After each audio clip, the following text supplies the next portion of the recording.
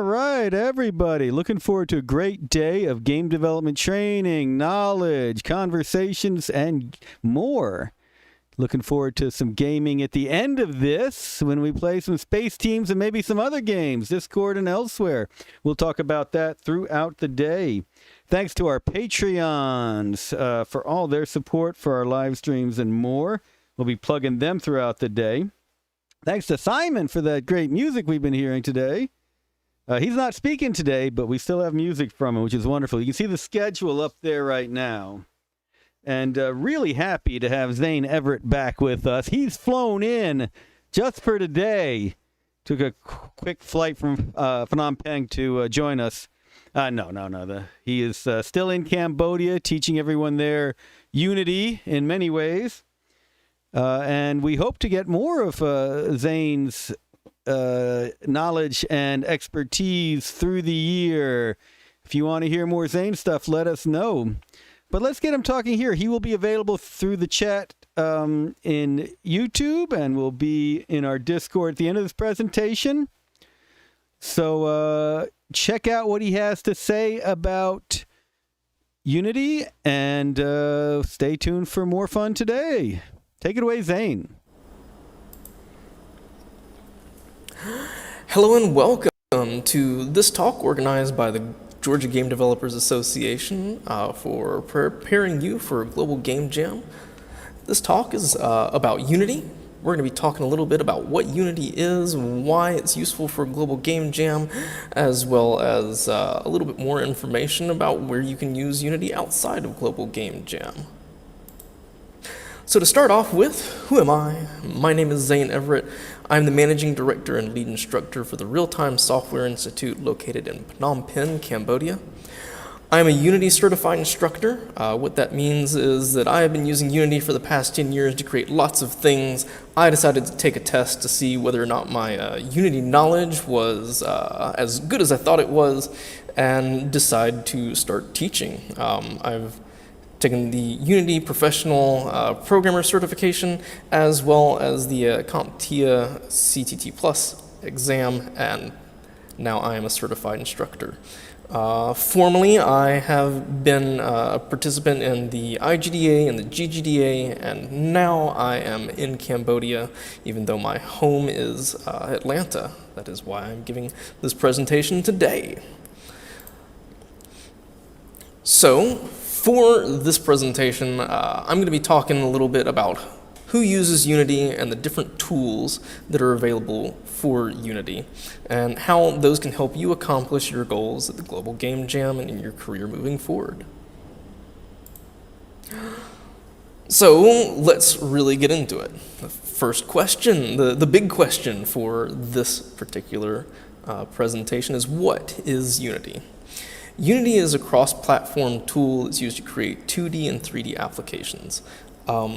Unity originally started out as a game engine. Well, even before that, Unity actually started out as a game that did not do so well, but they wrote this really great iOS engine for Unity, or for their game, and decided to take that and spin it off into their own company.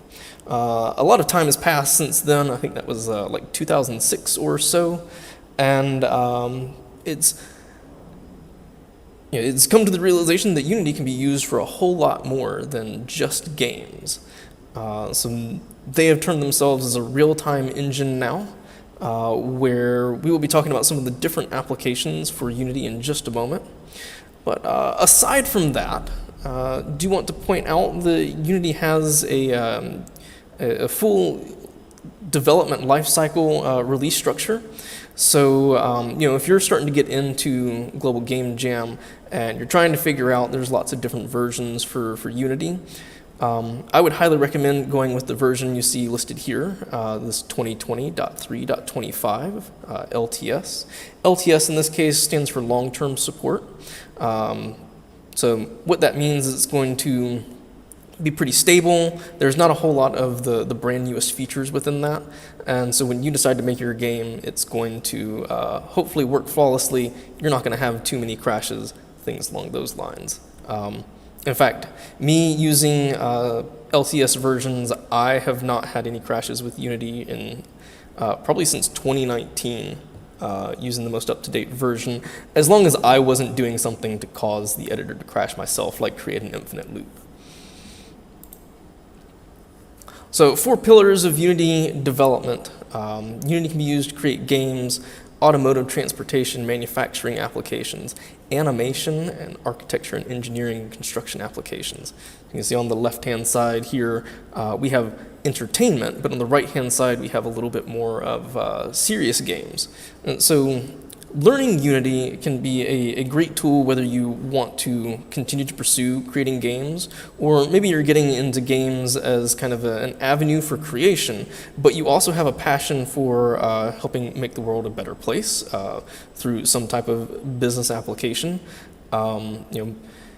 Automotive stuff can be used a lot for safety and architecture and engineering, as well as safety, but also for planning and logistics of creating brand new buildings and helping develop how people live.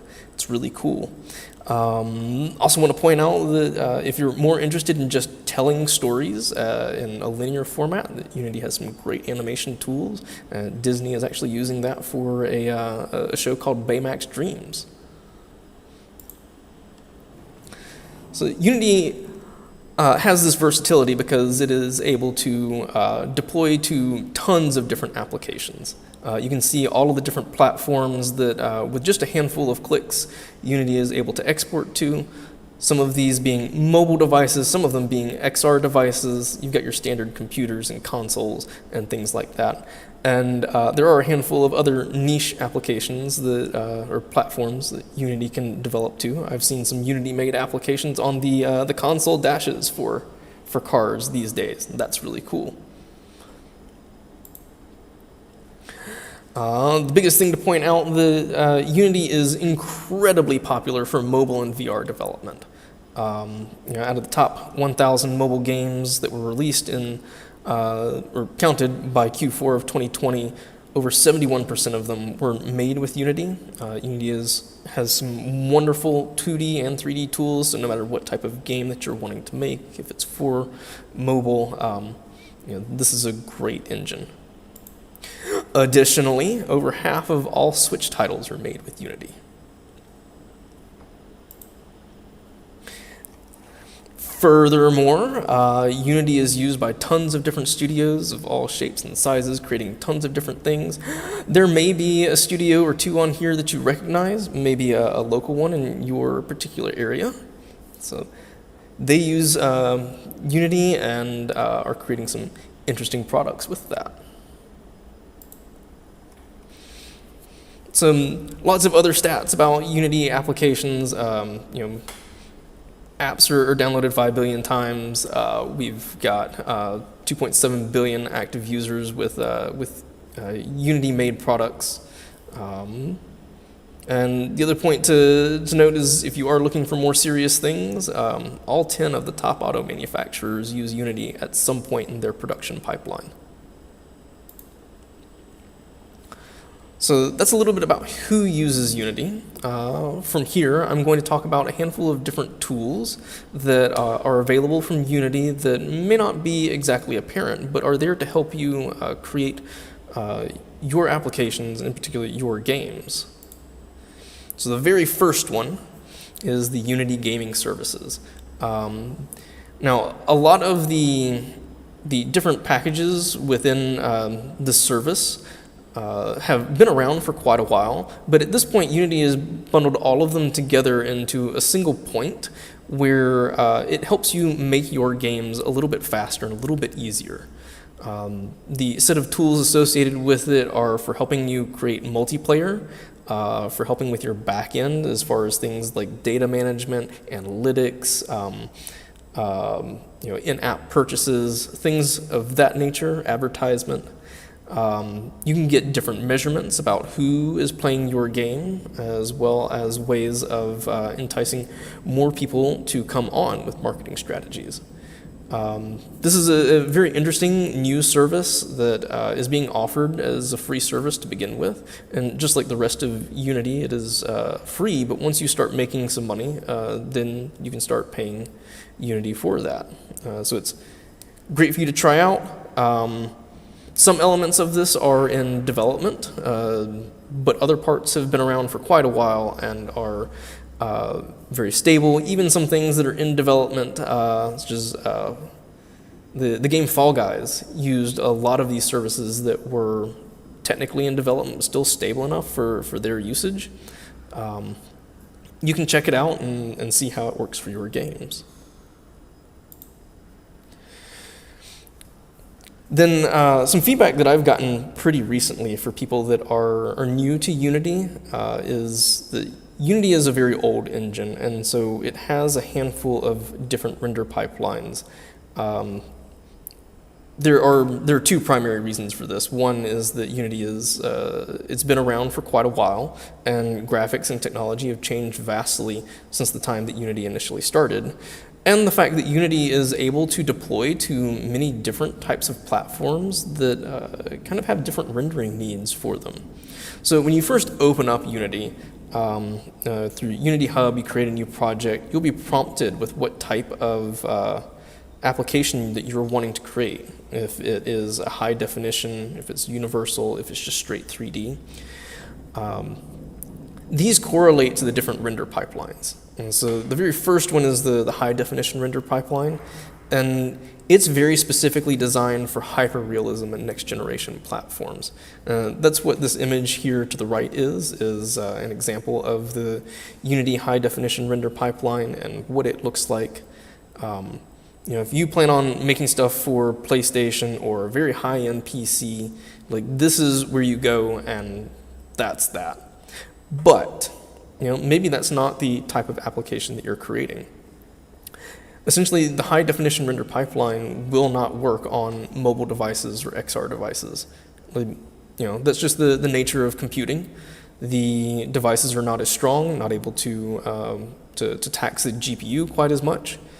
But the universal render pipeline can work for basically any other platform that you are wanting to deploy to and can achieve very incredible results if you take the time to work with your settings.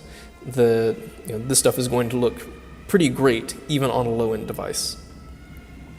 The last one is the legacy render pipeline, which is if you start a new project and it is just a normal 3D project. This is the render pipeline that you're going to get, and the reason this is still here is because there are lots of old projects that have been made with Unity, and Unity wants to ensure that anytime one of those projects are opened with Unity that you can still see things and it still runs and works fairly well before you decide to convert that to a universal render pipeline if you're doing some type of upgrade. So in short, if you've got an old project, then you're using the legacy pipeline. If you're starting a new project, then either the universal or the high definition is what you're going to want to use. Next, I wanted to talk a little bit about some of the 2D tools that are available within Unity, because this is not necessarily apparent right away as you get into it. Unity is great as a 2D development tool, but some of these tools are hidden away just a little bit, and you have to open them up. Unity has a suite of tools that are there for 2D animation and lights, as well as different graphics. The sprite technology pipeline there has a couple of different packages associated with it that allows you to bring in textures and JPEGs and PNGs and PSD files, all of those different types of 2D assets into Unity and efficiently convert them into sprites so that you have to do very little tweaking associated with it, so long as everything is set up in a consistent way. Unity has invested a lot of energy very recently in helping to improve their 2D tools to the point where creating a set of 2D animations is very easy, allows you to rig characters very quickly. Tile maps is a tool set that allows you to very easily create different templates for your different environments that you're going to be creating so that you can create levels incredibly quick. then your light, sprite shape, and shader graph are all there for the rendering pipeline, and they are specific to 2D applications. The way you would access a lot of these 2D tools is if you went into Window and to the Package Manager, and at the very top, because it's in alphabetical order once you look for all Unity packages, are going to be their whole suite of 2D packages that you can install and then use. The reason Unity decides to put things into packages is because there's a whole lot of different tools that we can use within Unity, and not every application is going to use the same set of tools, and they're wanting to help keep the level of editor bloat on different projects down, and so this is a way to do that.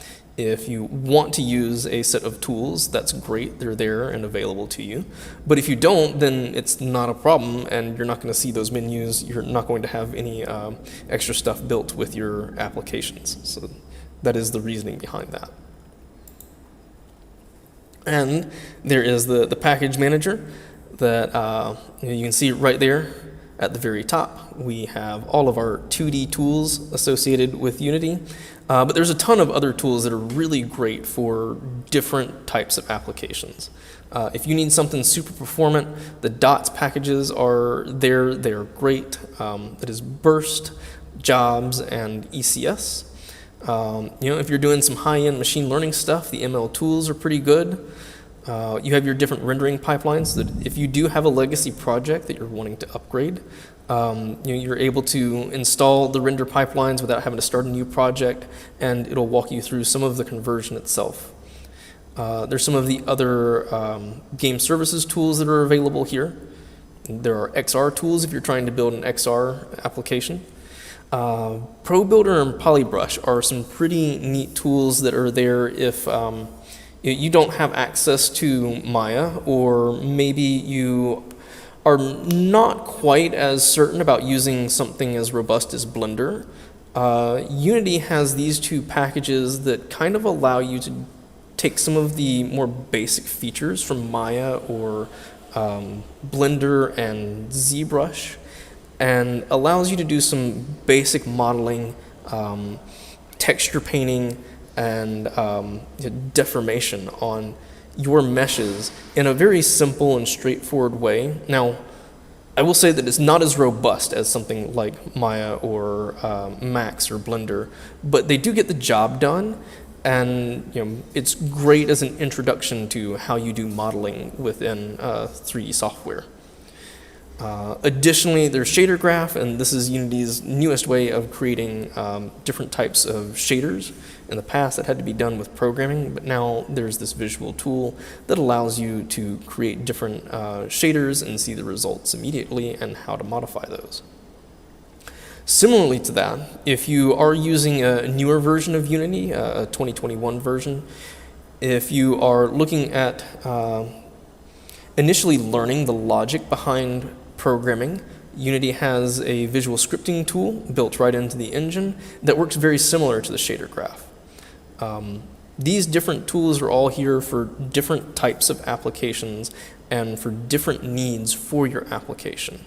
And you're able to use these at your will or not include them in your applications at all. So there is my brief outline of what Unity is, the handful of tools that are associated with it. If you're looking to learn more about Unity, Unity has a full website called Unity Learn that teaches you step-by-step how to use tons of the different tools associated with Unity, whether you are a beginner or an advanced user. Learn.unity.com is where you would go to find that information and start learning some new tricks for Unity. So finally, if you're wanting to get a hold of me at any time, I am happy to answer questions, happy to reach out to people. You can find me at these two QR codes here. One is the Real-Time Software Institute. If you happen to be in Cambodia and want to be learning, you can reach me there. Otherwise, if you're in Atlanta, you can reach me at the LinkedIn QR code available right there.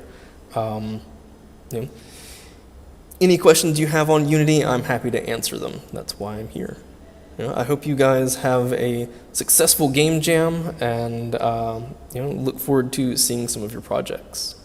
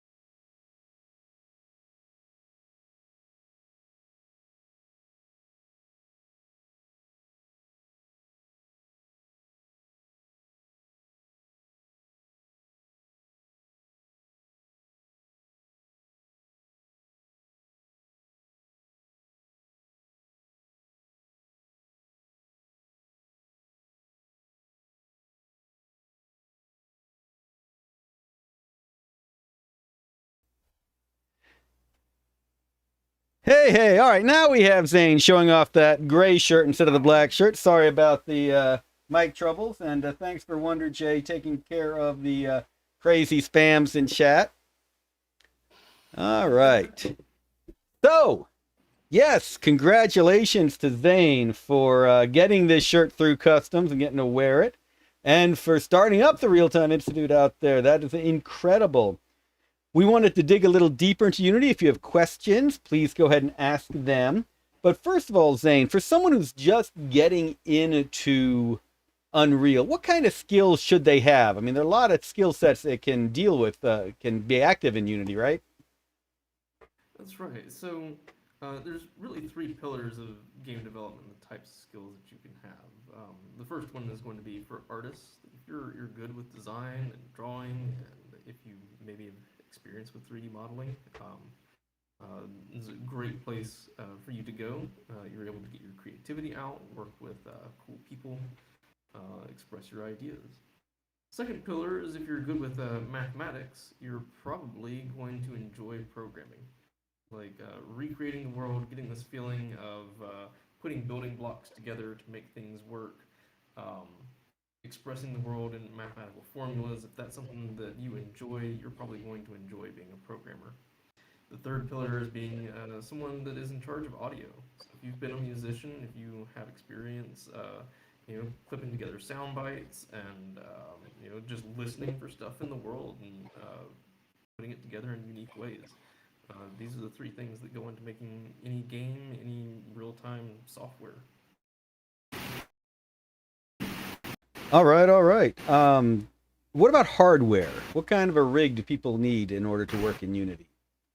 So you don't need anything super powerful. I can, number one, get specifics very shortly, but number two, you need a mid-grade laptop. That's really about it. There are some caveats to that.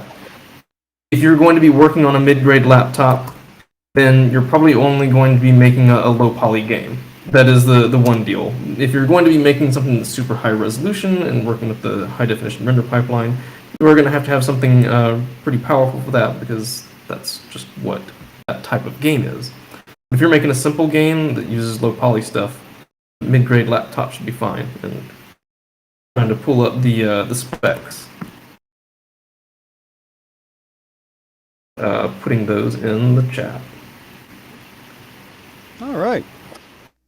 While Zane's doing that, let's talk a little bit about some of the things you've seen people do well and badly with Unity, some specific anecdotes. I certainly know there have been teams that have fallen apart because they completely handled everything about asset control and the like. Any crazy anecdotes you can share to either avoid or that people should do?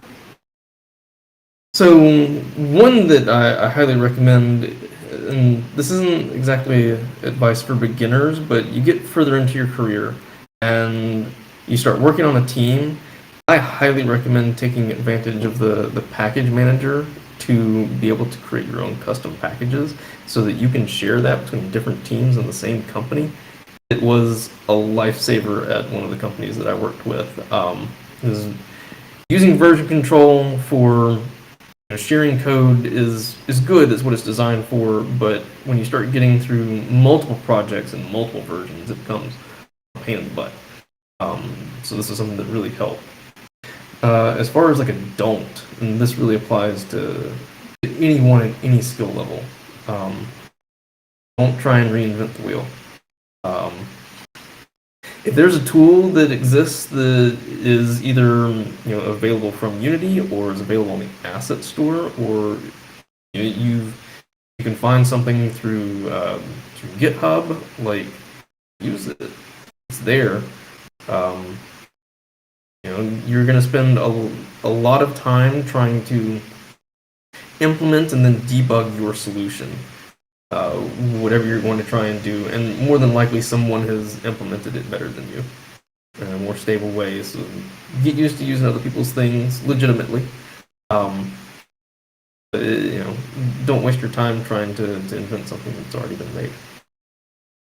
Great advice. Great advice.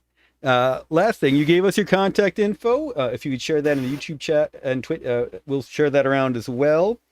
But what are kind of some of the services you were offering? What are you training people in? Obviously, you're giving them the basics of how to use Unity, but what's the long-term goal for you and the Institute? So, long-term goal for the Institute is to eventually shift from being a short-term course institution to being closer to a university offering 4-year degrees specifically in game programming, real-time development programming, as well as 4 years in art for games and other similar software. That's the eventual goal. We'll see if that works out. I'm starting small. But that's not the only thing that I am doing. Like, as a Unity certified instructor, I still am doing services for Unity themselves. So what that means is that if a business entity comes to Unity and says, hey, we have an event, or we have some training that we'd like done for some of our employees, depending on the type of training that it is or the type of event, you can request a Unity certified instructor to host or teach that particular event. And you can request individuals. So anyone wants to request me for my background in programming, I'm happy to oblige, as long as schedules meet up. Then that's great. Here recently, I have been doing some presentations along these lines in the UK and the UAE. Those fit my time zone, but it's been fun. One of them I got to host a game jam. It was great. Around the Unity world in 80 kilobits. All right, that was excellent. You all heard that. If you want to get Zane doing some more Unity instructions for us, let us know what you want to learn about. Post it in chat, email us, etc., and we'll reach out to Unity to get Zane back here. All right, thank you, Zane. Zane's going to hang out in our voice channel for a little bit. It is very late his time, but if you're in our Discord, jump in there right now into the voice general channel. We're going to move him into there. And next up, we are going to have Victoria Lyons showing that other little engine that people know of, the Unreal Engine. Thanks very much, Zane. Thank you.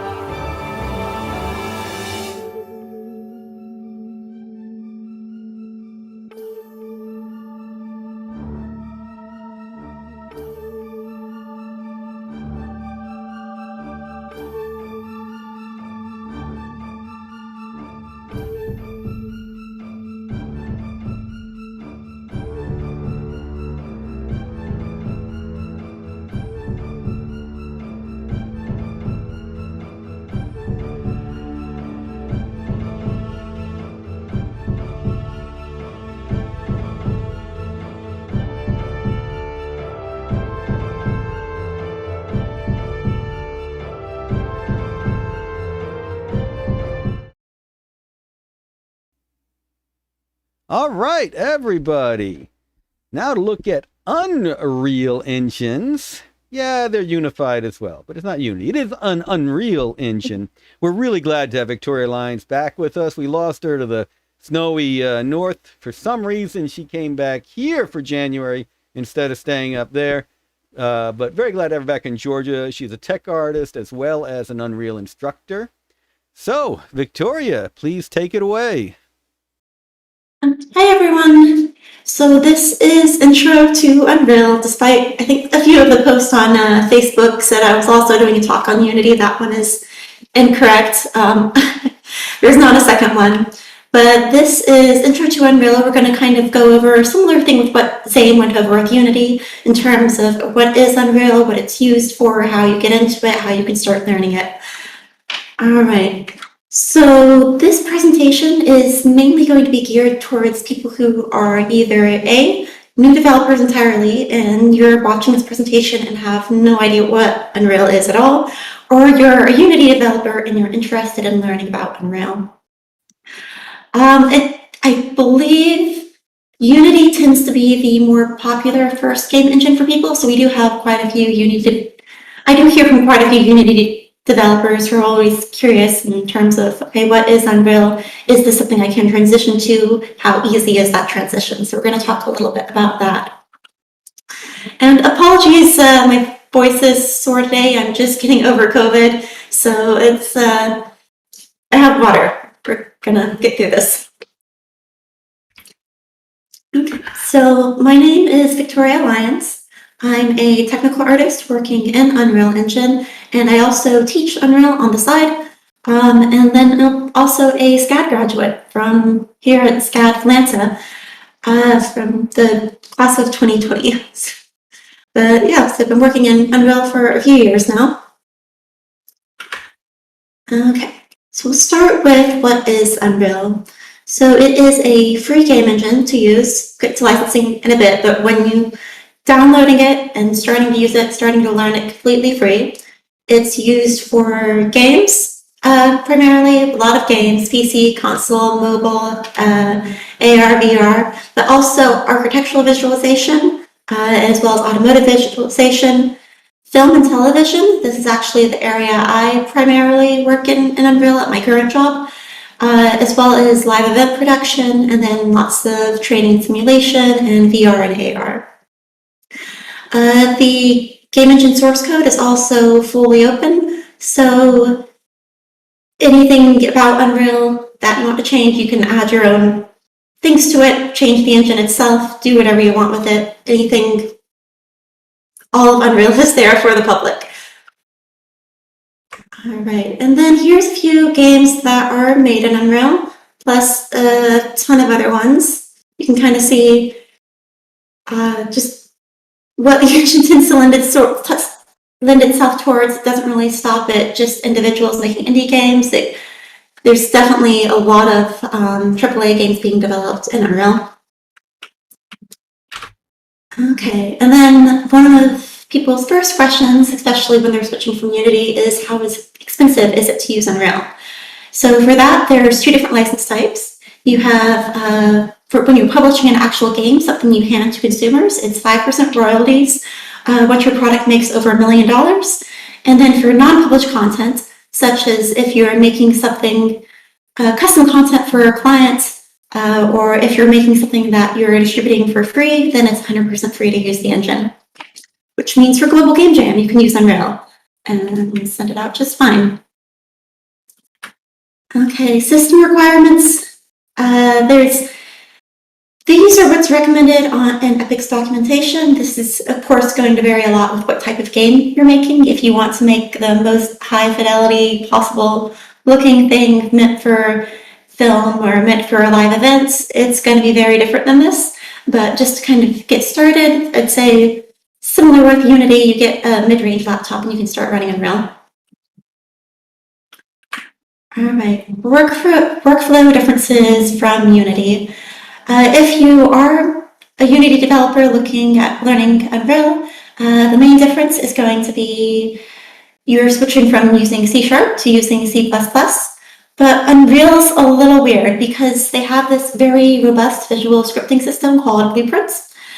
And C++ and Blueprints in Unreal, for a lot of developers, you're using both simultaneously on the same game. Most people aren't developing their games strictly in C++ or strictly in Blueprints, and there's a lot of back and forth between the two.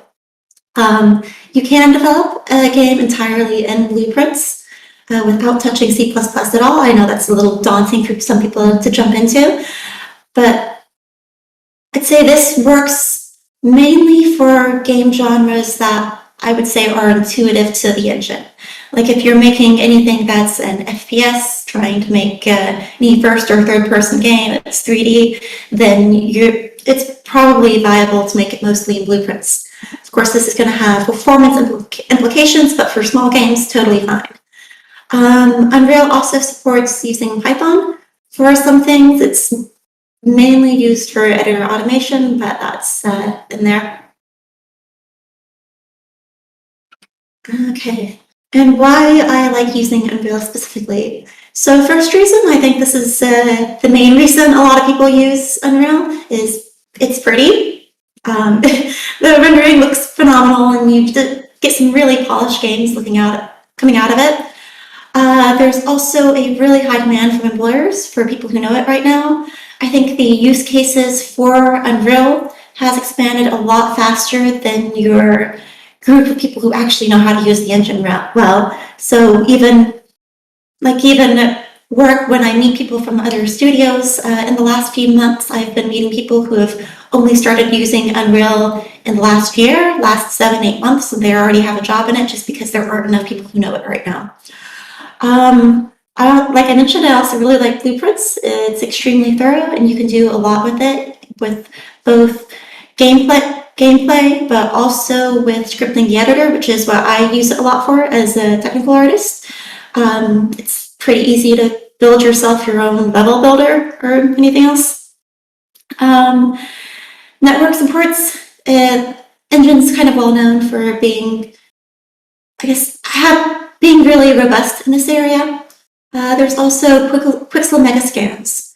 So Epic acquired Quixel, I believe it was last year. So now if you want to use Megascans, that's free to use as long as you're using it in Unreal. So you could just download whatever you want from there, any textures, any models, and just start making things with it. And that's been pretty awesome. A lot of people have started using that over the last year. Super thorough documentation, even like in small bits of the engine that most people don't go to. Anytime I go to Epic's documentation, there only seems to be at least a page on it, so I really like that. And then, of course, a lot of intuitive subsystems and tools, or at least intuitive to me. I like them.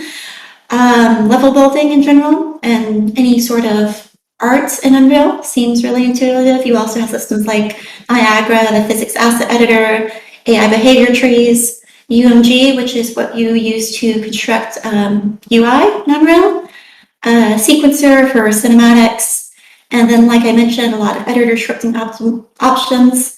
And also, as a technical artist, I really like the optimization tools that they have available in Unreal. All right. And then, how difficult is it to learn? For some reason, especially when I talk to students or people who are Unity developers, they seem to think that Unreal is more difficult to learn, and that's why they picked up Unity as their first game engine.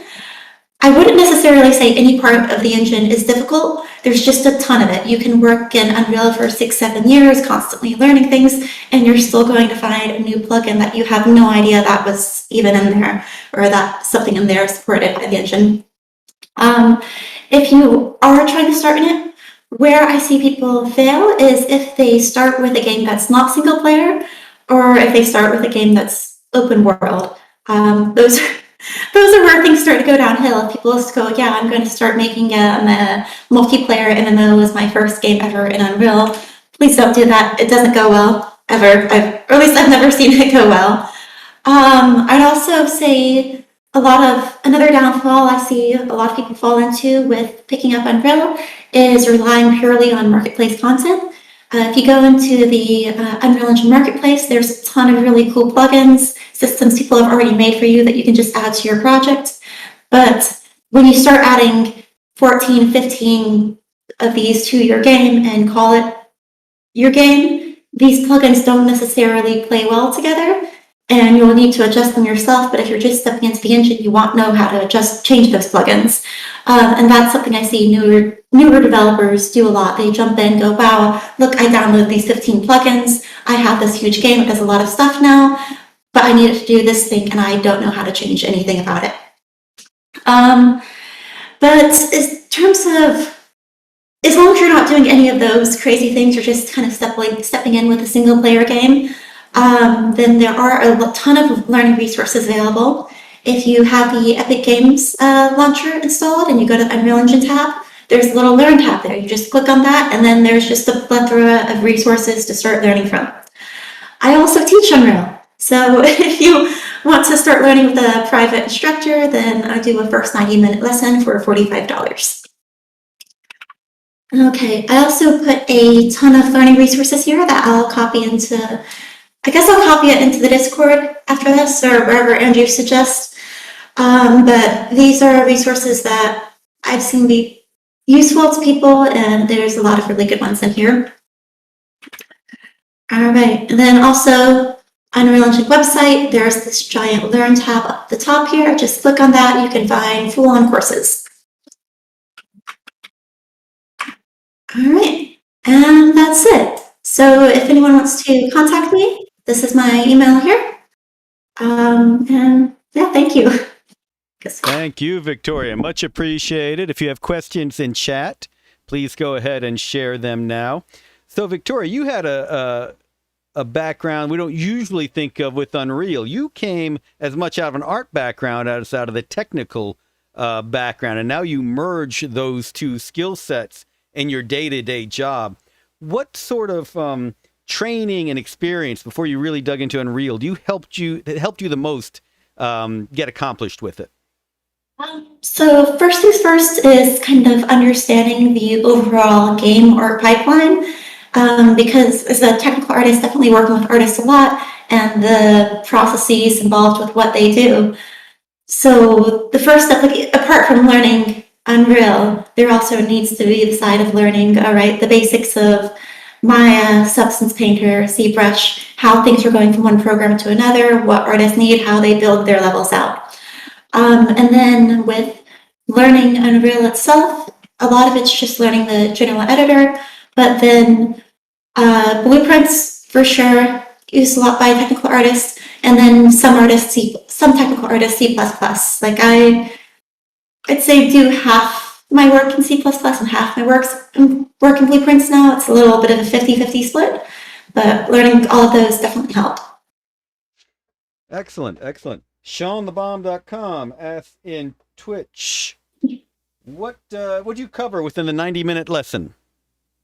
So that depends on whether you're coming with a project that you're wanting to get help with, then that's totally fine. Or we can just, if it's you don't know anything about Unreal yet and you're first stepping into it, I'll ask you to install a few things beforehand, specifically the engine, and then we'll go through the basics of the editor, some basics of blueprints, setting up a character controller, and just making a very teeny playable game. We're getting as close to it as we can in 90 minutes. Let's talk a little bit about managing a team in Unreal. So early on, this used to be a major frustration with Unreal. Again, asset management and the like. And Unreal's done a number of things to make this process less painful. Can you talk a little bit about what you would do as part of a team to make sure that works as seamlessly as possible? So that's a large portion of my job, actually. Trying to make a lot of people working in Unreal work together. But Epic uses Perforce. So Unreal has really great support for Perforce. That's what I'm familiar with using with for version control. And it's pretty great in Unreal using that in terms of just being able to, as you're working, see who else is working on what files, what's checked out, what you're adding, and then being able to submit that without leaving the engine. That's pretty fluid at this point. In terms of keeping your files organized and not having people step on each other's toes or losing files, There's also a lot of plugins out there for auto naming, auto organization, importing and moving things to the correct position. And then what teams do a lot when working in the same level is Unreal sub-level system, where you can break your level down into different smaller levels, I guess, essentially. So you could have all of the buildings of a level in one sub-level. You can have all of the the terrain in one sub-level. And while the sub-levels can be used, especially when it comes to actually in gameplay loading, it's also used a lot by people just trying to split up work, where you can have one artist checks out building file, one artist checks out the landscape level, one artist checks out, I don't know, the lighting level, and they can all work simultaneously on the same level. So that also makes it pretty smooth when you start to scale up your team.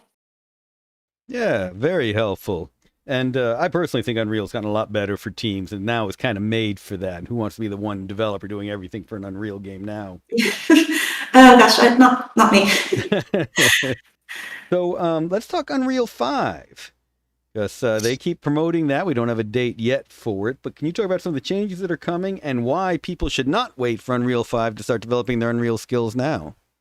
Yes, so Unreal 5 is actually in early access right now, so there are people using it and making stuff in it. If you're waiting till Unreal Engine 5 comes out to start learning Unreal, I'd say go ahead and just start learning 4, because there's a lot of new systems in Unreal 5, but a lot of the basics are still the same. If you're an Unreal Engine 4 developer, you can step straight into Unreal Engine 5 and just start using it. With Unreal 5 still being in early access, wouldn't actually publish anything in it yet. Like at work, we had a meeting with Epic about this a few months ago, and they told us this is different for games, but for virtual production specifically, that we're probably looking about 2 years out to start using it commercially. But Unreal Engine 4, there's definitely still a lot of stuff in there, and you can start dabbling in Unreal Engine 5. Mostly people are just kind of playing it in it right now, learning about the new systems, making really nice looking lighting. All right. Early on, you gave a nice look at some of the courses people can take to get familiar with Unreal, start getting up to speed with it. If someone's going to jump right in and start building something, way back in the Unreal Tournament days, we would just have them carve out a setting and start putting walls in just to try and figure it out. If someone's just starting to learn it, what would you recommend they do? I would recommend just downloading one of the sample games, actually. You can get that from the the games launcher. And also when you open up Unreal in general and go to create a new project, to ask you what genre you want to make. And there's kind of a few mini sample games, I guess they're more of templates, that you can use, and just start opening it up, looking at the blueprints or code or whatever you're working in, and just see how it works. All right, great stuff. So we're going to blow up the contact info again. Everyone jot that down. Reach out to Victoria to learn more about Unreal. It is not just games, as Zane was showing with Unity. It's cars. It's architecture. It's movies. We get contact from folks wanting people with Victoria's specific skill set to work on all sorts of movies here in Georgia. Can you rattle off a few more, Victoria, that I'm leaving off? Some of the other industries that have jumped on this, aerospace. Training, live events, AR, VR, a lot of weird niche corporate applications I've seen them coming through. Film, architecture, and automotive visualization, of course, games. Yeah, that's exactly right. All right, thank you very much, Victoria. Great intro to Unreal. Victoria will be in our Discord chat in a minute.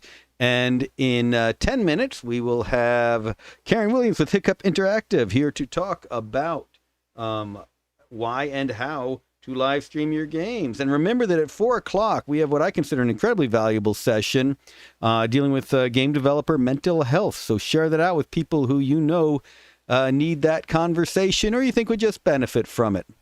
Okay, everybody, we will see you in 10 minutes. Maybe I'll get an exercise video going to get everyone up and moving again. We all have a New Year's resolution for that. Thank you.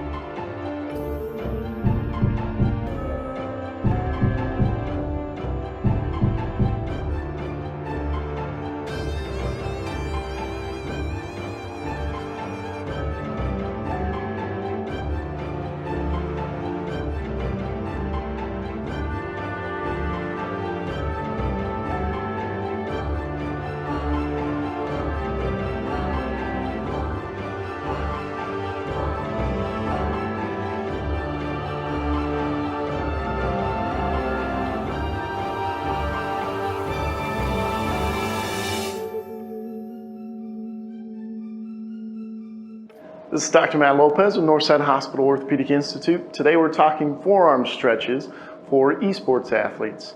The first, arm straight out in front of you. Pull the wrist back towards you to achieve a moderate intensity stretch. Hold for 30 seconds. You will turn the hand over. 30 seconds here, also moderate intensity. You'll bring the elbow to your side. Pull the hand back towards the wrist. 30-second hold at moderate intensity. And the last stretch will be turning the fingers towards the ground. 30-second intensity here. Complete 4 repetitions of all of these, and that's a great stretch for your forearms. I'm Dr. Matt Lopez with Northside Hospital Orthopedic Institute. Today we're talking neck stretches for esports athletes. All of these will be moderate intensity. Take a few fingers, allow yourself to achieve a nice moderate intensity stretch on the opposite side. With your opposite hand, reach towards the floor. Repeat on the opposite side. Light pressure with a few fingers, reaching towards the floor with that opposite hand. 4 repetitions each direction. Second stretch will be taking your chin down towards your armpit. Same side, a few fingers. This will achieve a stretch on the back of the neck. Repeat on the opposite side, chin towards the armpit, light pressure through the fingers. Hold all of these for 30 seconds. It's a great way to prevent neck pain during esports competitions.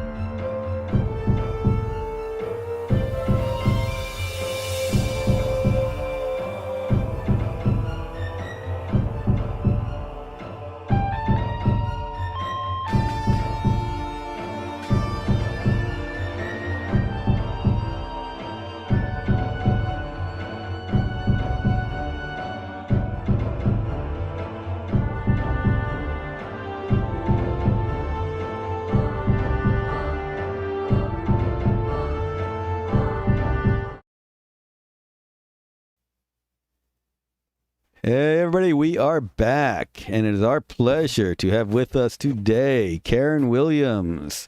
Not only is she a Siege speaker, she's been a SimFest speaker, a GGDA speaker, and an IGDA speaker, and an IGDA chapter president. So, Karen, how and why should we live stream our games? Why, I have plenty of good reasons to go through that. So let's go ahead and jump into that. I lied. Actually, I'm going to introduce myself. So, hi, I am Karen Williams with Hiccup Interactive. Hiccup Interactive is the name of my game studio. My game studio for now just includes myself doing development, Lyanna Mitchell behind art, Coco Hunter in marketing, and Porky and Beans are helping out with HR and sales associates. I started off Hiccup Interactive as a dev portfolio, and I plan to just essentially make this as my handle to identify myself, since Karen Williams is such a very common name that's thrown all over the place. To get a job in the game industry. I wanted to work on my skills and have a place for me to share these things so that other people could see what I'm doing and build my skills so that I can get a job in my dream industry. I decided to make it an LLC when I started working on Urchins and Ink because I'm planning on entering into the educational game field and kind of wanted a little extra legitimacy when it comes with that. But becoming an LLC is absolutely not required when it comes to making games and things along those lines. One of the biggest pillars that I like that I have for Hiccup Interactive, I like to call it cute ingenuity. In the sense that I focus heavily on like design mechanics and kind of like experimenting with how I approach game design. Making it appealing in an unexpected way in order to incorporate like either a skill or learning empathy. I feel like games are an amazing media for learning empathy or for developing skills, and just kind of dressing it up with the game format makes it more attractive to something that someone may not necessarily go for by default. So one of the biggest things I did cute ingenuity with was Urchins and Ink. Urchins and Ink is a 2D twin shooter that teaches Japanese. It's educational. It teaches katakana hiragana. I actually stream development of Urchins and Ink. Whenever that I started working more heavily on Urchins and Ink in 2020, and the pandemic happened and everything, I felt like streaming was a nice place for me to go to keep up with everything, with especially with working from home and things getting kind of heavy with that, and you know the walls kind of starting to look the same, and me talking to my cat every day wasn't necessarily motivating me enough to work on my game all the time. I felt like streaming was kind of like an outlet for me to keep progressing on Urchins and Ink. I really had a lot of goals and things that needed to be worked on for it, so it was just kind of like a way for me to buckle down and set that schedule. So I started publicly streaming the development in May 2020. So typically, if you want to work on your personal projects, a lot of times, especially if you're going into solo development, your functional social life and healthy sleep schedules tend to suffer quite a bit. A lot of times, if you've spoken to developers, especially if they have either a small team or if they're working by themselves, it becomes very all-encompassing. So a lot of times you either sacrifice your free time or you sacrifice your sleep, and that becomes kind of grueling despite how much that you might love it. So, let's get just in a general sense of what I mean when it comes to the pros and cons of just like indie projects in general.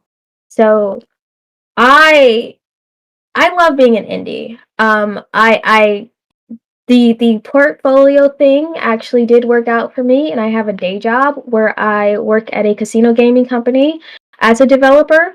So my day job, I use Unity every day and I program every day, and that's awesome and amazing. But I still want stuff to happen with Urchins and Ink, and coming home and being able to do what I love, the creative freedom to just go any pivot any direction and do what I want is great. It's invigorating. I love it. I feel like I learned so much about myself and about the projects that I'm working on, and it honestly makes me really happy every time that I sit down and work on my project. So, like anything within the indie field, trying out new things, learning new things, it's become an integral part of like what makes me happy in my day to day and my work schedule. But the cons tend to kind of stack up in a different way from like my day job. There's like a lack of accountability. I don't necessarily have anyone that's expecting me to finish something on a deadline or get through it or ever finish, to be honest.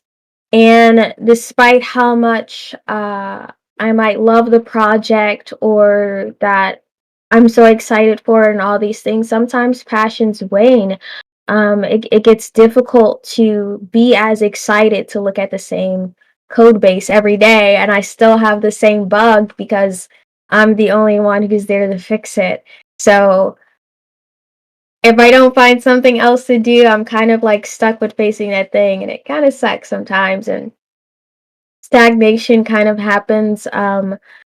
The project becomes an everyday thing, so it's not as new and fresh, and you might want to switch to another thing, and so on and so forth. And it can be hard with sticking with the same thing to fruition when you're the only one that's excited about it. Money is definitely another thing. Like, I have my day job that, pays me for stuff, so that's a pretty good motivation for me to get through whatever stagnation, lack of passion, whatever. I get a check. It's great. That's my pat on the back for me doing a good job. But me funding things myself, if I need assets, like, it does kind of like pull on if I can like afford to keep dedicating my time towards that. And in general, life gets in the way. I got sick, and sometimes that kind of like takes away from doing things, or kids, life, work. Sometimes I have to work late, so I come home and I don't have time to work on my own thing. So like indie development, it's a lifestyle. It's not just a job or a hobby. Sometimes it's who I am, and it has its pros and cons, and this is just what we deal with. And I honestly feel like streaming helped me come to terms with a lot of the cons and the difficulties that I was running into, especially during quarantine, during like the start of all this COVID nonsense. So, again, as I mentioned before, I started streaming in May 2020, and I literally went into streaming with the thought that the streaming would be my virtual accountability buddies. Um, I wasn't going in expecting to, become have a ton of views and thousands of active viewers and all that other jazz. I just wanted to have a designated place, a designated location for me to work on my game, to think about my game, something like that. So it was in the same sense of like me going to work, and I go to my desk, and when I'm at my desk, I'm thinking about all the things that I need to do for my job and all the stuff that I have around. And but having that in my home for my own personal projects, especially with the context of like working from home, quarantine things, like instead of like, wanting to sit and play video games all the time, if I had this set schedule of just like, okay, I'm supposed to, you know, stream, I just have a thing where it's like someone's kind of watching me, but not necessarily. It's just like this extra accountability of knowing that, like, all right, I have this expected thing, whether someone's there or not. My goal was to work on my game. So it's different from going into streaming for the sake of becoming a streamer. Like, I'm not doing it for content creation. I'm doing it for, I guess, technically content creation, but a different type of content creation. More so just for specifically getting something thought about and extra drops in the bucket towards my project. The designated work time of just like, oh, I just want to stream at least for an hour, however so many times a day, keeps my project in a relatively forefront area of my mind. Whenever that I'm not working on it, like during my day and I'm thinking about things and I'm bouncing through stuff, because I know that I'm streaming, just passively I think about these things a lot more frequently, even whenever that I may feel less enthusiastic about working on it, because like I said, life gets in the way. Um, One of the I guess more unexpected things is people actually pop into my stream. There's other people that do development as well. Like, I did a little research of looking around at other people that develop, and people are generally supportive, and they'll ask questions, and they're curious about sharing their projects and so on and so forth. So it was great having those like-minded people of, like, not just, my friend group that's supportive and familiar with my stuff, of someone seeing what I was had going on. And honestly, some of the things that are in my game today came from some suggestions that viewers made that I hadn't thought about, because I kind of had been looking at my game for so long, it just never really crossed my mind. So having that constant stream of potential new eyes on your project is invaluable. Like, I have my go-to people that I show and I ask for things, but just some random person popping in and being like, "So what do you have going on here?" I have a new chance to practice like an elevator pitch of my project, and refresh talking about it. It becomes fresh again to me to reintroduce what I'm doing to new viewers and so on. Um, Something else that I tend to do is that I try not to be heavy on myself, that every time I'm streaming, I have to 100% be working on my game. Like, there has to be productivity. Um, Having it be a stream and there's other people that you have the option to interact with, honestly fights a little bit against burnout, to be honest.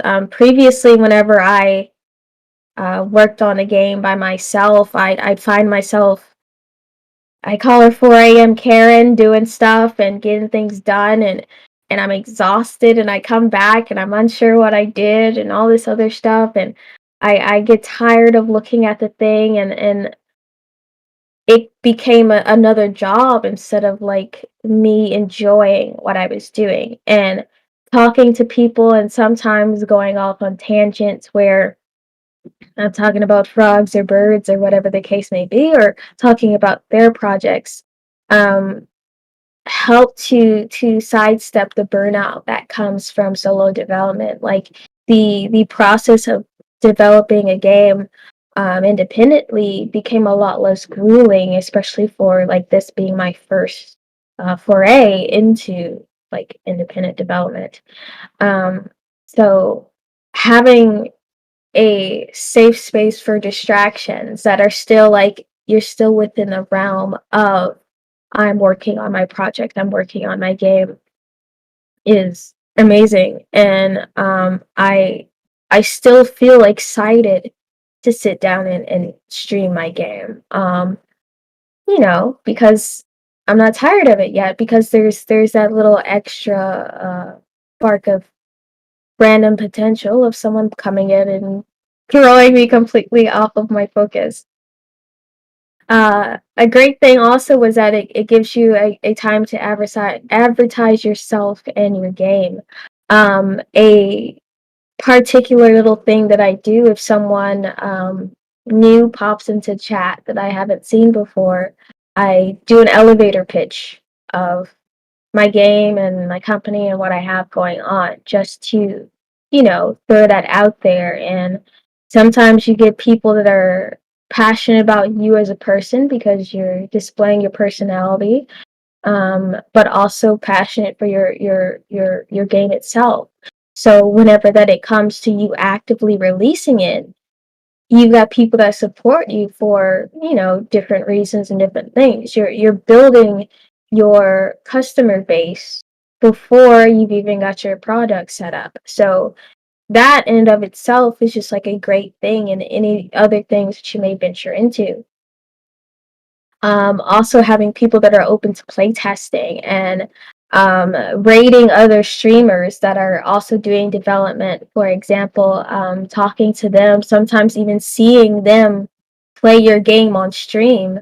It's a very open and communicative like community, and that just like exchanging playtesting is, like a business card. Like it's great, and getting to see actively and streamers narrating what they're doing, what they're thinking is kind of a unique way of playtesting that you may not get with typical playtesting of just like purely watching someone go through it and fill out a survey. Like streamers tend to actively narrate what they're doing, so it's an even more insightful bit of information, I feel. Devlogs are also very useful of watching the progress. There's a lot of, I feel like, respect within the independent community of just like, their incremental steps and cheering people on with each of your progression through. So it's just kind of a great community to have people that are supportive and willing to encourage you forward as tippy toe through everything. So really quick, want to show a video from May 2020 as far as like what Urchins and Ink was at the time. So here we go. There's no audio. But I'm gonna make it big. So this is a video that I had made just showing what the development was. I just started streaming, and this is just all that I had so far, and that's what the game looked like. With the little enemies and all my bugs and so on and so forth. And now this is from December. We have sound.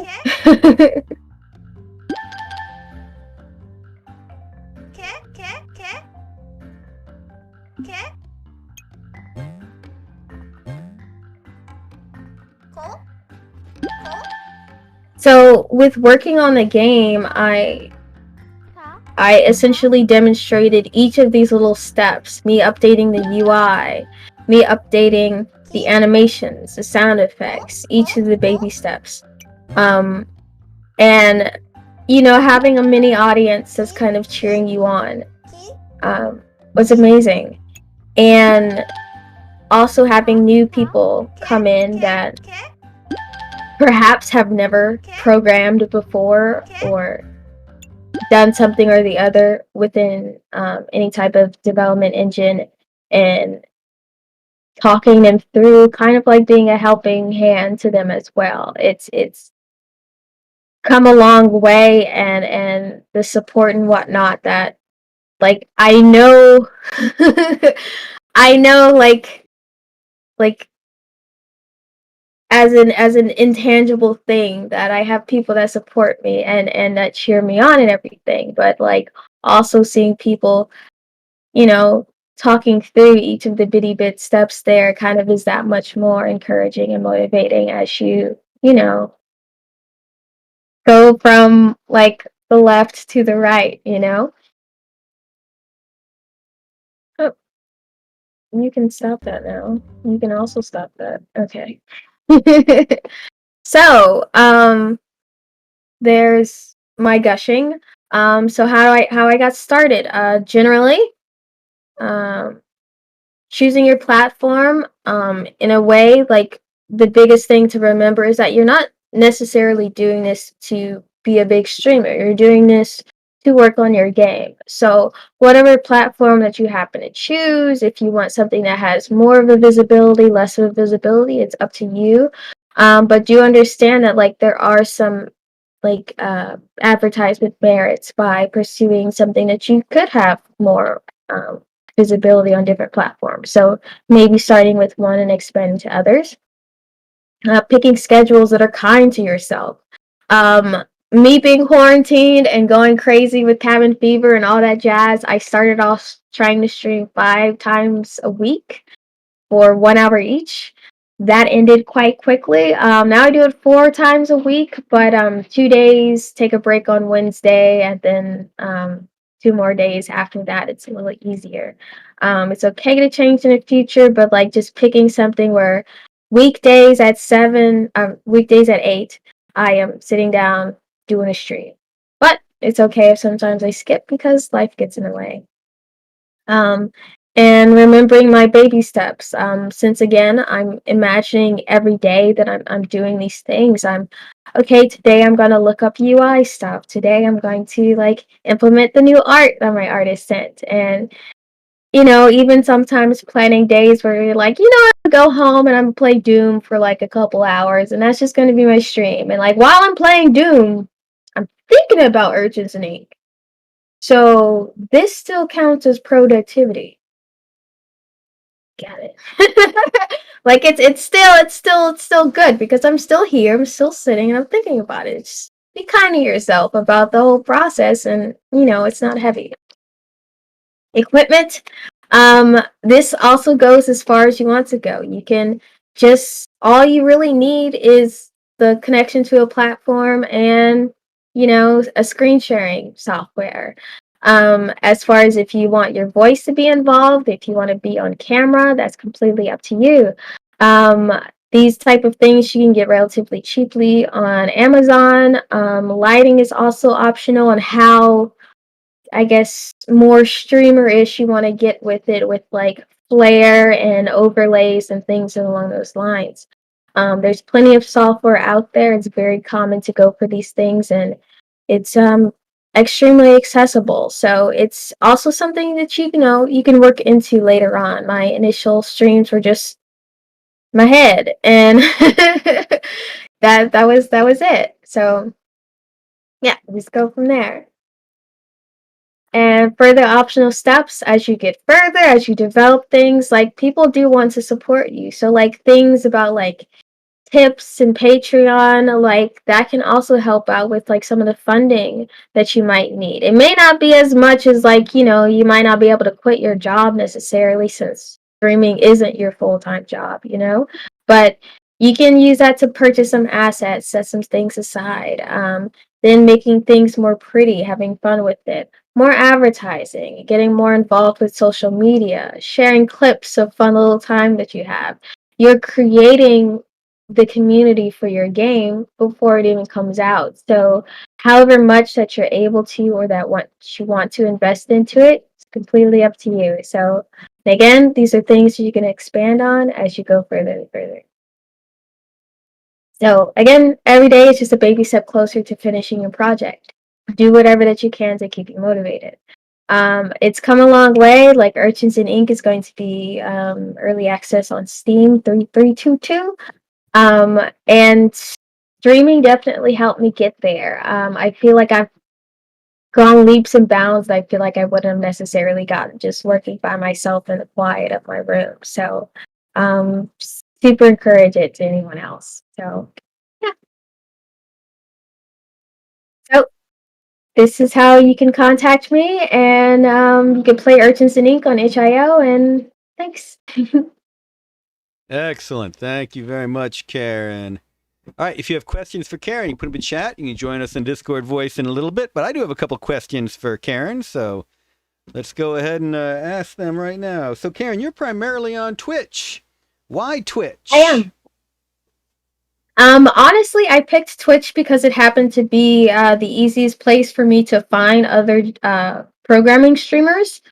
Like I do spend a lot of time on YouTube and I follow a lot of YouTubers, but finding other programmers was just like really easy on Twitch. So that's just kind of where I ended up settling and plan to space out, but where I started. By the way, we blew up Karen on the stream partly to scare Wonder J because that emote behind her is still getting to him. All right. Another question for you is that you have tried out a lot of new features on your streams, things that you have just implemented. I think in the past, even implemented during the stream. Are you ever worried about how this will look if something breaks, or do you find it a good way to test your games?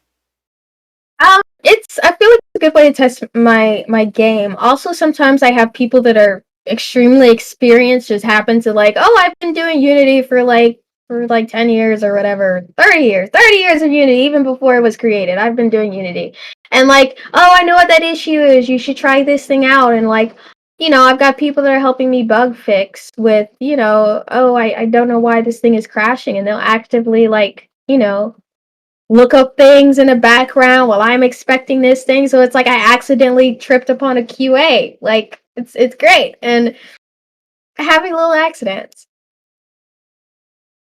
Excellent. Brett the Illustrator was commenting on how much of what you mention is applicable to other artistic and creative pursuits. Oh, And, definitely. Like my artist, she also streams like drawing as well because she was like, what, I think this would be a good thing for me just to like sit down and do sketches for stuff. So, it's for anything. Just don't limit streamers to just, playing video games or watching content. It could just be your little workspace and you've got like a little buddy that's like there with you. Have you two done a partner stream yet? Between me and my artist? Yeah. We haven't had a partner stream, but we've like watched each other's streams before, but we've not like done it together. Like I feel like that would be extremely chaotic, but low key that's kind of my brand. So like maybe we should. Well, Restream is pushing that right now. That they've got a whole new partners feature for two streamers to stream together. So I haven't looked at it yet, but I was thinking of taking a look at it. So maybe we'll do an IGDA, GGDA stream sometime. All right, we're going to put up Karen's contact info. Definitely check out the Urchins and Ink demo on itch.io and tune into her stream. Karen, thank you very much. Thank you.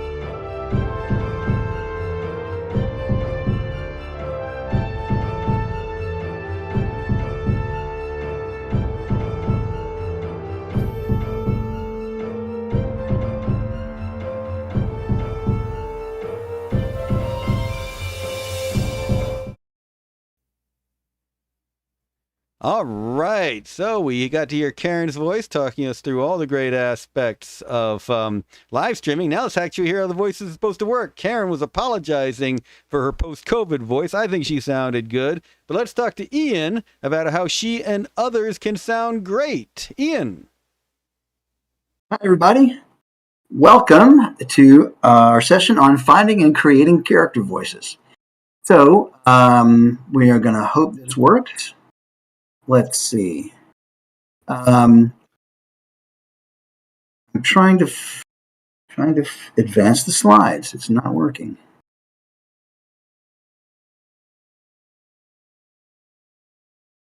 Oh, Andrew, sorry. What's going on? There we go.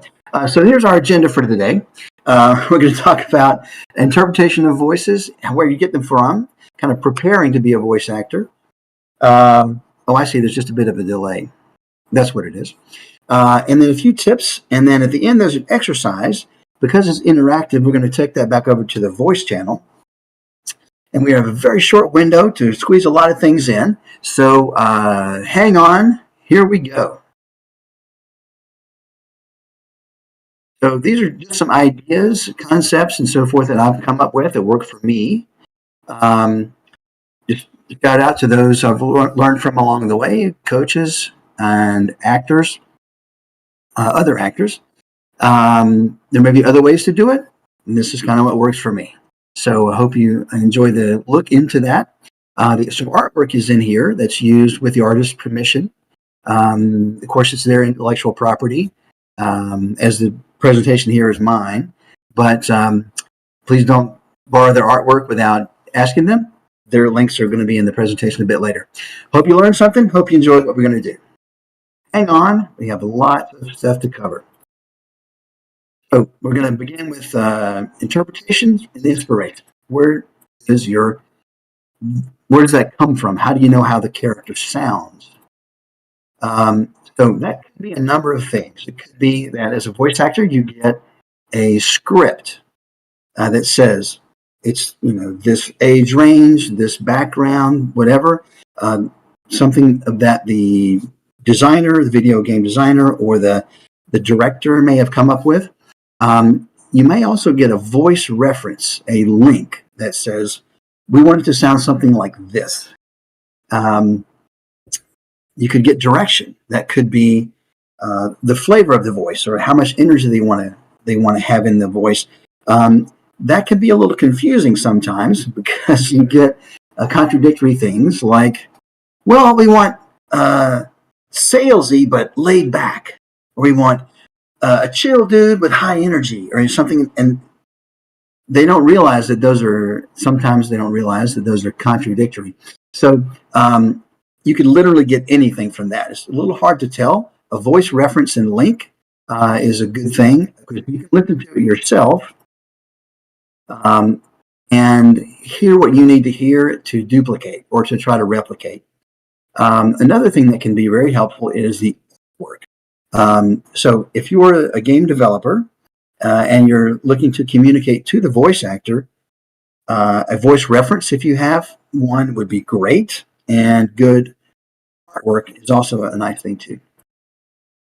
The artwork itself has a lot of information in it.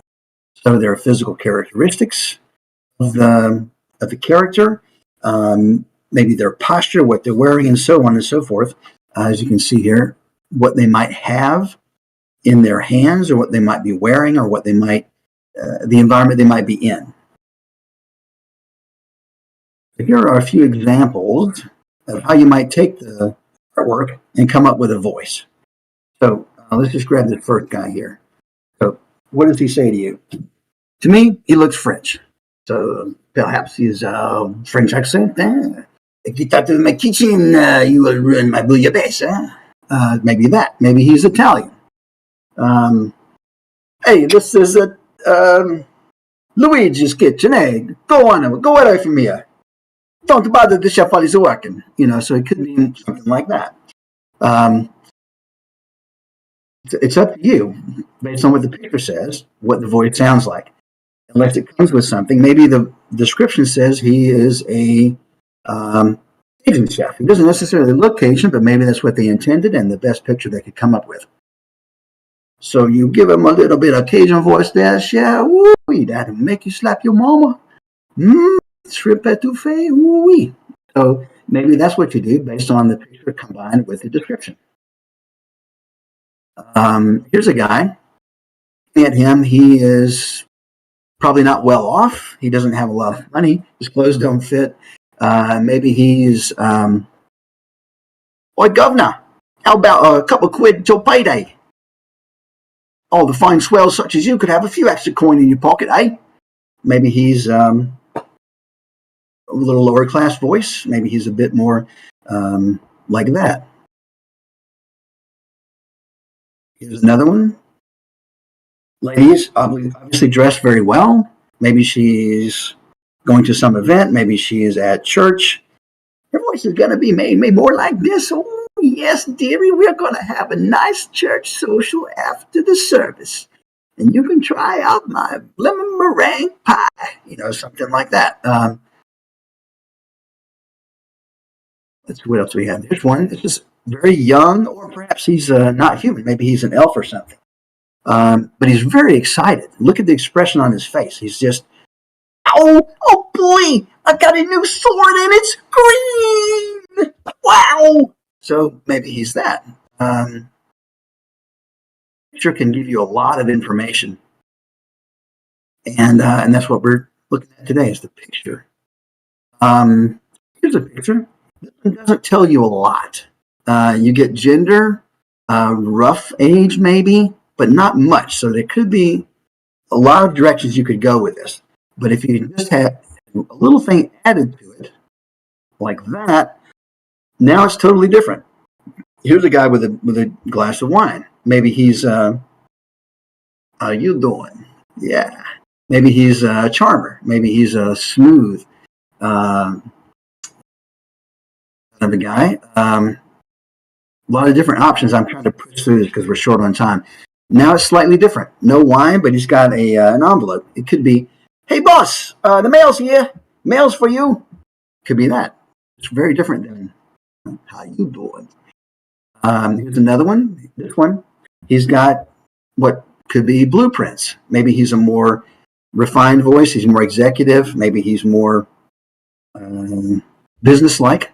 No building will be built without the right approvals, without the right licensure. Maybe he's a little more like that. So the same base character can change significantly just with a little object interaction. So another thing to think about is what is the character's mouth like? So do they have an underbite, overbite? All the things you see on the screen, what's their tongue doing? Do they have fangs? Perhaps they have a bite. Is their mouth asymmetrical? Famously, Sean Connery is that way. He talks from the side of his mouth like that. Drew Barrymore, also asymmetrical often. Maybe their teeth are clenched. Well, was it 5 or was it 6? I kind of lost count myself.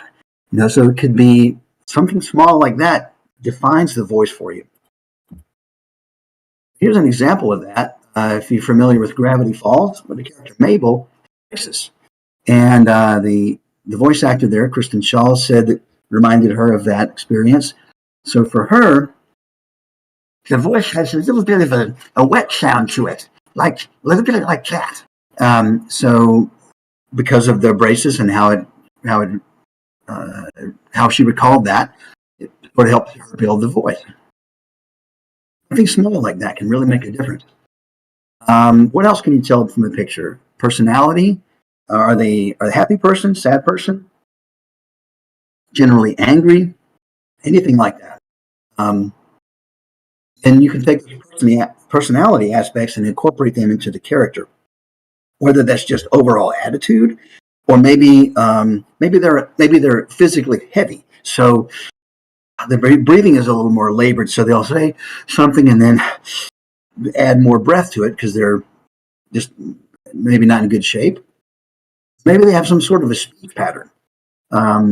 Famously, the Canadian accent always has the A at the end. Oh yeah, eh? We're going down to Timbits and get to Timmy's and get some Timbits, eh? Okay. So there's a little tendency to add that A on everything when you're doing a Canadian voice, but they don't always say that. But they do say it. Here's some personality examples. Let's do that. So here's a guy. What does he sound like? He's got a crown. He's a king, maybe. He doesn't look too happy. Perhaps he's an older king who misses having a very large kingdom. Now all I have is 3 subjects and this very tiny sword. It's a very sad thing. Maybe that's him. Could be any number of things. That's one option. Here's a guy. Just screams attitude, right? Hey, yo, Johnny T, telling you to get out of the way, okay? Hey, bada boom, I'm gonna kick your... he's got a lot of attitude. Just look at his face. His eyes are huge. They're even red. Very, very aggressive. Here's a guy. Pure joy. I don't know what he's doing. His hair's on fire. He's got fireballs he's throwing around. Just, wow! Fireballs are the best! Awesome! So maybe he's just so thrilled with that. These are all suppositions, by the way. They could be anything. Here's one. Wide open eyes, a small child. Boy, wow, those are fresh cookies. Can I have one? Maybe he's just awe of whatever he's looking at. He's a child, so you factor that in too. So, like I said, those are just possibilities. It could be any number of things. Looking for information in the artwork to help you determine the voice. How are we doing on time? Okay. So what if the character is not human? That might affect how they sound, how they breathe. I was cast for a role a while back that was a sort of a lizard-like character, and he had kind of a voice like this, yes, and it was kind of a little extra sibilance on the S's, like the lizard tongue might have, like that. But they loved the voice, and they cast me for the role. It was kind of cool. So look at the picture if it's non-human, and you might be able to supplement what you were already doing by something non-human. So here's a couple of examples. Maybe it's a dragon. Look at the size of his nose. Okay, so maybe there's a lot of breathing in his voice, and maybe it's a little growly because dragons, I love counting all of my gold pieces. Maybe something like that.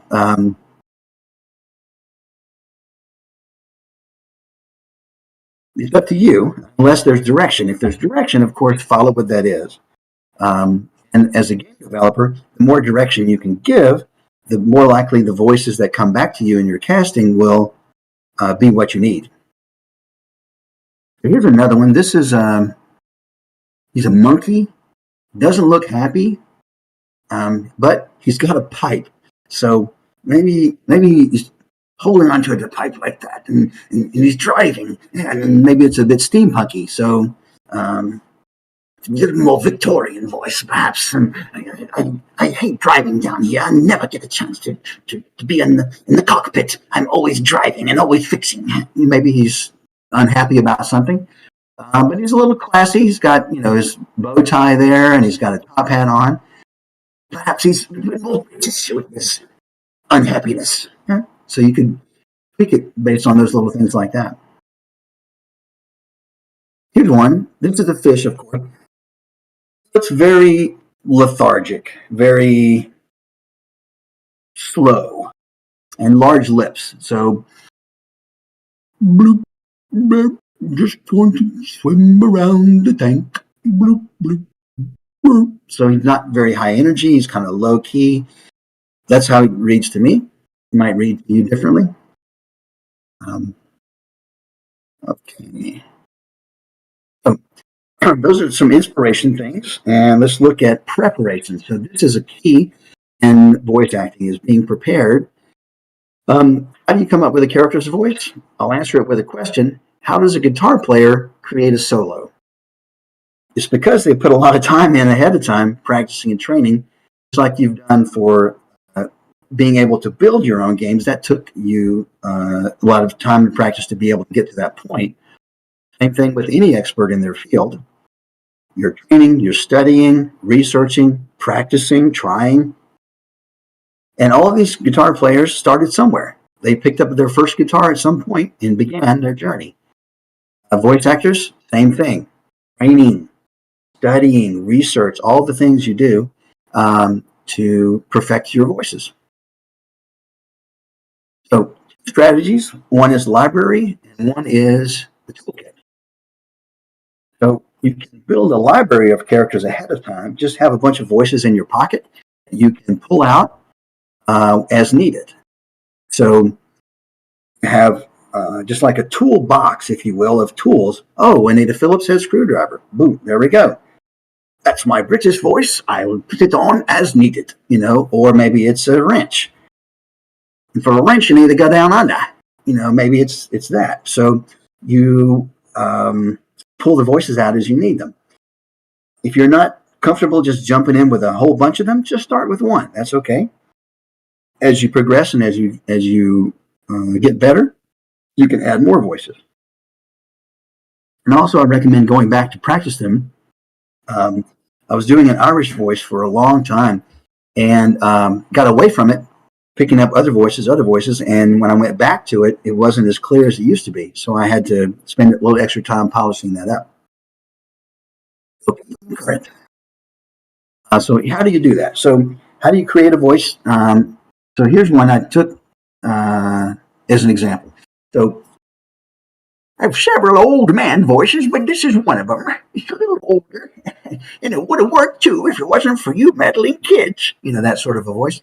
Where does it come from? Well, maybe you take your regular voice and just slow it down. So you maybe talk just a little slower pace, and then change your pitch. Maybe it's a little higher pitched than you would normally speak, and maybe there's a little gravel in there. Vocal fry is the term for that, but just a little vocal fry gravel. And then for me, it's a little rounded feeling, so it's a little more rounded like that. Then you build your voices and put them in your pocket like that. So there's an old man, and you can add accents to that if you like. Old man, boy, but he's Irish and he's old, for example. It's just another layer you can add on. And you find voices in your everyday life. Just listen. Random people that you encounter, they may say something, may do something that sticks for you and can create a voice. It could be that seed that the voice grows from. Maybe it's celebrities, people you see online. And then look for, also different countries too, different accents can be good for that too. And just borrow what works for you. Make it your own, but maybe take something out of there that's a germ or the seed for that. And the key to this is listening, being able to listen and then duplicate or simulate what you hear.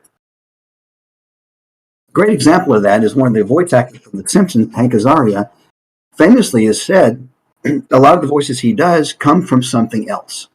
So if you remember a movie called Fast Times at Ridgemont High, Sean Penn played Jeff Spicoli, who was a surfer dude. Wow, Mr. Hand. Well, so he had a voice kind of like that. So Hank Azaria used that as a base for this character, Sneak, I think his name is. And you can see the others that are on the screen there. Sylvester Stallone, Al Pacino, sort of inspired voices for him, for those characters. So you can do the same. The next thing is to be flexible in the moment. So the more prepared you are, the more versatility you have with your roster of voices, you can shift from one to the other as needed, or respond to direction from the game developer or the casting director or the producer, whoever's on the other side of the glass. So Those are toolkits, your voice toolkit and your acting. So your toolkit can be different age ranges of voices. It could be different speech patterns, gender, of course, accents. That's a huge one. And voice placement. What does that mean? So maybe the voice is way up in your head here, or maybe it's down in your chest more. It's a deeper voice. It's a little more resonant. Or it could be the French accent is the front of the mouth. But another one that's maybe more in the back is, for me anyway, is an Indian voice. Oh yes, it's a little bit more in the back of the voice. It's a little more choked up and a little more constrained, in the back of the voice. So it depends on where it works for you, but that's where it sits for me. Placement. Your acting toolkit is going to be the same as an on-screen actor or on-stage actor would use. Your emotions, your imagination, improbability, and that sort of thing. It's all very important. If you have a great voice, but you have a wooden delivery, you'll never get cast in that. Get coaching, absolutely. Learn from your peers, learn from experts. Find coaches who resonate with you, vice versa, somebody that you click with. And find coaches with expertise in the areas that you're looking to improve. So I saw a guy posting the other day about, I want to find an accent coach or dialect coach. Okay, well that's great, but there are a bunch of them. And which accent or dialect are you trying to learn? Because one coach may have skills in an accent that you want to learn, and others may not. So if you want to learn an Australian accent, okay, that's cool, but get a coach who can do that. If your coach can't do the accent, they're going to have a hard time directing you on that if they don't have the skills themselves. Just like if I wanted to play trumpet, I wouldn't go get a guitar teacher. Same thing. Here are a few tips and ideas. Keep us under time here and leave room for questions. So for voice acting, a few tips are, don't be afraid to move around. Let your body take on the character, but just make sure you stay on the mic. Because if your mic is here and you're moving your head and your voice all around, that's going to play havoc with the engineer. So just make sure you stay on the mic. Watch out for odd noises, jewelry, bumping into things. And then last, don't worry about it. Nobody's going to see you in the booth. Be whatever you need to do to get the voice out that you need. Wise, character-wise, go big. You can always come back. If you go halfway, the director may not know that you have more to give. So go big, and then you can pull it back some if you need to. If you're doing a voice that has a lot of shouting and screaming or overexertion, try to save that for the last. For example, I was in the recent Jurassic Park video game, and one of my characters I was playing had to die eaten by a dinosaur. So I just asked, hey, can we hold that till the end? They were totally cool with it, and I gave them lots of great death sounds in that section. But I didn't want to wreck my voice to start with, doing that in the beginning, and then that would impact the other characters. And if you don't get the role, move on. I know it's not always easy to do that, but try as best you can. So for developers, for your characters, my suggestions would be have a strong idea of what you want and communicate that well. If you're of the mindset of, or the description of, laid back but high energy, that's not going to work too well. So be clear with what you want, and even you can collaborate with the voice actor. So work together with them. Maybe even word choice can help there. They can help with that too. If you want to feature a Scottish accent, they have very famously a tapped R. So it's not a rolled R like Spanish, and it's not an American R like that we normally say with an American accent. So they may help you choose wording that would feature that if you want to highlight that aspect of the character, the voice. Make sure you plan for it in your schedule. Casting takes time, and editing takes time as well. You may even need to re-record some things. Maybe the script changed along the way, or something changed in your development of the game that now means the character needs to say something different or needs to say something additional. With your scripts, be very clear with your direction and dialogue. Have someone proofread it if possible before sending it out. And even try this. Try reading the lines yourself. If you've put, or your writer put a line in that's, a whole paragraph long, it's going to be hard for somebody to maintain that without having to take a breath. These long solos with guitar, that's fine. But with a trumpet player or a sax player, you got to take a breath somewhere. Voice actors also. And then, last but not least, don't go cheap, because you get what you pay for. You can have the fastest car in the world, but if it looks like a clunker, you're not going to get much resale value out of it. So don't go cheap on voice acting. You get what you pay for, like anything else. Here's a credit for our artists: Lucas Ryan, Andrew Duncan, Tennille Chandy, Isabella Curley. Thank you all for agreeing to let me use your artwork. Appreciate that. We have an exercise now for voice creation. And we're going to take this over into the voice channel. What this is basically we just pick a character, doesn't matter which one, here's one, and then come up with a voice for that based on what you see. Yar, matey, there she blows. I bet that ship's got full of treasure, something like that. Could be anything you like.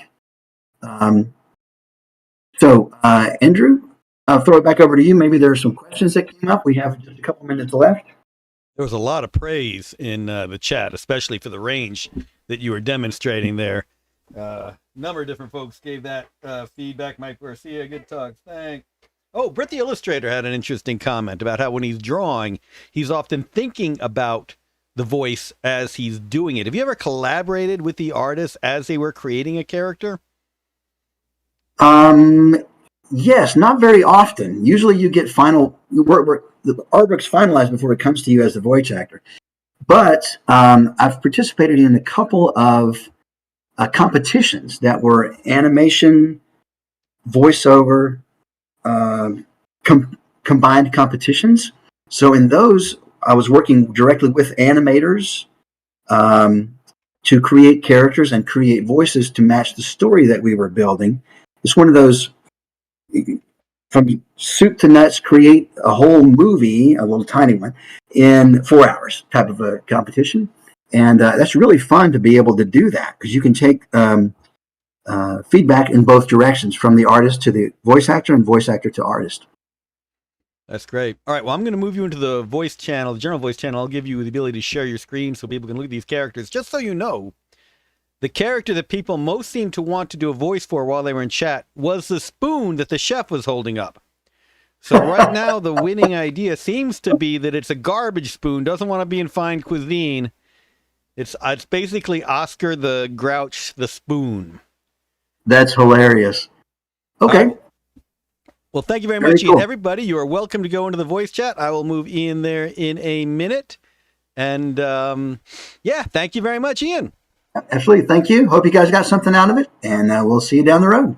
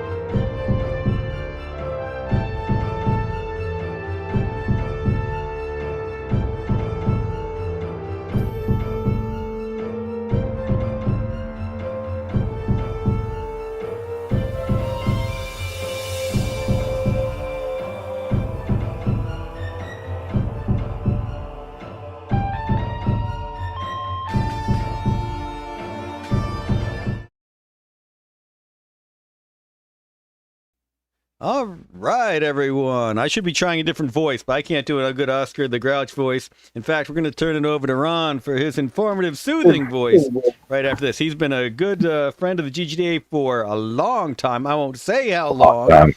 It'll date him. Ever since he was 21, which is the same age he's been for the past decade. In any case, Ron's had a lot of experience on playtesting for excellent studios, for indies, for everybody. So, looking forward to some great input. Ron, go ahead and take it away. Awesome. I appreciate that, Andrew. Hopefully everybody can hear me as I'd like to be heard. So this is just a quick presentation of some of the notes, I guess you can say, on my experience of playtesting over the years. So let's go ahead and get started. All right, so quick little introduction. So my name is Ron Jones. Ron Jones, the artist. For anyone who does not know of me, I am a independent game developer, as well as an artist and just an all-around kind of creative. So I've been in Atlanta just doing, all types of creative stuff like Andrew was talking about. I came here to go to the Art Institute of Atlanta to study game design and development. And that's kind of what put me on this path of game dev. And around 7 years ago, let's say around 3 years ago, I started working at Tripwire Interactive. So that's my day job, and I'm a QA tester there. Around 7 years ago, weird order, but that's where I started the Indie Cluster. And the Indie Cluster is a platform providing opportunities, resources, and services centered around supporting indie game developers. We focus on quality assurance testing, discoverability, community building, and curating a traveling booth for our games. As a digital future demands more interactive experiences, sustainability is crucial for these small businesses. And we've been able to create a modular studio for our members, allowing each developer to be able to focus on their game and stay connected at the same time. So that's basically what I've been able to create and help curate here in Atlanta to help the community grow. So I kind of have let's say a plethora of perspectives when it comes to playtesting. All right, so playtesting, or testing period. We can say that human nature is just the scientific method. Is as a child that you really don't have many goals in life. You don't really know what's going on. So your first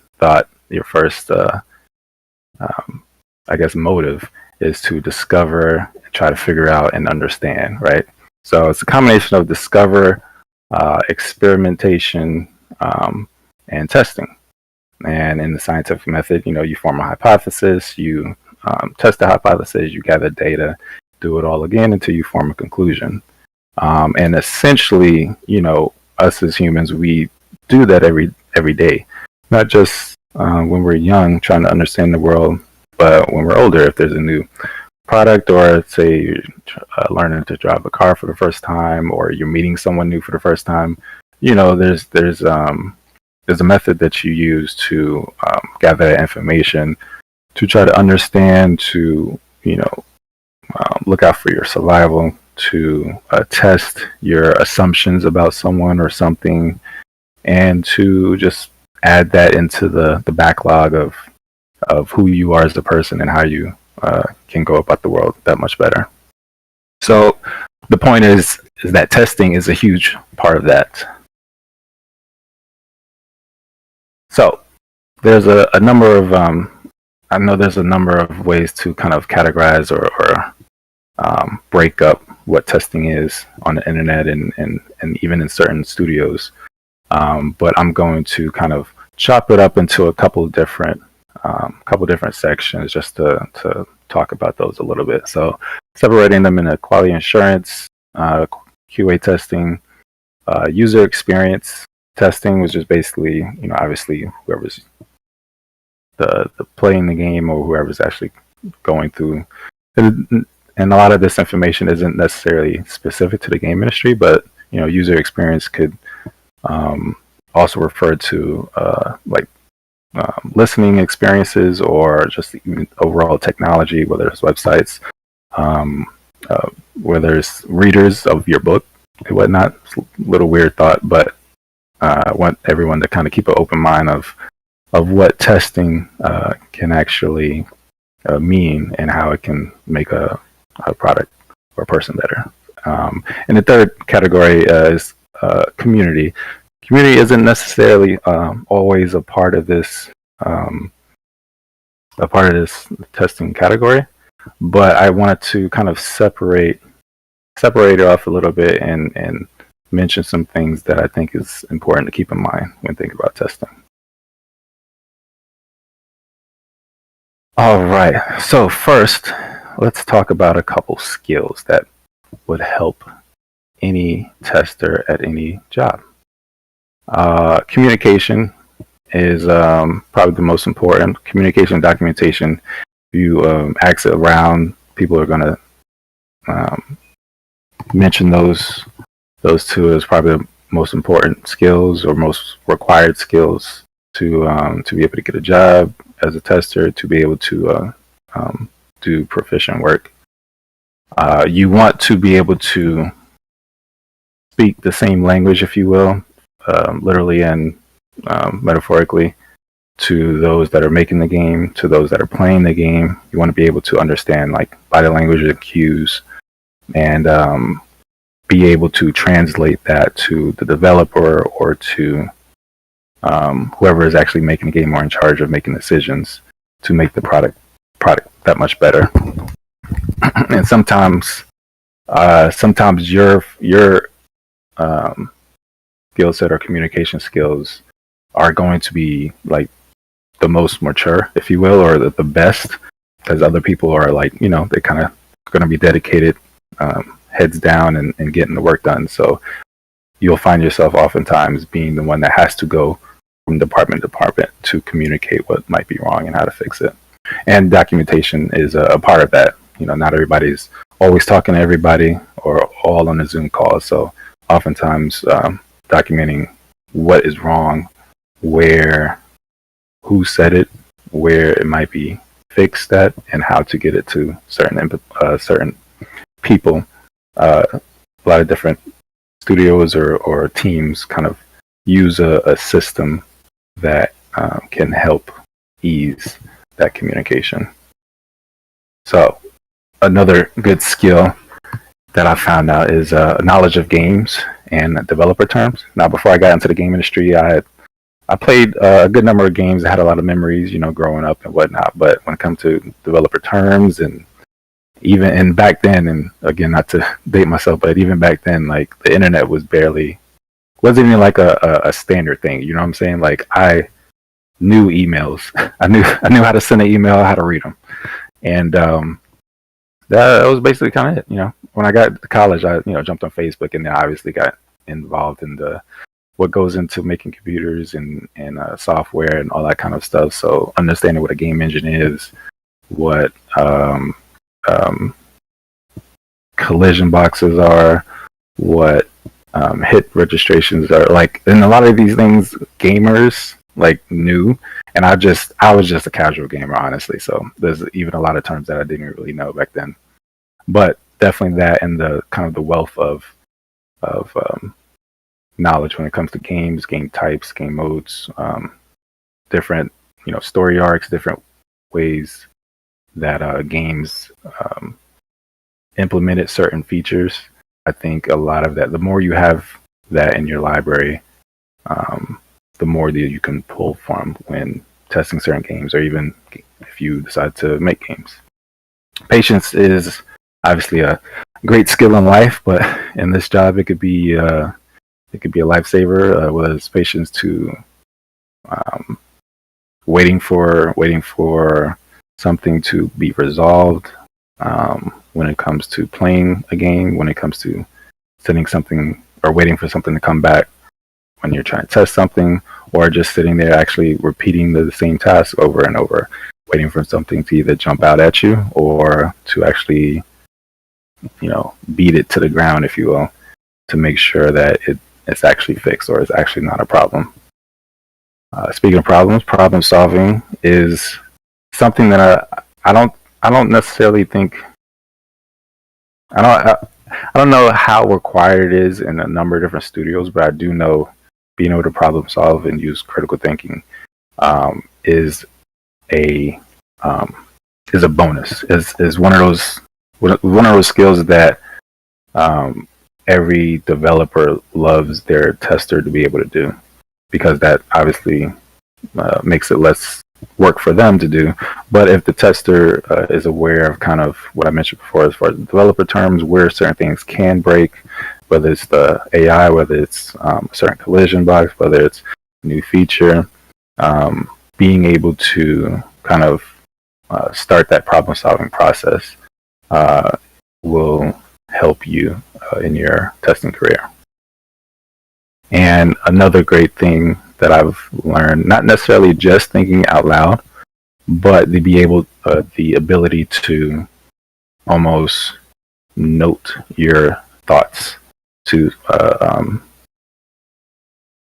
be able to say what it is you're thinking and doing, and almost list your experience.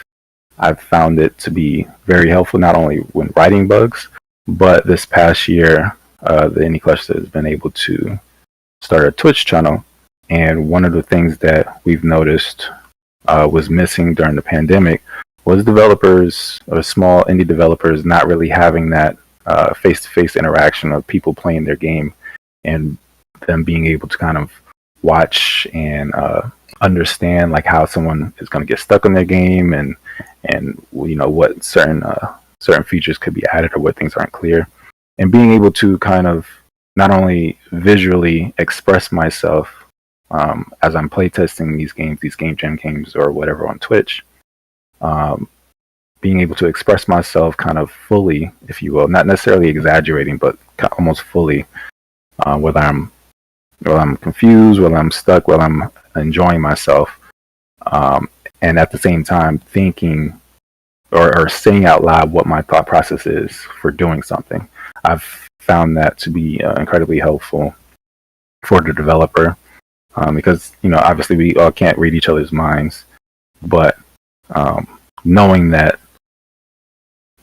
or trying to figure out someone's intent for the experience that you're going through, and then announcing what you think about that and why you went a different route, I think is incredibly helpful for those actually creating these experiences for us.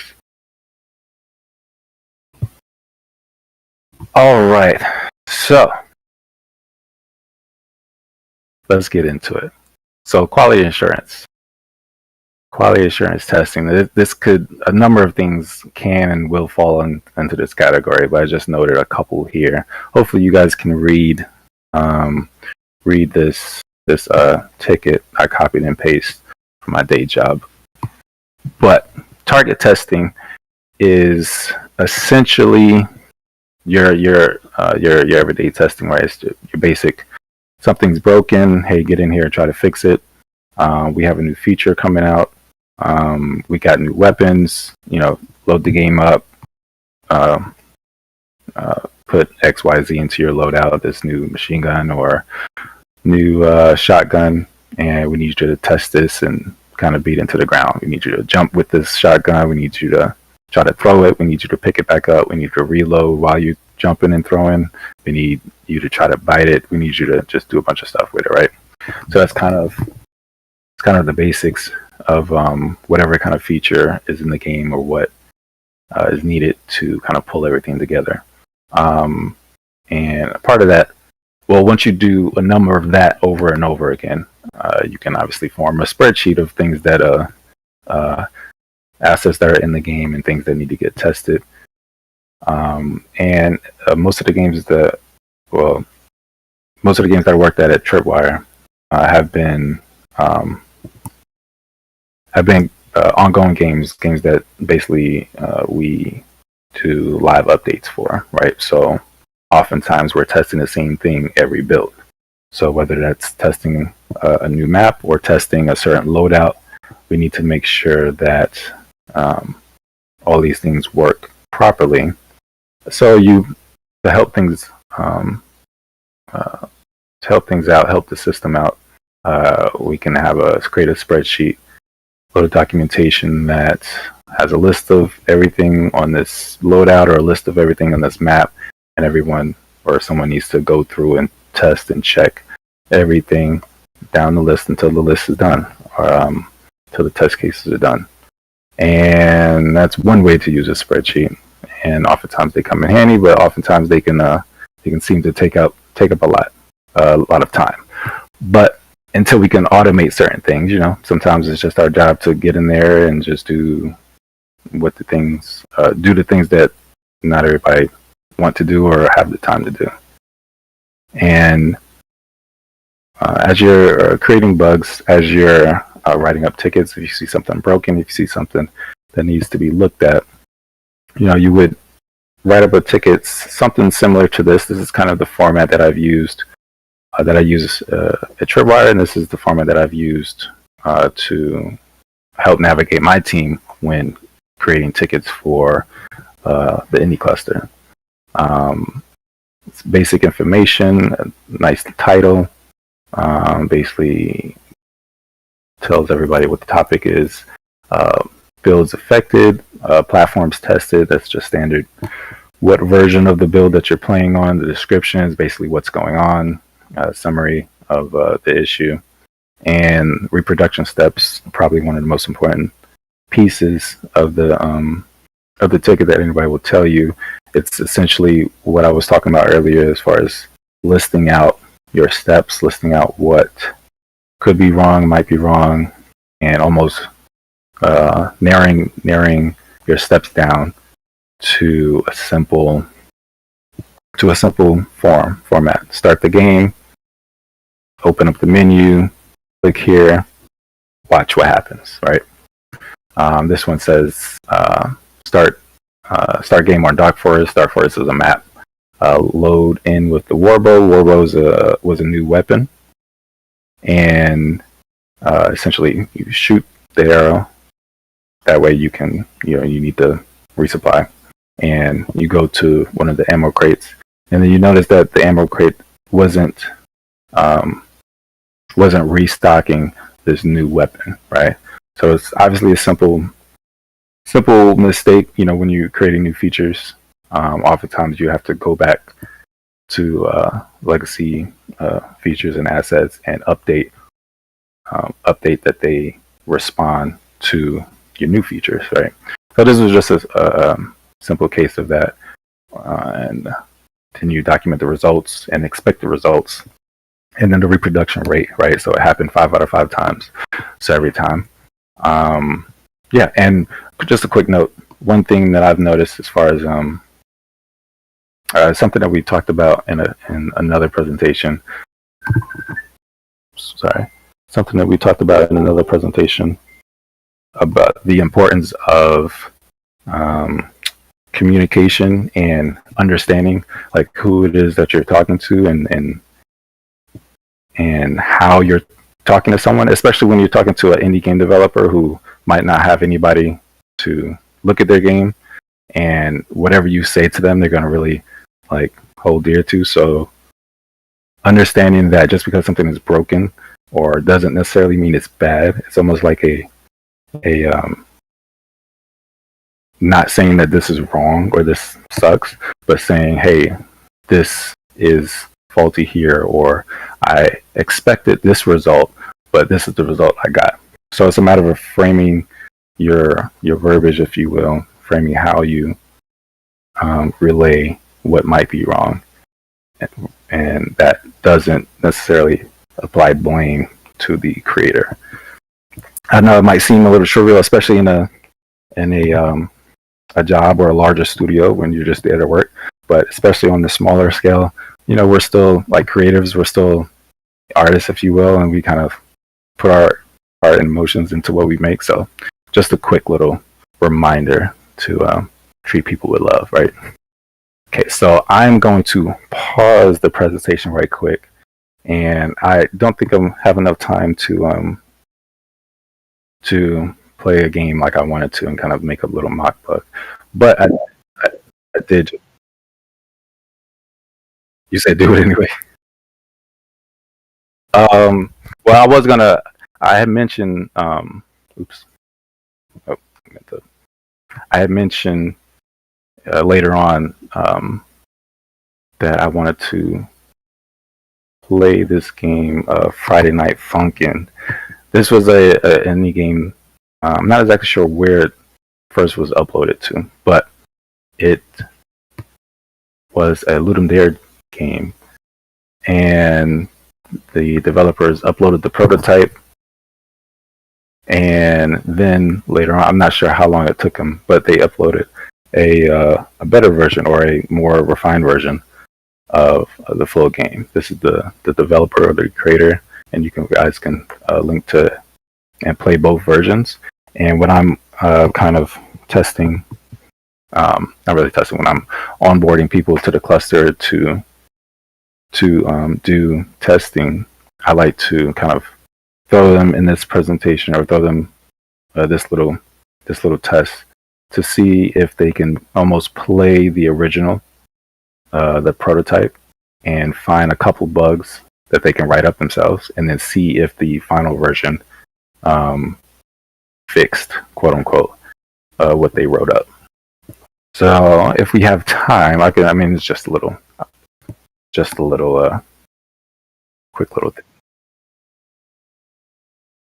Awesome. Let me know if this is too loud. So I got too many audio devices coming, so I don't really know. But right. So yeah, this was when I first played this game. The volume was like all the way up here, right? So at first glance, the first time you jump into it, I'm the type of gamer where like I'm visual, right? And especially when there's so many different input devices, I'm not exactly sure what's going on, so I'm going to start clicking everything, right? And nothing is interacting with my mouse, with my cursor, right? We see things are moving, so it doesn't seem to be broken. But again, another thing I've learned on itch, that a lot of things are you press a key to start or press enter to start, right? So the next thing I do is press enter, and then it actually moves forward with the game. So I'm like, oh, okay, that would have helped if I was told that, but I got into the game, right? So this is a cute little simple rhythm game, right? And I'm really terrible at games, guys. So so don't judge me. This is all for your benefit, okay? So yeah, we got some cute graphics. Nice little rhythm game. So I lost, it looks like. And again, can't really use anything with the do anything with the cursor, and even clicking restart, I'm used to like buttons kind of moving if I can click them, but still hit restart or hit enter, and then it actually restarts, right? So just a couple things. Make sure that stops. Just a couple things. So my first thoughts were something that I would write up would be to make it clear how to start the game. The audio, though it was awesome and the soundtrack is really great, there was no way to like stop it or mute or turn it down, at least from my perspective. And it kind of just jumped into the game, which obviously is still a game jam game, right? So that people have to cut corners, not necessarily cut corners, but have to worry about kind of story and fleshing things out a little bit later on. So these are just kind of ideas to help make the game feel a bit more full, right? So this was the second, or not the secondary, but I'm assuming the last final version of the game that was uploaded by the developer. And let's see if you guys could notice some of the differences.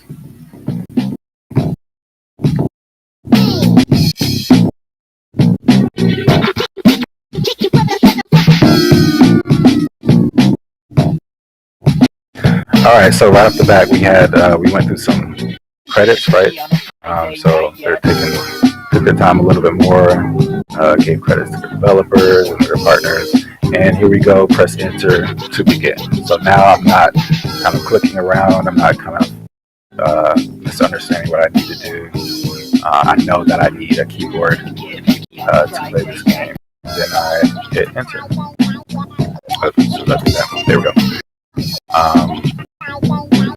And then here we go. We have different modes, right? So it's not just jumping into the game. Actually, let me make sure you guys get here. So one thing I did notice. Well, let's do that first. So it's telling me to go. It's telling me to press enter. It tells me that I need to navigate with the keyboard, right? So that's what I'm doing now. So here we go. We can navigate to the same game, and art still looks similar, but it looks a bit more cleaner, looks a bit more refined. And yeah, I'm still terrible at it, but hopefully you guys get the understanding. So I did mention that it didn't mention anything about the volume and how to turn the volume down. I did learn that by reading the description, so that's why I was able to kind of use that. But that's another thing that needs to. Oh, and you get a cute little dev screen, right? That's one thing that I would have noticed, or I would have marked down as a way to better relate to the player, how to turn the volume down or how to mute. So that is that.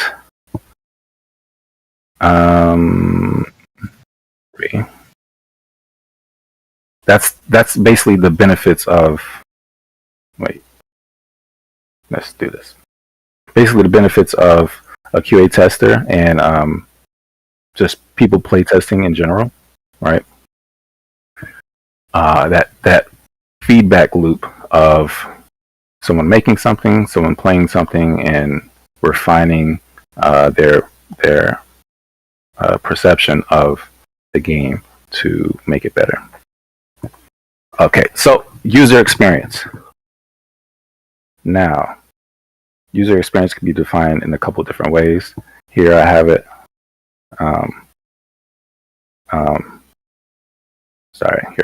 Here I have it as a define, feel, and ad hocing.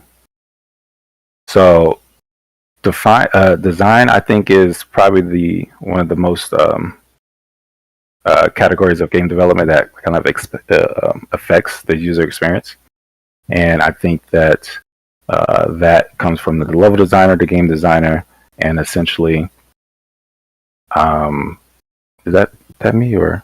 Oh, okay. Wasn't sure if what is intended from the designer and the developers, and if that is actually getting to the player, if the player is actually traveling down these corridors, or are they lost in a forest of textures. That is kind of, it's a science behind it, honestly. So those that are in design and love design, keep at it, and this is their where they would get their feedback if they're actually having that fun, right? Which rolls into the feel of it. I think feel oftentimes is hard to define because each person is their own, but I think you can get a general sense if the person is having fun, if they feel the emotions that you want them to feel, whether it's happiness or if they're going through a story, or if they want them to be sad at a certain point, or want them to feel guilt. Not just necessarily in the story, but the level or the game itself can actually invoke those feelings. Playing with certain lighting, playing with different sound effects. We can play all types of horror games now just to dissect like how great those games are at invoking different emotions. And again, all of that is not necessarily, you can't write down in a game design doc, right, if it's actually working. So that is incredibly important for testers to be able to go through and convey. And ad hoc testing is essentially just kind of getting in there and not necessarily having a goal, but running into walls and breaking things or trying to break things or not really following the path that the game is trying to let you follow. I do a lot of this just because I either space out or I just get not necessarily bored, but I'm the type to kind of wander off the path. And this is the type of testing that where there's exploits, a lot of the community finds exploits or people finding places or hopping up on walls, getting behind buildings that they shouldn't get behind, and just doing some ad hoc testing or following people in the community. You'll find a lot of these spaces, a lot of these spots that isn't meant to be seen, but might be able to be seen. So that's always some fun testing. And our last section is community. I put community in here essentially because I think it's important for developers and designers to kind of think about their communities, not just consumers, but also kind of a part of their QA team. Not just when it comes to people playing their game, but brand awareness I think is really important to any business, any company, but especially making something that you want people to kind of have a certain experience with. Doing your kind of due diligence and understanding how people might receive a game, I think is important. We are, in a more PC culture these days. We're in a space where people still don't necessarily have the voice they should, but it's easier to access how people might feel about certain things. So I think it's always important to kind of be responsible and understand what your game, what your tool, your gun, your level, your lore, how that might not just really look in the media, but how it might affect somebody that thinks differently than you.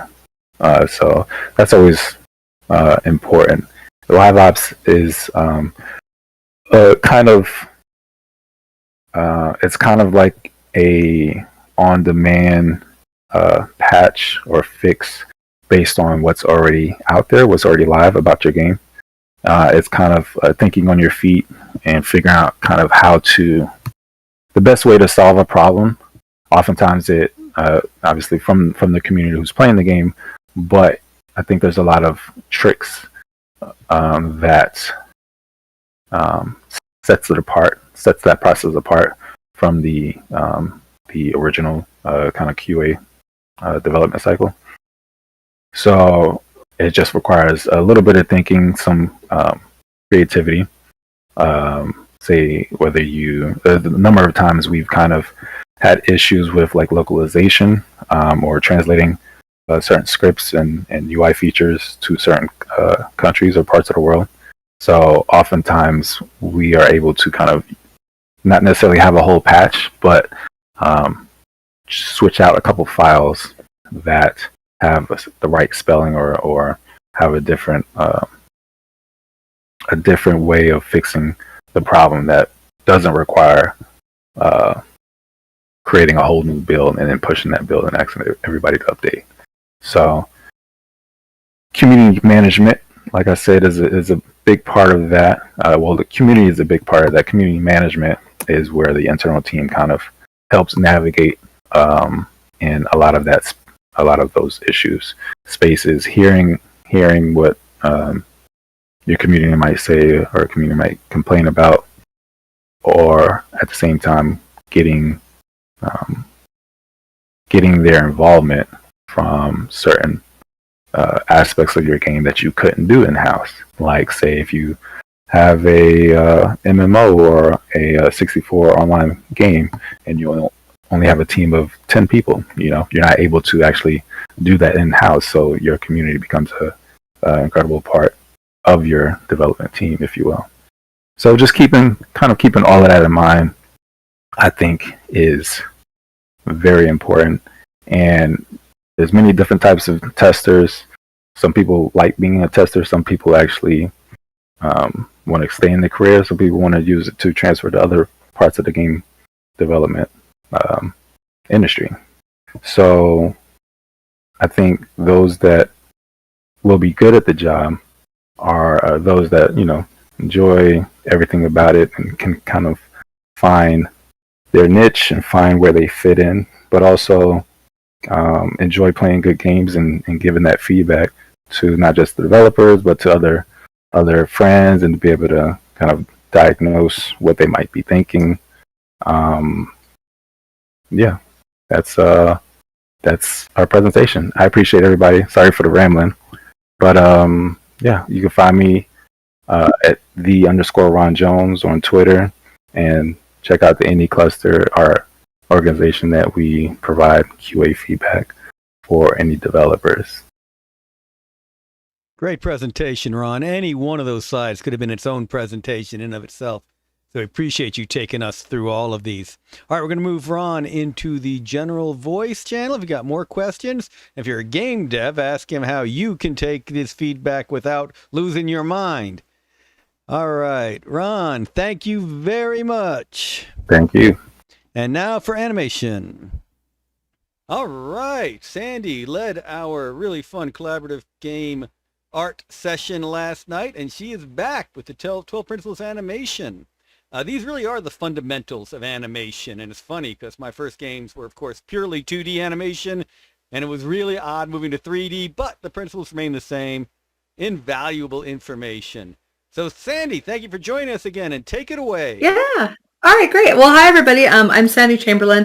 I'm the coordinator of the digital animation program at Kennesaw State, and I also am an assistant professor there for animation and illustration. So I'm going to be talking about the 12 Principles of Animation as taught by Frank Thomas and Ollie Johnson, which were two of the Disney's 9 old men that wrote Disney's Illusion of Life, which is the animator's Bible, basically.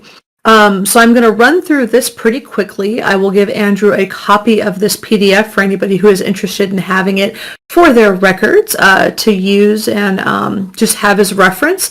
And then I'm going to do a demo in Toon Boom on how to do the first principle, which is squash and stretch with a ball bounce. It's basically the very first test that most animators attempt. So let's jump into it. There they are. There's Frank Thomas and Ollie Johnson. They worked for the Walt Disney Animation Studios from 1934 to 1978, producing some of the most recognizable animation of all time. Frank Thomas and Ollie Johnson. They're basically probably some of the most important animators for the old style Walt Disney animation feature films. They've done so many things. Like all the examples here are scenes and drawings that they did specifically. They created the book The Illusion of Life, Disney Animation, upon retirement after The Jungle Book, after Walt had passed away, which a lot of people don't realize that Frank Thomas and Ollie Johnson basically animated almost half of that whole feature film to get it out into theaters, and it kind of spun a new golden age of Disney animation. So if it wasn't for those guys, we wouldn't have Aladdin and Lion King and Little Mermaid and all the films that we love so much. But they worked for the Walt Disney Company over their entire lifetimes, and with other animators, they developed the principles of animation, which is what we study now as animators. And I'm going to go over all 12 of these in this PowerPoint, okay? So just really quickly to kind of go over this, formally, upon retirement, Frank and Ollie began to piece together a book about their experience as animators for the Walt Disney Animation Studios. They touch on the history of animation and give students of animation a set of principles to follow when attempting to successfully bring drawings to life. The result is a book that is an invaluable resource for beginners and professional animators alike. The first principle, and the one that I'm going to demo today, is squash and stretch. So this is considered the most important discovery. Squash and stretch allows organic and inorganic objects to come to life in an exaggerated manner. The squash position can depict the form either flattened out by great pressure or bunched up and pushed together. The stretch position always shows the same form in a very extended condition. The movement from one drawing to the next became the very essence of animation. And I have some examples here.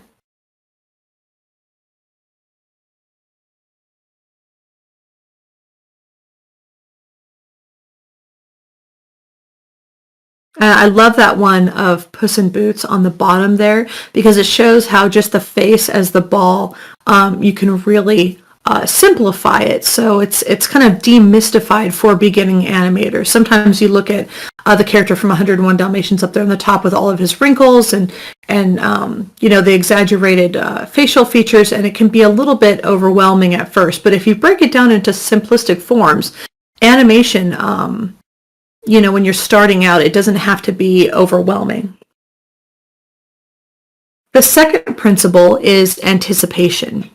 So an audience must be taken through a planned sequence of actions that will lead them clearly from one activity to the next. The viewer must be prepared for the next movement and expect it before it actually occurs. This is achieved by preceding each major action with a specific move that anticipates for the audience what is about to happen. This move can be as small as a change of facial expression or as big as the broadest physical action. Think about the setup for an over-the-top sword fight.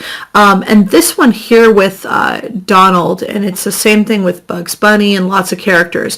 If they are going to zip out of the frame and run out in one direction, they will actually counter that by first moving their arms in the opposite direction and then moving and then zipping off screen. I have some examples here. I mean, if you look at the little chicken hawk up there, he could have just bit down on the tail, but that huge open mouth and that sly look is letting the audience know that something really big is about to happen. And it just makes the movement all that more enjoyable. Same thing there with Mickey getting ready to cut down that Christmas tree, it looks like. Swinging the axe backwards, which is the same thing when batters in baseball, they will be at the home plate and they will take a step back and move their bat back before actually taking a swing. So if anybody's ever played baseball, you know how that feels. And that's one thing about animation that I think that sometimes gets overlooked, is that as animators, we're actors. You have to feel the motion. So it's really good to get up and videotape yourself doing actions or feel the movement and practice it over and over so that it becomes almost muscle memory and feels very intuitive when you go to draw it. All right. Some more examples from Richard Williams. This is from the Animator's Survival Kit, which is another really good animation resource. Richard Williams was an animation director. He was the animation director on Who Framed Roger Rabbit, and the reason why all of that animation looks so smooth is that Richard Williams would animate on what's called ones, meaning if there's 24 frames a second of animation, he did a drawing for every 24 of those frames. Normally animators shoot on what's called twos, so there's about 12 drawings for every second of animation. And here's some more examples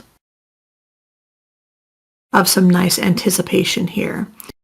And I love that one of the little detective dog, showing him sort of like rear back before kind of trying to catch that butterfly. Staging. This is the most general of principles. It covers so many areas and goes back so far as to go back to the theater days.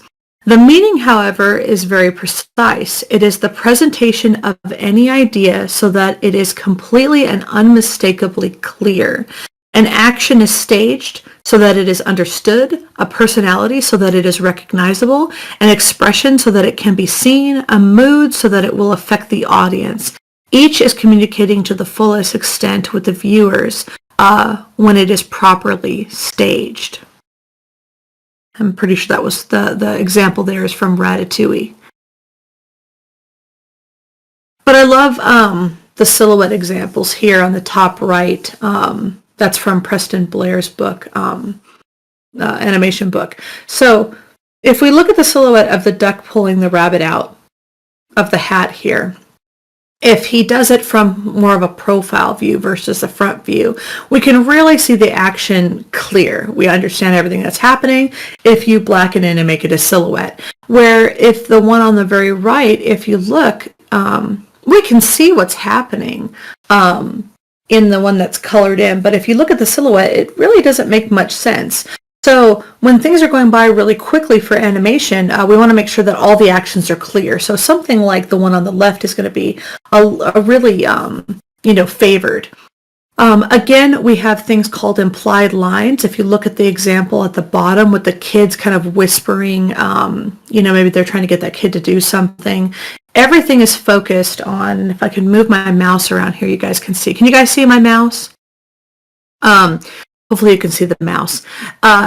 Here, this is where our focal point is. And you can see here that it's kind of created a circle here. And you can see there's implied lines. The dog is looking up at this kid. The elbow is pointing at that kid. The kid's nose is pointing up here that leads down here. So everything is kind of pointing at this kid. It's a very simple example, but I love it. So fun. The framing of these is really nice for staging. Chuck Jones, The Grinch Who Stole Christmas, I think the dog's name is Max, is holding that mirror. And that shot could have been done in a million different ways, but it shows how goofy the dog is, he's off kilter, and how kind of creepy the Grinch is within that mirror. And Daffy there, it's a Western, and he's in between the guy's legs that he's probably going to duel. Okay, good.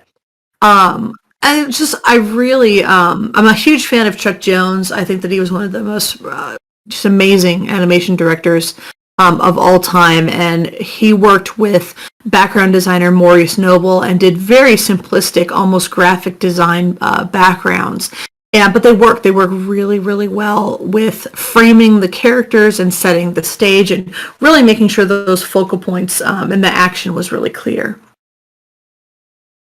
Some more Chuck Jones examples here. So straight ahead and pose to pose. There are two main approaches to animation. The first is straight ahead action, and that literally means like you start with frame 1 and then draw frame 2, 3, 4 in consecutive order. Pose to pose is where the animator will draw out key poses in an animated scene to block out the action. Once the key poses are just right, the animator will fill in the animation with what are called in-between drawings to polish off the feel and timing. And if you can see my camera here, if I'm still on the camera and you guys can see me, the way that I explain this to beginning animators is if I'm going to do a wave animation. Keyframes over here, another keyframes over here. If the movement is going to be timed evenly, your breakdown's in the middle and then in-betweens are here and here. So that's sort of a beginner's way of understanding pose to pose. So this would be one pose, one keyframe, another keyframe, and then you fill in the middle. All right. Walk cycles are always done sort of pose to pose. You have 4 main positions, the contact down, passing, and up positions, and then they repeat with the back and the back arm and the back leg flipped. And then you would fill in between, pretty much in between all of those, maybe 1 or 2 to make it really smooth. And you can see when you add personality to it and you get this sort of little skip march that Fievel from American Tail is doing down there in the bottom. Also, you'll see that one thing that is still used widely is you can notice here that number 1 is circled, 3 is circled, 5, 7, right? So those, anytime you see a number with a circle around it, that usually indicates that that is a keyframe. And keyframes are basically a really exaggerated pose, and it's an important area of the storytelling. So you really want to make sure that that is marked and held a little bit longer, usually with timing, or emphasized with slow in and slow out, which we'll talk about a little later here. I love that. It's anticipation as well. He kind of rears back to go forward. And I love all these overlapping ones for Wile E. Coyote there. Really nice one from, I think that's the Jack and the Beanstalk, the brave little tailor, Mickey Mouse. That was done in October 18th of 1938. Lovely drawings here. In the upper left from 101 Dalmatians, and then on the right, Peter Pan. I really like this sequence of Captain Hook putting his hook on. You'll see there's 3 poses that are sort of plucked out from that main line there in the bottom. The first one here, that's a keyframe. Second one here, that's another keyframe. This one here in the middle is what's considered a breakdown. It's the midway point between 2 keyframes, and depending on your timing, you'll place it where it needs to go. And in this sequence, it looks like it's kind of right in the middle because that's a very even timing that we have there. And this is talking about the breakdowns again with an example from Zootopia. So follow through and overlapping action. This is the term for animation that is applied to any items that are attached to a character that do not move independently. When a character enters a scene and he reaches the spot for the next action, the character often has to come to a sudden stop. This will look stiff and not natural unless items such as clothes, hair, necklaces, tails, with the exception that a tail can also be what's considered secondary action because it has a bone and can move independently. And so on, will keep moving after the character has stopped and settled into place. A hare does this all the time, long hair. So if I have headphones on right now, so it won't be a good example, but if I turn my head, you can see that my head will stop, but the hair still is kind of bouncing a little bit. That's follow through and overlapping action. And like I said, a tail here, like on this squirrel, while the squirrel is jumping through the air, that is all overlapping. And it's the same term. It's overlapping and follow through. They're the same. They can be interchanged. And then when the tail comes here and folds up, that's still all follow through action. But if the squirrel at the end of that action were to twitch its tail with its bone, that would be what's considered secondary action, and that will come up a little later. All right, same thing here. The guy is running. He stops, but his coat keeps going and then settles back down. I love these ones. Witch Hazel from the Bugs Bunny cartoons. They're so funny. So you could see her hat kind of flailing back there. But when she stops, it would bend forward. I love this fat horse from What's Opera Doc. It's so great. It has lots of little opportunities for overlapping action with this big reef and the tail and the little ears and the pigtails that Bugs is wearing. Super fun sketch. So slow in and slow out. This is probably one of the more important principles. It is based on the idea of an animator wanting to show off the extremes or key poses. So extremes are also, a keyframe can also be referred to as an extreme. In an animated sequence, the animator would draw more in-betweens around these poses to draw the audience's attention to the key pose. These drawings or movements are all also about the feeling of the animation. Think about the way that it feels to be on a roller coaster, right? As the ride, if you guys have ever been on one, when the ride it dips down, but when it comes to an arch and goes over the top of a little hump, you can feel how it slows down to go over that hump and then zips back down into the next drop. That's kind of the essence of slow in and slow out, the way that you would draw it and the way that it feels. Here's some nice examples here in a timing chart to show you. This would be very even timing up here on the right. Slowing out, you would have a cluster of drawings closer here, and then it would zip out. So the more space and the less drawings you have, the quicker something will feel. The more drawings that are bunched together, the slower something will happen. Here's a slow in where it zips out but then slows in there. And then there's that roller coaster feel where it slows on the top of the arch and then zips back down. Same thing here with this flick of the finger. That's a nice slow in and slow out here. And you can see, just by looking at these little ticks in this little line right here, that's what's referred to as a timing chart. And just by looking at this, if you could kind of think about how that would feel if it was moving, you could see that it would slow out, zip, and then slow back in. So lots of good examples here. I love this one of the balloon, because you can really feel like, and everyone's done this, like everyone has had a balloon filled with air or helium, and we flicked it and it like went really fast but then like slowed down right before us. Same thing, pendulum here, nice slow out, slow in here, slow back out, slow in here. Arcs. Animators use arcs to make sure that the animation of a character, for example, looks solid and the proportions stay the same, even if squash and stretch is being applied. Arcs can be plotted everywhere a character has joints and something that moves from that joint. For example, the hand would move on an arc that is designated by the wrist and so on. In 3D, this is the rotation tool. Basically, the rigger will set parameters on how far something can be rotated. So in 2D animation, we would plot out where that arc would happen. And in 3D, we have that nice rotation tool that kind of helps guide us with that.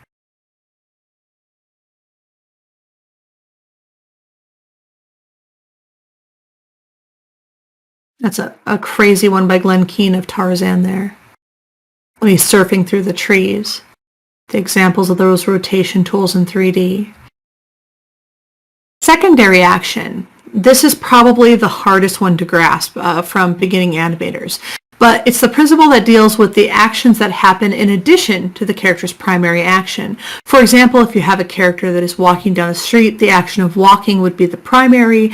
If that same character raises an arm to wave at someone while they are walking, the arm movement and the wave is the secondary action. The secondary action will always work to support the primary action and makes things feel a little bit more natural.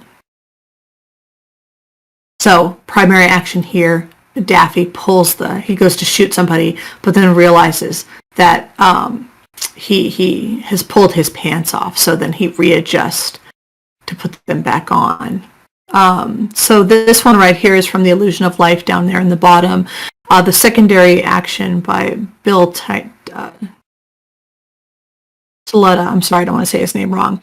Doc is flustered as he tells the other dwarves to put Grumpy in the wash tub. The primary action is the body jumping up and down, but Doc's confusion is shown by having his arms follow a different pattern from his body. The head bobbing with the dialogue is still another action. These secondary actions add excitement without conflicting with the basic movement. Some fun examples here. Timing. Timing is everything in an animated film. Like I said before, they're 24 frames per second. Some animators will shoot on twos, meaning that for every 2 frames of film, 1 drawing will be held. Therefore, 1 second of animation, an animator would do 12 drawings. Animators play with timing all the time, though. Sometimes you will hold a drawing or image for 3 frames, 4 frames, 1 frame, and so on until the desired look and feel appears in the playback. Timing also has to do with the spacing of your drawings. So those timing charts are really important. Animation is now, almost all, so there are some animators that are still animating with paper and hand flipping and filling out X sheets. X sheets can be found in Toon Boom and other animation softwares. It is basically a vertical version of your timeline that is normally horizontal if you've worked in After Effects or Premiere Pro or in Toon Boom or Procreate or another animation software. And it was basically, to go over a little bit of the history, everything was plotted out on this X sheet and then handed over to a cameraman who would then follow everything that was timed out by the animators, specific, like down to the very specific movements of dialogue, so that when the cameraman was recording everything, the right pass would be done for the animator, so they could get it recorded and then play it back and see if it worked.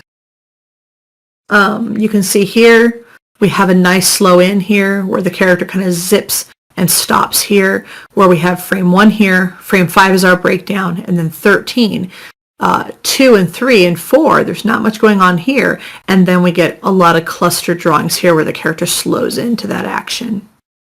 And then a frame rate comparison from NTSC, which is North American Standard, PAL, which is European Standard, and then a universal one is film. Lovely dancing alligator. Exaggeration, also known as pushing the pose. Exaggeration has to do with the taking an action and pushing it to the next level for clarity of story. It is what makes a drawing sometimes look cartoony, but with great effect. We'll get the action or expression of a character across to the audience with zero confusion to what is going on in the scene. And that was a scene from Feed the Kitty by Chuck Jones. Some lovely ones here, Ren and Stimpy, Bugs. For the Birds from Pixar, the cat came back and Pluto there. Lovely exaggerated drawing of the beast from Beauty and the Beast, that frog from One Froggy Evening, and Daffy, of course, getting ready to duel somebody. Solid drawing, which I think Chris had mentioned was his favorite principle. This is pertaining to the artist's draftsmanship skills. Solid drawing has to do with the understanding of drawing. Creating a visual that becomes three-dimensional on a two-dimensional surface is the main goal of solid drawing. Drawing through the form and thinking about staging for your animation. Does the silhouette make sense for the action? And then making sure that it is believable as a solid object. And this is sort of achieved through the study of human and animal anatomy, studying gesture, form, and then anatomy, and then combining all of those later on. So even though they're simplistic cartoon characters, you can see with this one down here with Mickey Mouse, this almost looks like from the front pose, it could be a cardboard cutout that could just like fall flat. But if you turn him to a 3/4 pose, he becomes thick and three-dimensional, and we can see what he would look like from all sides almost. And these are some amazing drawings by Frank Thomas of Pinocchio. And Milk Call, who did, I forget her name. She's the villain from Rescuers. Little character sheet from an early Mickey Mouse. And just some lovely examples of just wonderful solid drawing in different styles, in different artists' hands. But all the information is there, and it's clear.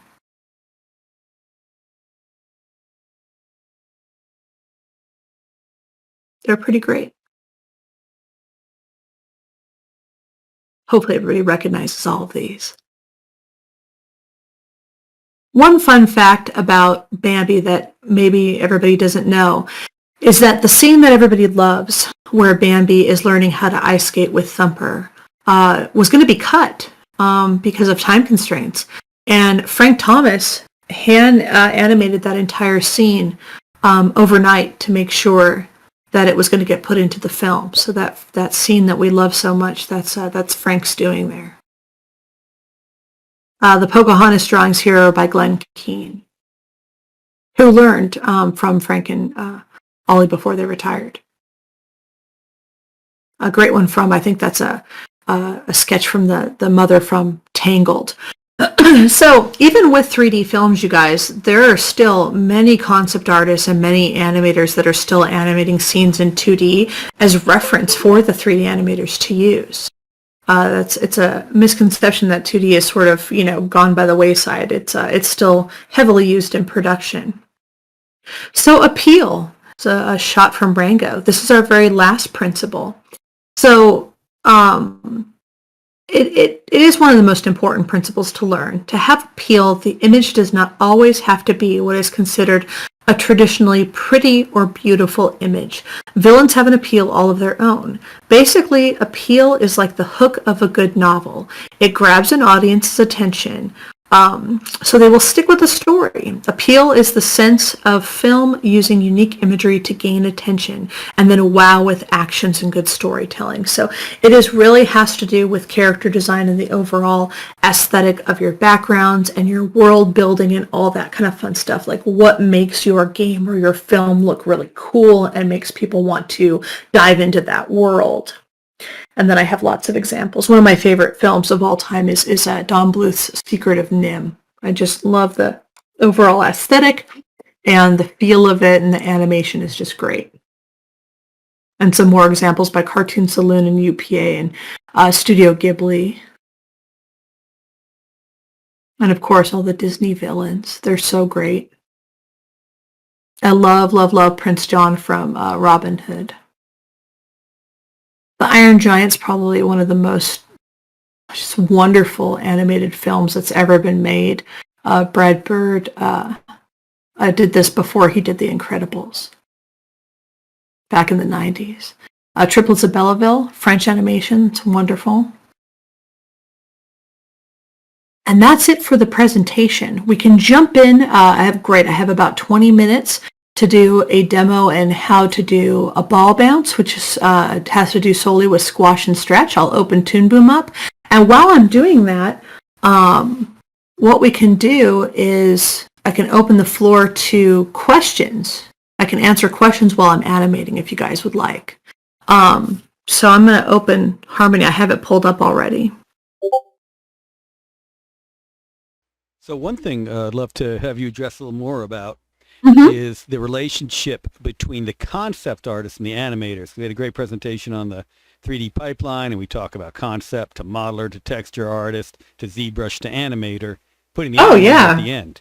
So how do we ensure that the animator doesn't get left out, rigger end animator?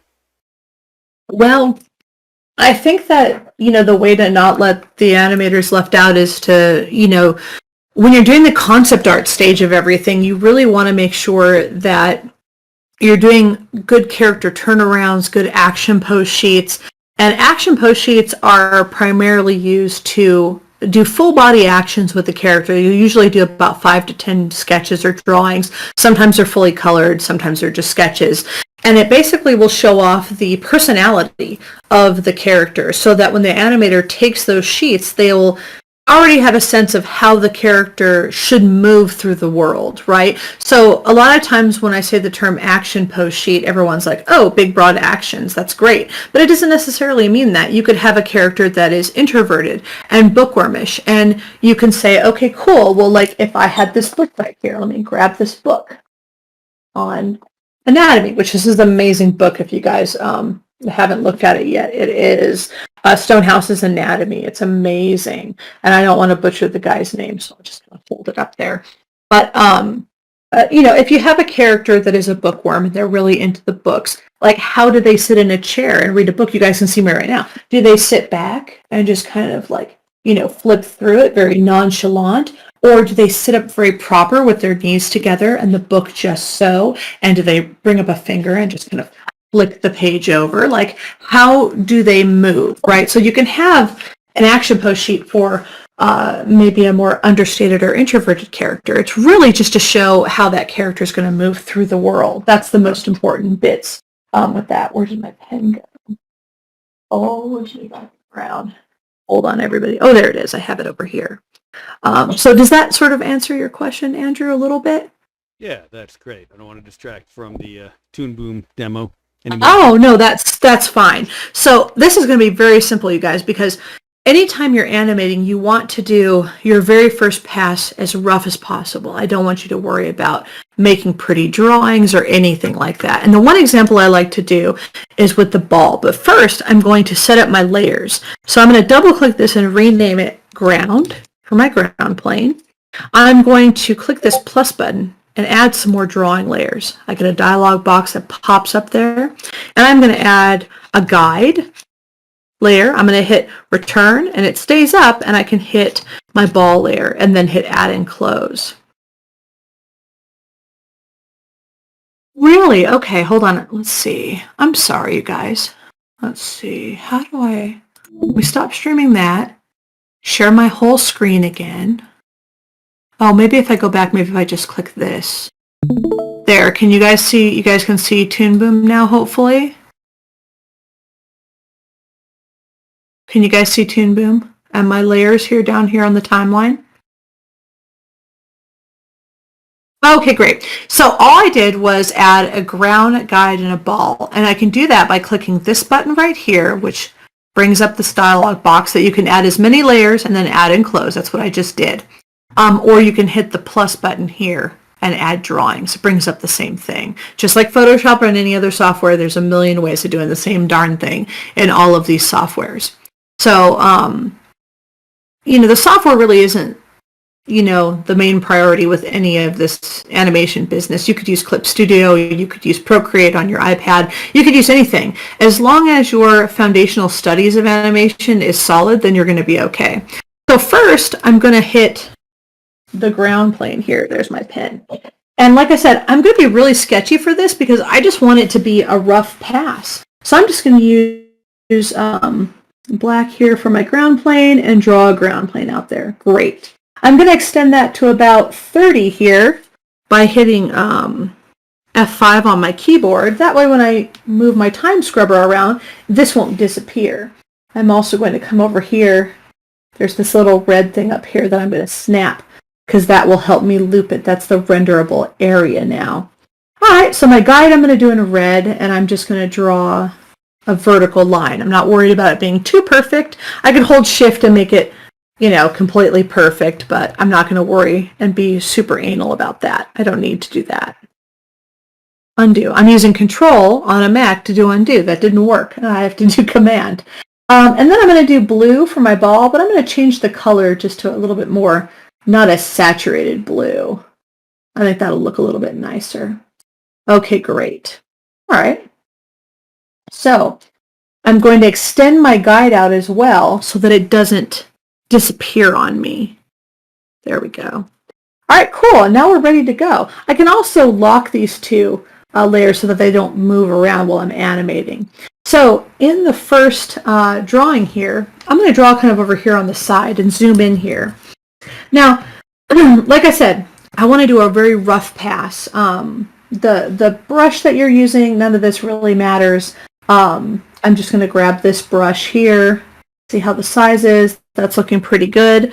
Now, I can do a ball that, if I tried to do a perfect circle here, that looks pretty good.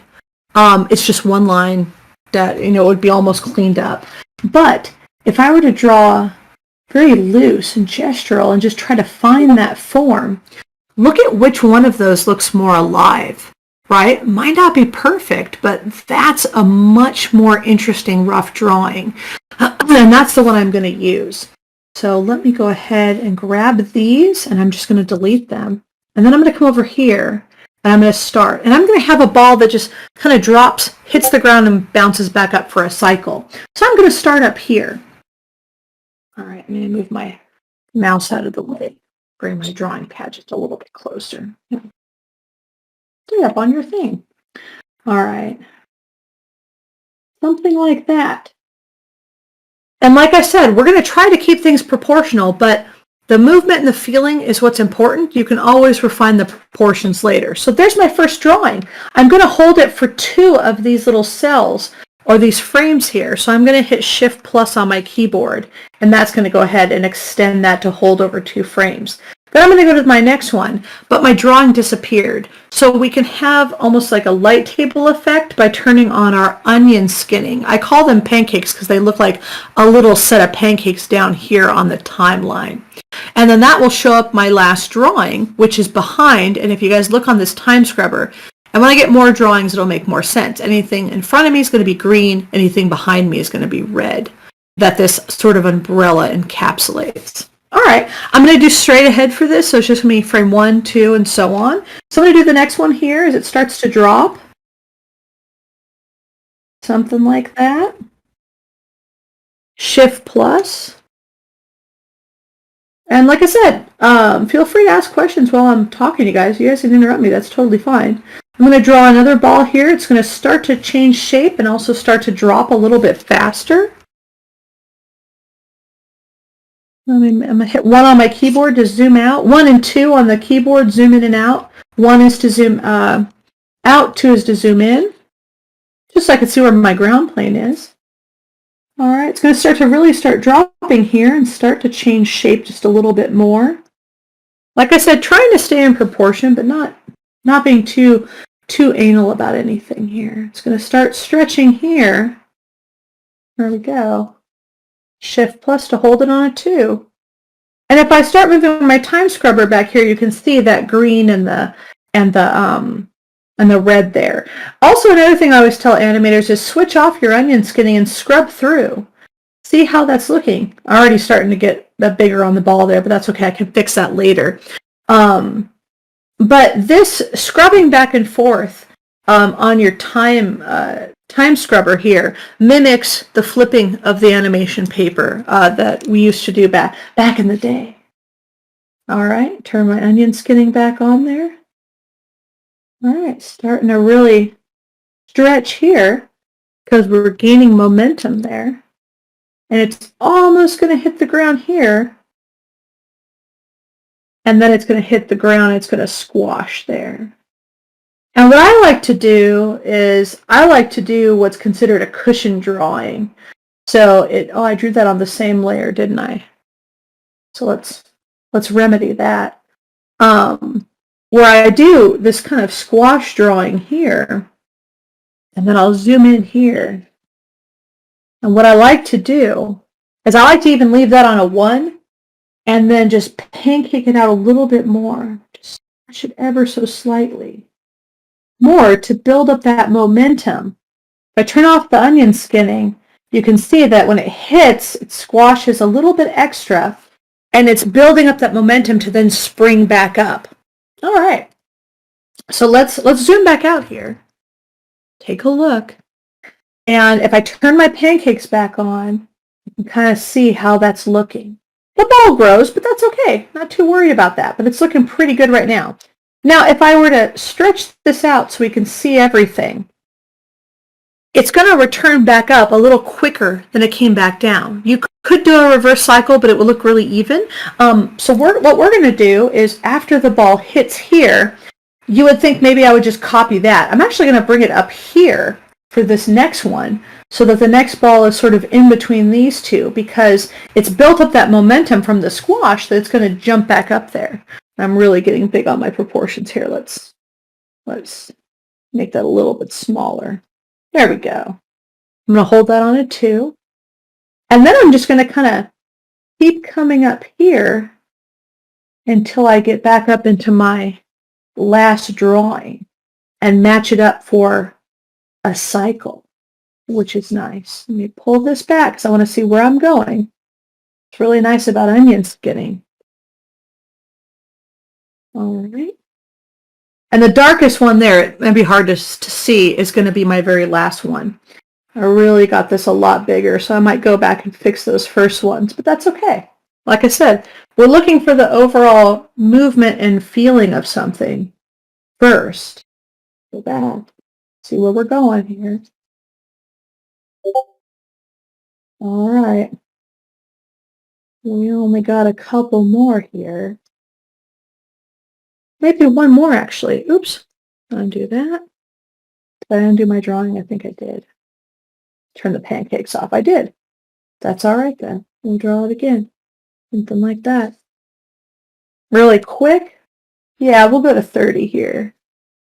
And I want to match this first one pretty similar to where the other one was. Now, I've made the other ones really kind of bigger, so I'm going to go back in here and just remedy that really quick. I'm going to just make this a little bit bigger to start out with. These first couple frames here. See if I can match how big I got them later on. There we go. It's a little bit bigger. That makes more sense. Okay, so let's turn this off. Let's turn our pancakes off. Let's switch our guide off. Let's turn our little eyeball off. And let's see how we did on that ball bounce. Let's take a look. See how it looks here. I'll bring my time scrubber back here. I'm going to turn this on loop on my timeline and hit play. And then we have a ball that's slowing and slows out and boings and bounces. So the timing's a little different. So we didn't just get something that looked really even up and down. We have more of that kind of light boingy feeling that we would want from squash and stretch. And then we can, from here, go in and clean it up, and I can add some color so everybody can see it a little bit better. We can pick a darker blue maybe here.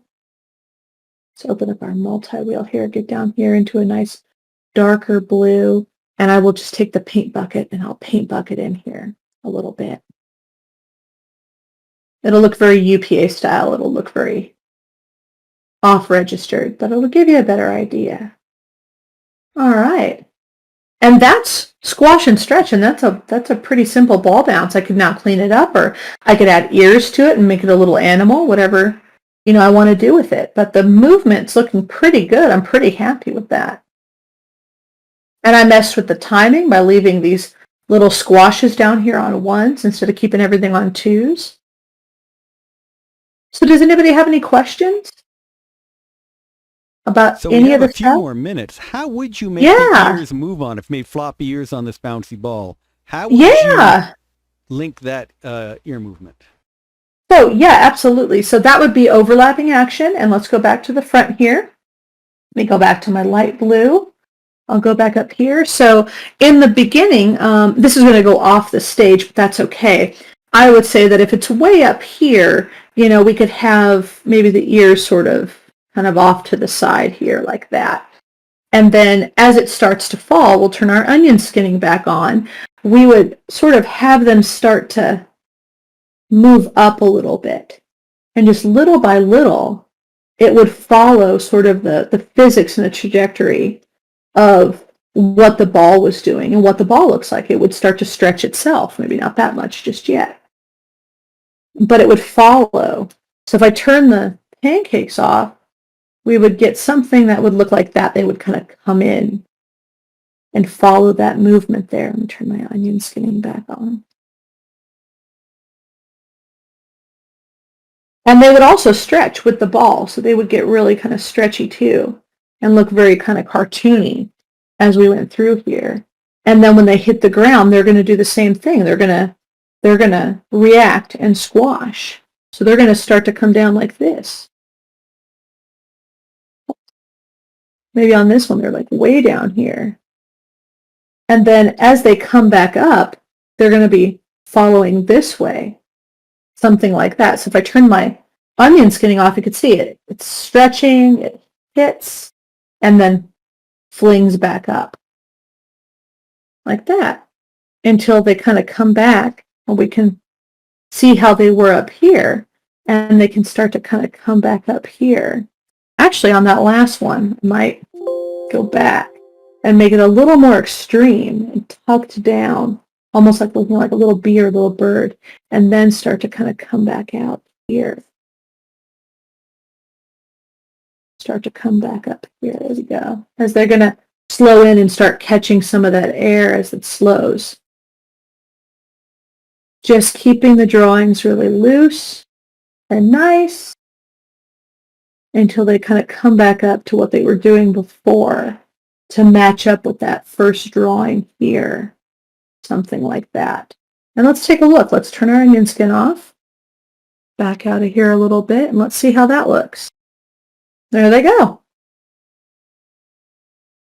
Yeah, one of the other problems in 3D animation, speaking of linked animations, was you would have these characters running, but the upper body would not move at all. So the legs moved and the upper bodies wouldn't.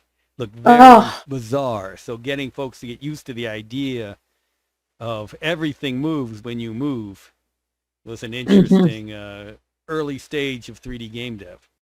Yeah. And I think, honestly, the most successful animations in, TV, film, or games, you'll see over and over that the animators have studied these old principles. I've been told over and over, it's going to hit the line art. I've been told over and over that, even people working in 3D, if they have a foundation in 2D animation, even if it's just rudimentary and very simple. Let's need to close large gaps there. I do have large gaps closed. Oh. That, if they do these kind of stick figure drawings, or if they try to figure out some stuff in 2D, it makes the 3D easier. I want that paint in. Well, we'll just paint it in, won't we? Well, I'll just put some blue right there. But yeah, color that in just a little bit.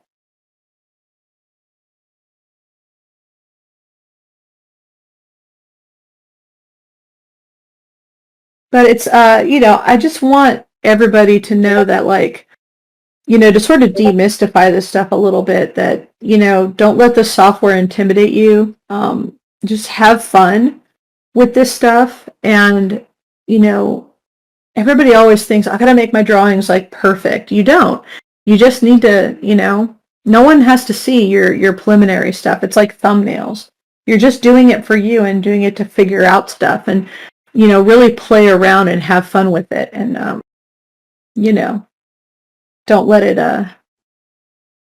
intimidate you. I think a lot of people, they see all this really cool, slick stuff that's done, but you forget there's like a million people working on that.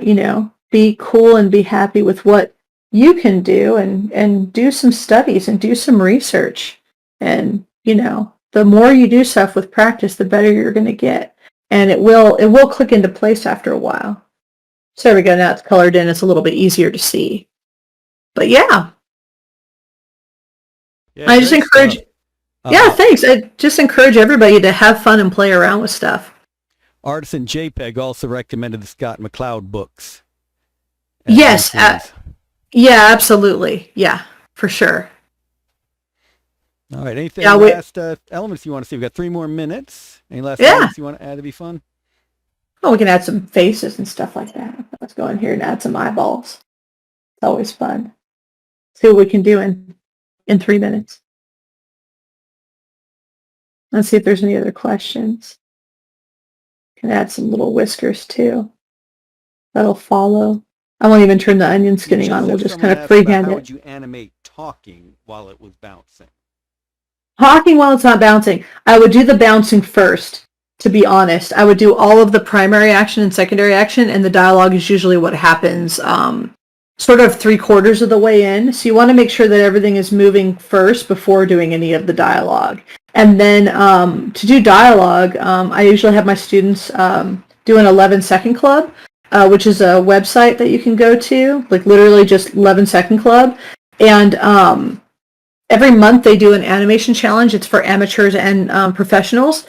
And you can do it in 3D, you could do it in 2D. And it's just you taking a dialogue clip. It's usually 2 people talking from a film or a TV show that they've chosen for that month.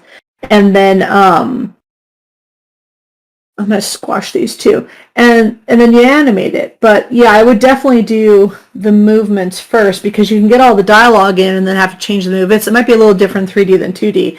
And then you don't want to have to like change it all. You know what I mean?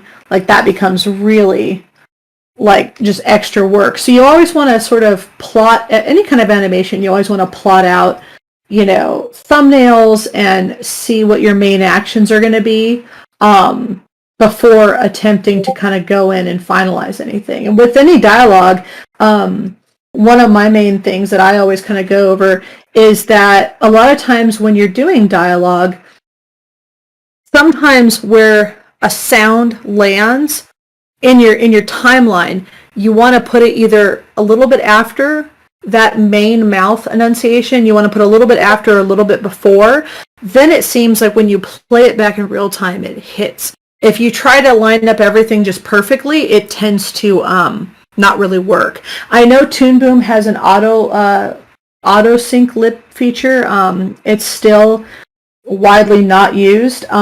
If you're going to do any kind of dialogue for the first time, or the first 5-10 times you do a dialogue, I would manually do the entire dialogue. It's going to just help you learn.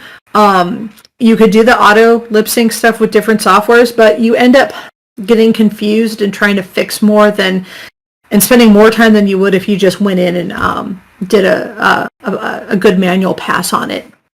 Okay, I think I reached the end of my bunny Yep, here. lots of great info. Thank you, Sandy. Sandy will be in our voice Yeah. channel. Ian Russell just said he's around. Yeah. Ian, if you can be in the voice Okay, channel great. too, great conversation. Would love to hear this conversation on animated talking. So you can talk about Yeah. from voice actors' perspective. Keep going on. Yeah, All right. absolutely. We are going to move on to 10 tips All for right. designing better LGBT characters. Thank you very Yay. much, Sandy. Oh, you're welcome. Thanks everybody for hanging out. Have a great day.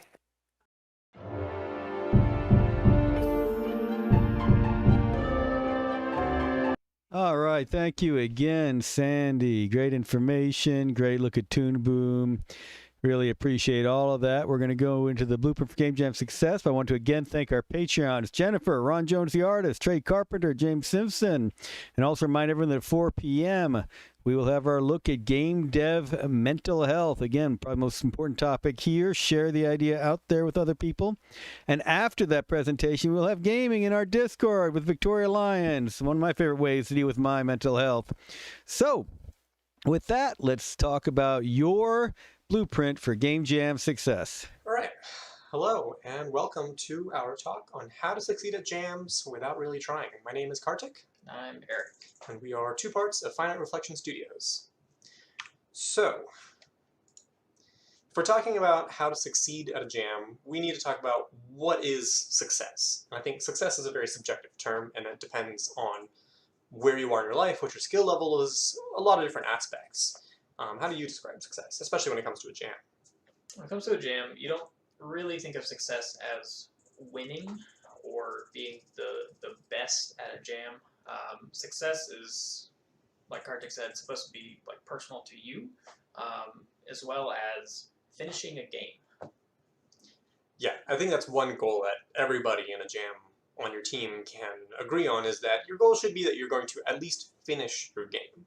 The way you go about that might be different. Like, for instance, some of my goals in the past have been to just do all the art in the game, or to learn how to use Blender and use that to create all the 3D models for a game.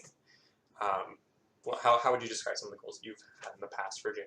Well, when you do a jam, you want to go in with a personal goal, something that you want to do. And it's fine if your personal goal is just, I'll be a part of a team that finishes a game. That's fine.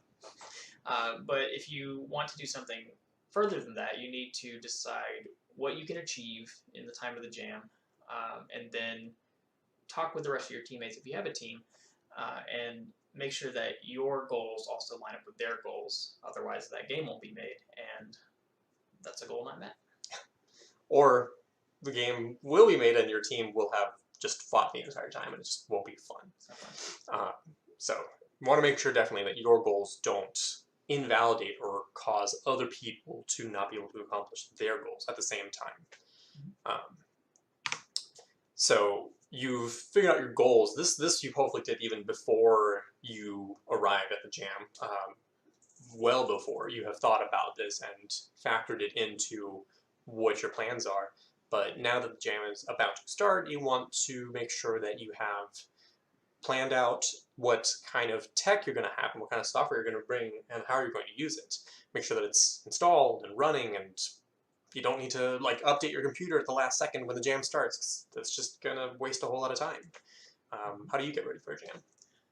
Well, it depends on your goal, but for me, when I'm coding, what I want to make sure I'm doing is not spending precious jam time doing things that I could have done ahead of time. And these are things that I wouldn't have got out of the jam anyway. Setting up a GitHub repo, installing software, writing the same piece of code I've written 1,000 times is not beneficial for me and for what I want to learn. And so I want to make sure to get all of that kind of setup work done and tested even ahead of the jam, provided that whatever I've written or am bringing falls within the rules that whatever the jam says is okay or is not okay.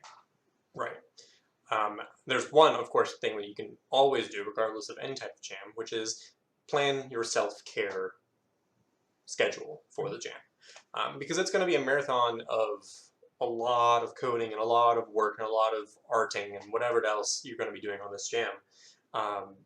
You want to make sure that while you're doing all these things, you are doing it in a healthy way and you're not pushing yourself beyond your limits and wasting time worrying about, oh, where are we going to get food from? Are we planning on sleeping at this location-based jam, or are we planning on cooking during this time? You know, all those little questions, if you can plan them out before you start the jam, you can worry less about it during the jam, and end up feeling a lot more healthy and a lot less hungry.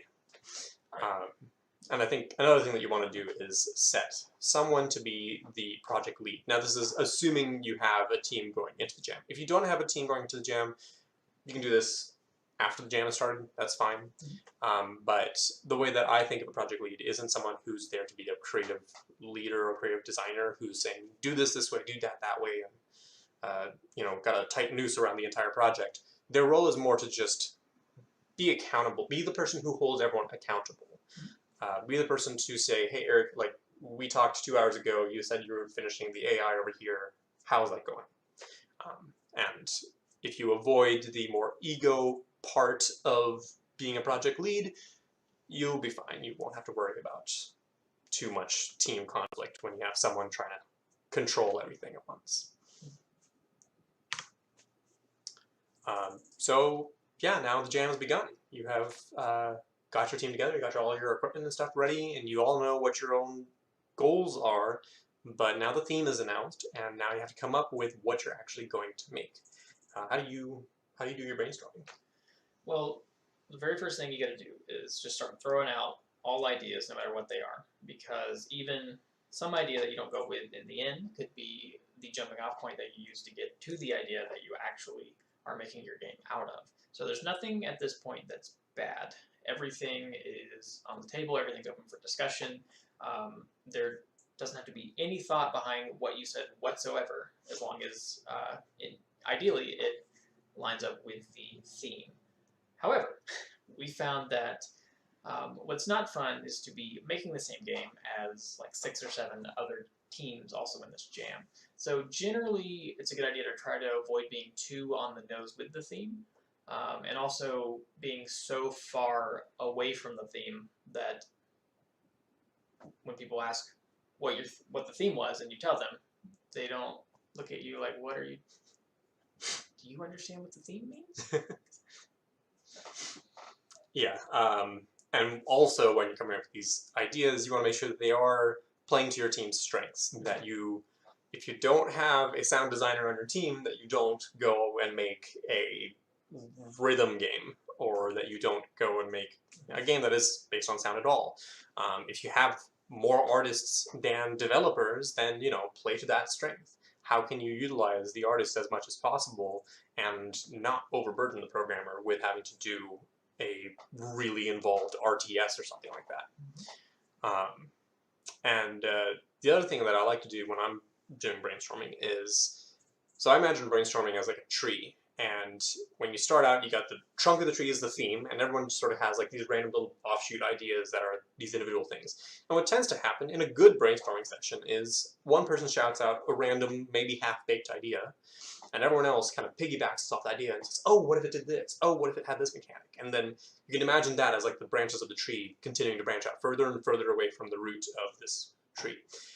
Once you reach the end, you usually end up with a really cool idea, and an idea that you might want to just, great, let's start making it right now.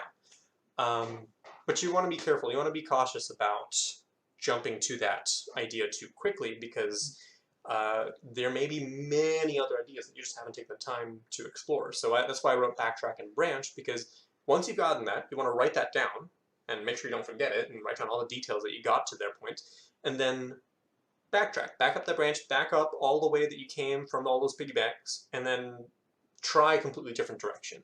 Force yourself to say, okay, we've really tried to talk it through. What if it was a platformer? Let's go another direction. What if it was a first-person shooter? I don't know. And push your team to think creatively in other directions. What you may discover is, nope, platformer it is. That was the best idea. Or you may discover, actually, we didn't realize we were going to have this much fun making this other genre game. So it's an important way to make sure that you have a nice variety in your list of games. And what do you do once you have that list of games? So once you have the list, it's time to narrow it down and pick one that you're going to try to stick with. So you can do that using a few techniques. One, how feasible is the idea you're going to make? It could sound really cool to make a first-person shooter platformer puzzler that also has augmented reality built in, but it's not very feasible. So cut that one onto the next one. When you're discussing as a team a certain idea, you need to talk about what you individually could do on it and how it meets your goals, and then if it also meets collectively the team's goals. Yeah. And then the last thing is, are you excited about it? Because people want to work on a game that they're excited for and not have it feel like a chore or work that they have to do. Mm-hmm. And I think one of the key things about feasibility that can determine whether or not it is the most feasible idea is if you're able to make a prototype out of it in under 2 hours. Those first 2 hours, when I say first, I mean actually after you've done your brainstorming, 2 hours after you've done brainstorming, once you've picked your idea, those 2 hours should be spent just getting a boxy, untextured, no art prototype done. And by done, I mean within that amount of time you want to be able to pick up a controller or a keyboard and mouse and start moving about and start being able to do things in your game. And it should feel good and it should feel fun already. Now it's a tough skill to be able to make a prototype in 2 hours, let alone a fun prototype in 2 hours. But even if you're a more novice game developer, you should be able to get a feeling, a sensation about, hey, you know what, even though this is just a bunch of boxes, I can see where this is going. And if you don't think that you can do a prototype in 2 hours of your concept might be too complicated to complete in 48 hours. What else do you think about when you're making your first prototype? Well, I mean, the prototype feeling good is very important because most of the time, what we've learned is if the initial prototype didn't feel good, it doesn't matter what art or fancy graphics or whatever else you throw in there, it's still going to not feel good even if it looks better than just a box. But to get to that point, it's fine if you have bad code in your project. At this point, it's a game jam. It's going to happen. It should happen so that you can be moving faster, because you would want to spend 1 to 2 hours, hard coding things, putting a bunch of references everywhere, instead of 6 to 7 hours building a proper database and structure of your game, and then finding out that the game doesn't work and you need to scrap it. Yeah, and speaking of scrapping what you have, this is your really one and only opportunity to do so. You can't afford to do this 4 or 5 or further hours into the jam, because at that point you've really lost too much time to be able to finish a quality game. The sooner you're able to get this prototype and playtest it with your teammates, the sooner you're able to discuss and see, okay, either this is absolutely not good and we need to pick another one of the ideas that we had, or it's okay, here's some ideas that we have to sort of finagle the idea to make it a little bit more feasible, or maybe make it a little bit more fun. Or, hey, you know what? We did it. This prototype is gold. We know exactly where this is going to go. And if you're not able to play it as soon as possible, it's probably a clear sign that maybe this idea wasn't the right one. So now you've gotten past that step. You've got your prototype done. You definitely got your idea sort of solidified, and you can start to see the long-term goal of what this finished thing is going to look like. But you have to break that down into tiny little steps to be able to get there. And I think one of the most common mistakes that I see in some jam teams is a hyper-focus on that plan and on all those steps, and trying to actually manage this like a real game project, which it's not. It's a jam project. You can't manage it like a real project. So what we recommend is to plan only one step ahead. How do you do that?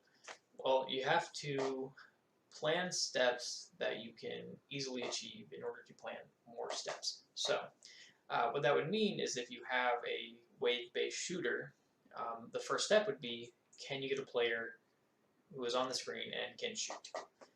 If you did that, great.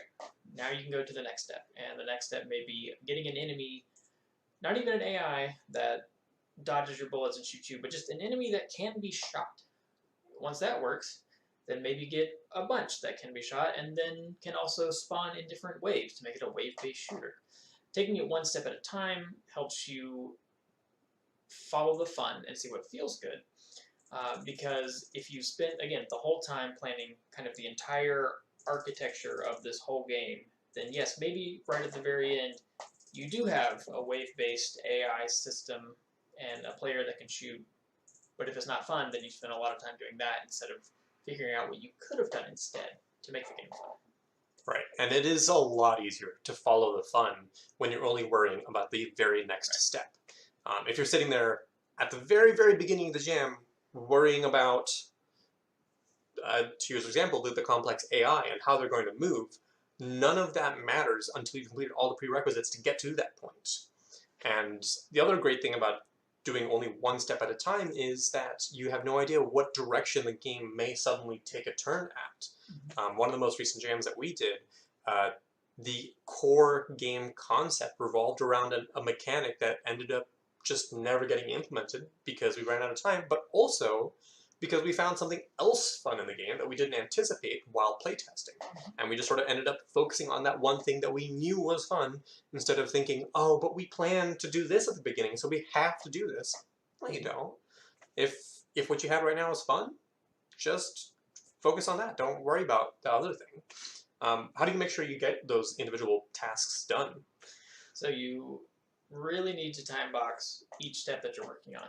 It's important that when you are talking with your team and you splitting up tasks and deciding what you're going to do, that you also decide when you're going to meet back up with each other, or at least have just a quick check-in to say, hey, I said I was going to get wave spawning stuff working in an hour, and then if someone comes back to you and they say, how's it going? And if you did good, then you can move on to the next step. And if not, then maybe you need to reevaluate what you're working on, make a new plan, or just if you need more time and that is feasible at that point in the project, then that's okay too. But at least you know.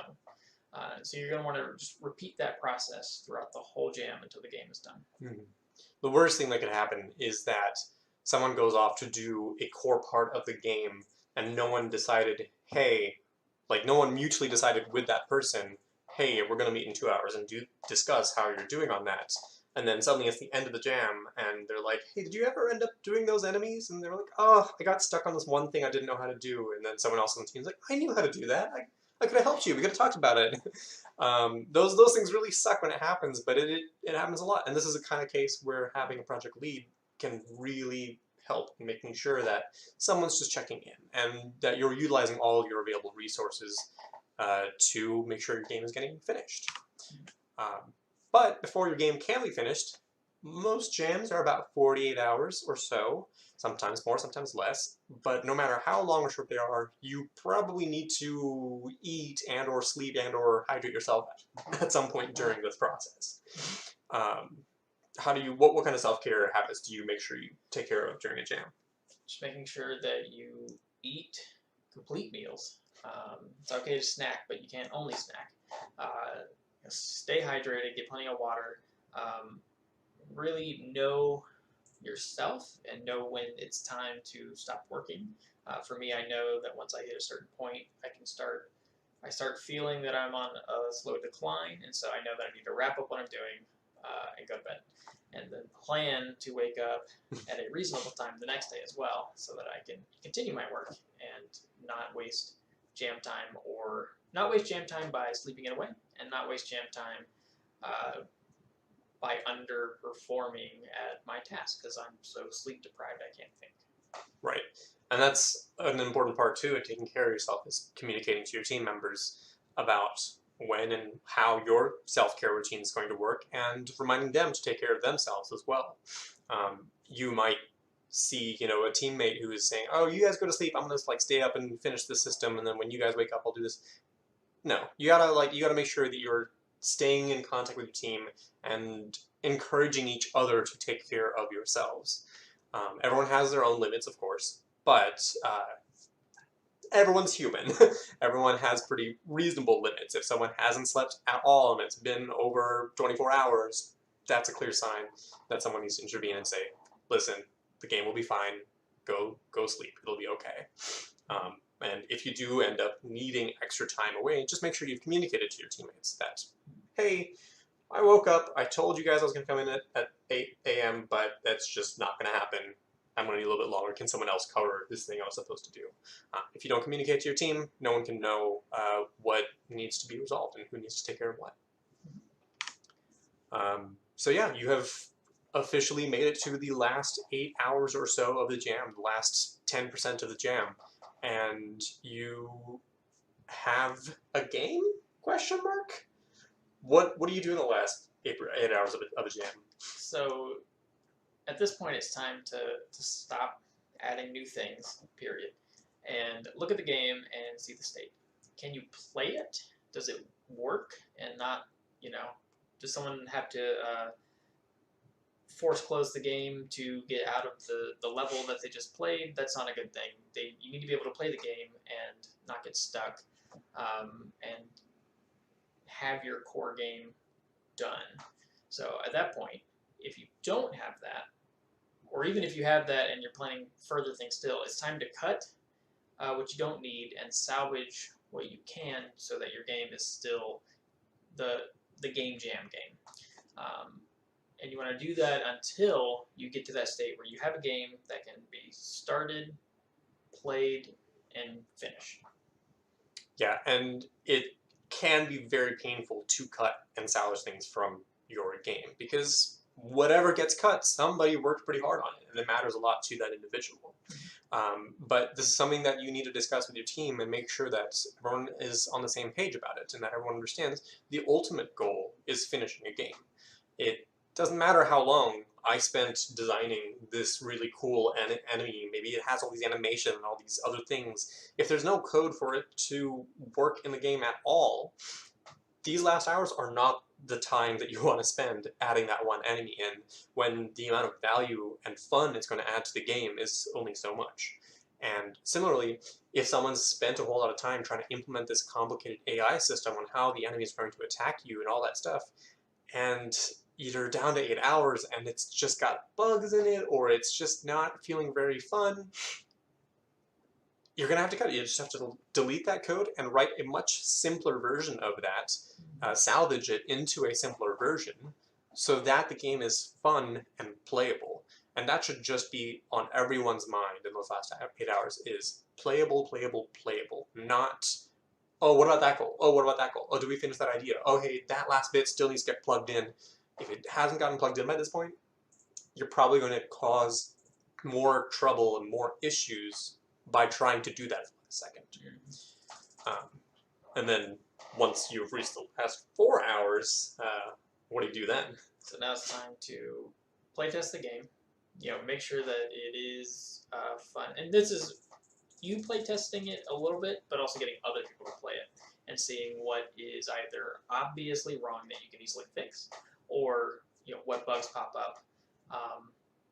And when I say things that are obviously wrong, I mean things that were not obvious to the player playing your game. So little pieces of text that you can just add on the screen, or if someone says, I can't see because the colors are way too bright, then maybe dialing back some of the colors or brightness in your game.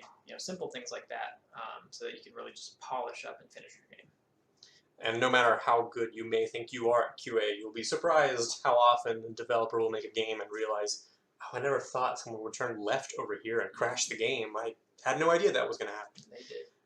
So you really want to make sure that you get at least one person who hasn't been in the development team to just launch, play it, and let you know what needs fixing. And once you've gotten that done, or hopefully maybe even during the time that this is happening, always make sure you've got one person also working on your submission page. Most game jams require you to have some sort of submission page where you submit your game, whether it's on itch.io or the Global Game Jam. They tend to require having either a video or some screenshots at least of your game. And you want to make sure that you actually spend a little bit of time and care on those things. If it is a competitive jam, those elements can make or break your game. If you don't have decent screenshots to showcase the amazing game that you've made, maybe not as many people will play and rate it. If you don't have an engaging bio written about it or about your team, they may not take the game seriously. So you want to make sure that you haven't left too many things to the last second, especially things completely out of your control, like the entirety of itch.io going down, or the Global Game Jam site not being able to handle too many uploads all at once. Make sure that you have factored those critical last second things into account to make sure that all this hard work that you've done actually gets submitted and played by other people. And once you've done that, once you've submitted it, you're done. And you get a chance to treat yourself and hang out with your team and celebrate what it is that you've made, and make sure that you do celebrate what you've made, by the way. I think it's easy afterwards to be able to focus on what didn't get done, because a lot will not get done. A lot of the stuff that you thought about during or before the jam, you won't be able to fully accomplish. But if you did that first step correctly, if you set those clear and concise goals that determine your success, chances are you at least accomplished some amount, if not all of your own goals, and you should celebrate that and celebrate your teammates' ability to complete their own goals as well. What else do you recommend doing after jam's over? So what's really fun and helpful even is going into the Jam's website that you were a part of and playing other people's games. You'll find that a lot of times the more you play people's games, the more likely they are to play your game as well. And then what you have is just a really cool feedback loop of playing games and then both giving and receiving feedback. And it's been a trend lately for people to stream themselves playing other people's game jam games, and it's been a fun time doing that too.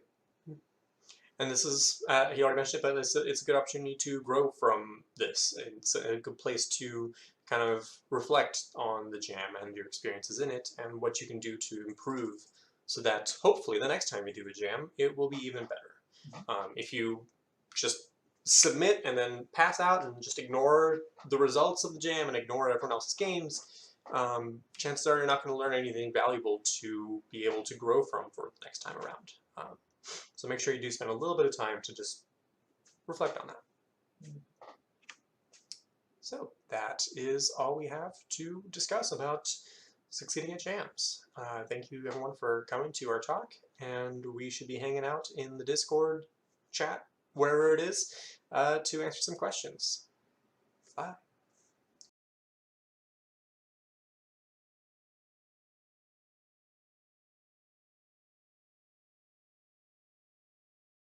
Thank you, Kartik and Eric, all the Creative Friction Game Jams. Yes, that was a rerun, but lots of good information on the YouTube for the George Game Devs, but perhaps no more important topic than the one we're about to go into, which is your mental health as game devs and as human beings. Not that those are necessarily different things, just sometimes. But Silja Litvin has been working in this field and as a game developer, and her game EQ has already 500,000 users around the world. We are looking to set something up here with the GGDA to get you access to that, and hopefully we'll have some links up soon. But obviously a pressing topic for everybody, and also for us game developers. So, Ms. Litvin, if you'd take it away. Thank you so much, Andrew. And hi, you guys. I wish I could see you, but I'll just talk to myself, I guess. So my name is Leah Litvin. I'm a clinical psychologist. I'm half American, half German, but I'm actually speaking to you from London right now. So it's 9 p.m. And I have to warn you, I've been alone with twins all day. So if I'm a bit slow or tired, I just doze off halfway, just to like knock or tell Andrew to wake me up. So when you study psychology, you learn all about symptoms, diagnostics, and treatments, but you don't learn about the healthcare system, right? So when I started working in the NHS, which is the National Health Trust here in the UK, I was really shocked to meet people who had been on a waiting list for half a year or longer to get their 7 sessions of cognitive behavioral therapy, and then who had shared that they had their first symptoms like 4 years before that. It really blew my mind. And when I started looking into health care, I realized that it wasn't accessible for everyone. Not everybody could afford it. Not everybody was covered. Not everybody wanted to get healthcare, even though they needed it. And that there would have to be a better way to make mental health care scalable. So even if I continued working and the NHS is free for the people who, are past threshold and they actually get to see someone.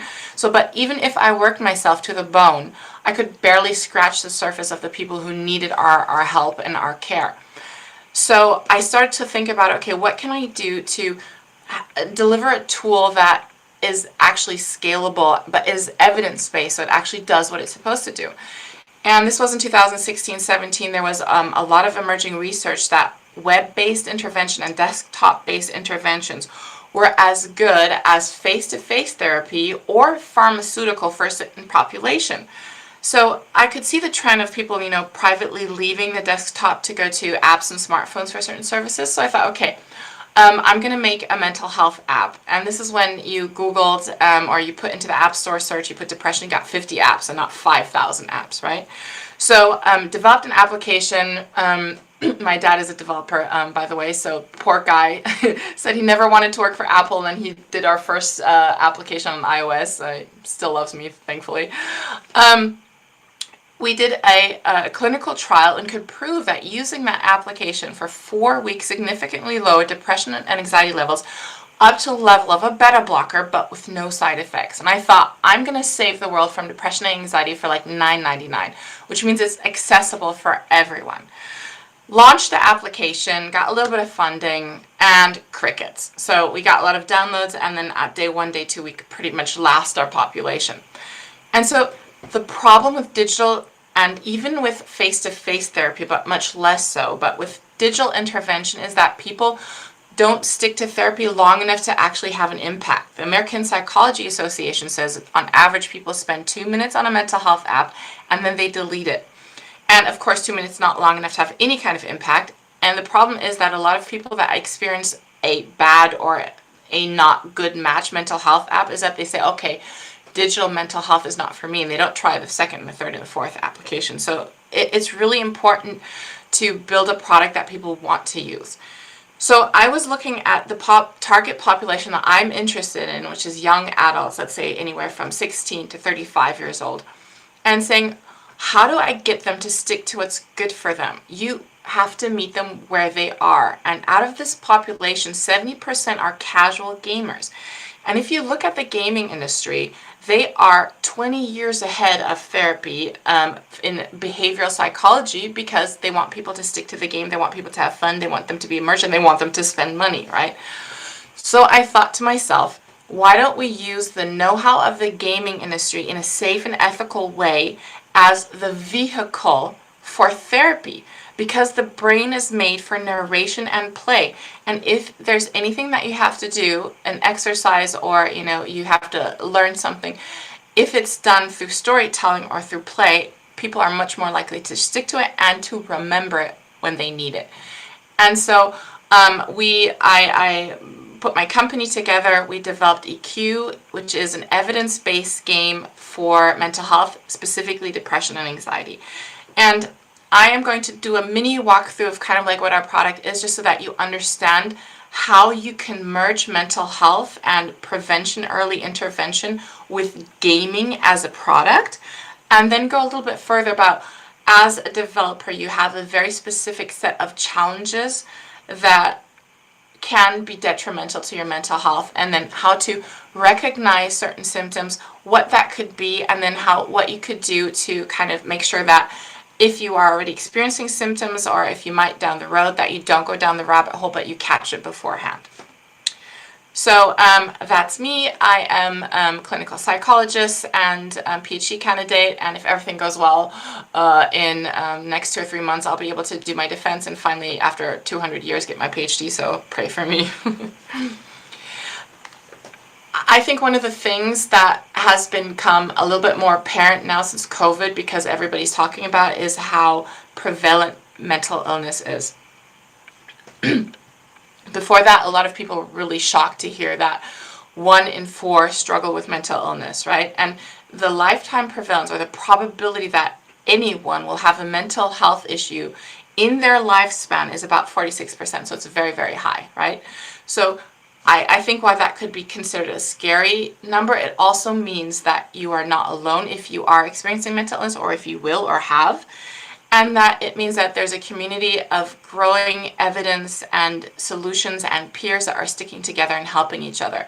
And that it is something that businesses should not ignore. And if, for example, you are employed somewhere and you're not, your own little independent game development company, that you can expect your employers to do something about it, because it has an impact not just on your well-being, but on the company as well, and your performance and everything. So it's an all-around global subject that we just can't escape.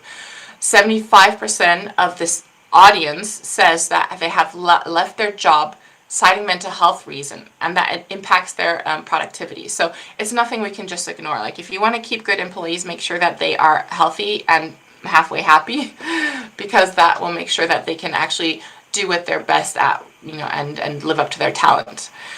44% of all the doctor notes are attributed to mental health. So a lot of the things that people go to a doctor for, like headaches, lower back pain, intestinal, sleep issues, these are all connected to mental illness. So it's actually not that you get unwell mentally because you're having a headache. It is that you are unwell mentally and you don't really know how to recognize it, and you physically recognize the headache.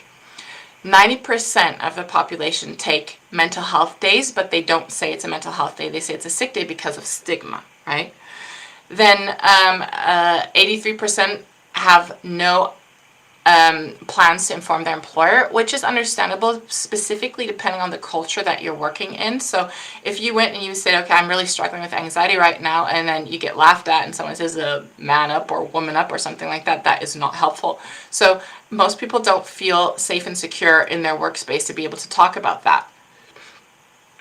91% want their employers to do more, and only 75% of the people struggling with mental illness actually seek help. And 75% will never seek help. And that has a lot of reasons, many of them being that people think it's normal to feel the way they do. So they think it's normal to not be able to sleep, to be irritable, to have headaches, lower back pain, and, just be all around miserable, because that's what everybody is, right? And then, of course, there's stigma, and then there's financial, and then sometimes you just don't have the time, or, you don't believe that psychology is for you. So these are kind of like overall numbers to know that you're not alone, and it is very prevalent in society. When we built the game, we built it around 5 psychological dimensions. The first one being resilience. And why resilience? Because it is the biggest factor in not developing mental illness. And I have a slide a little bit further down the line about resilience and why it's so important. But the higher your resilience is, the less likely it is that you are going to develop anxiety or depression. Why did I choose anxiety, depression? Because those are the most widespread disorders, specifically in the target population, but in general.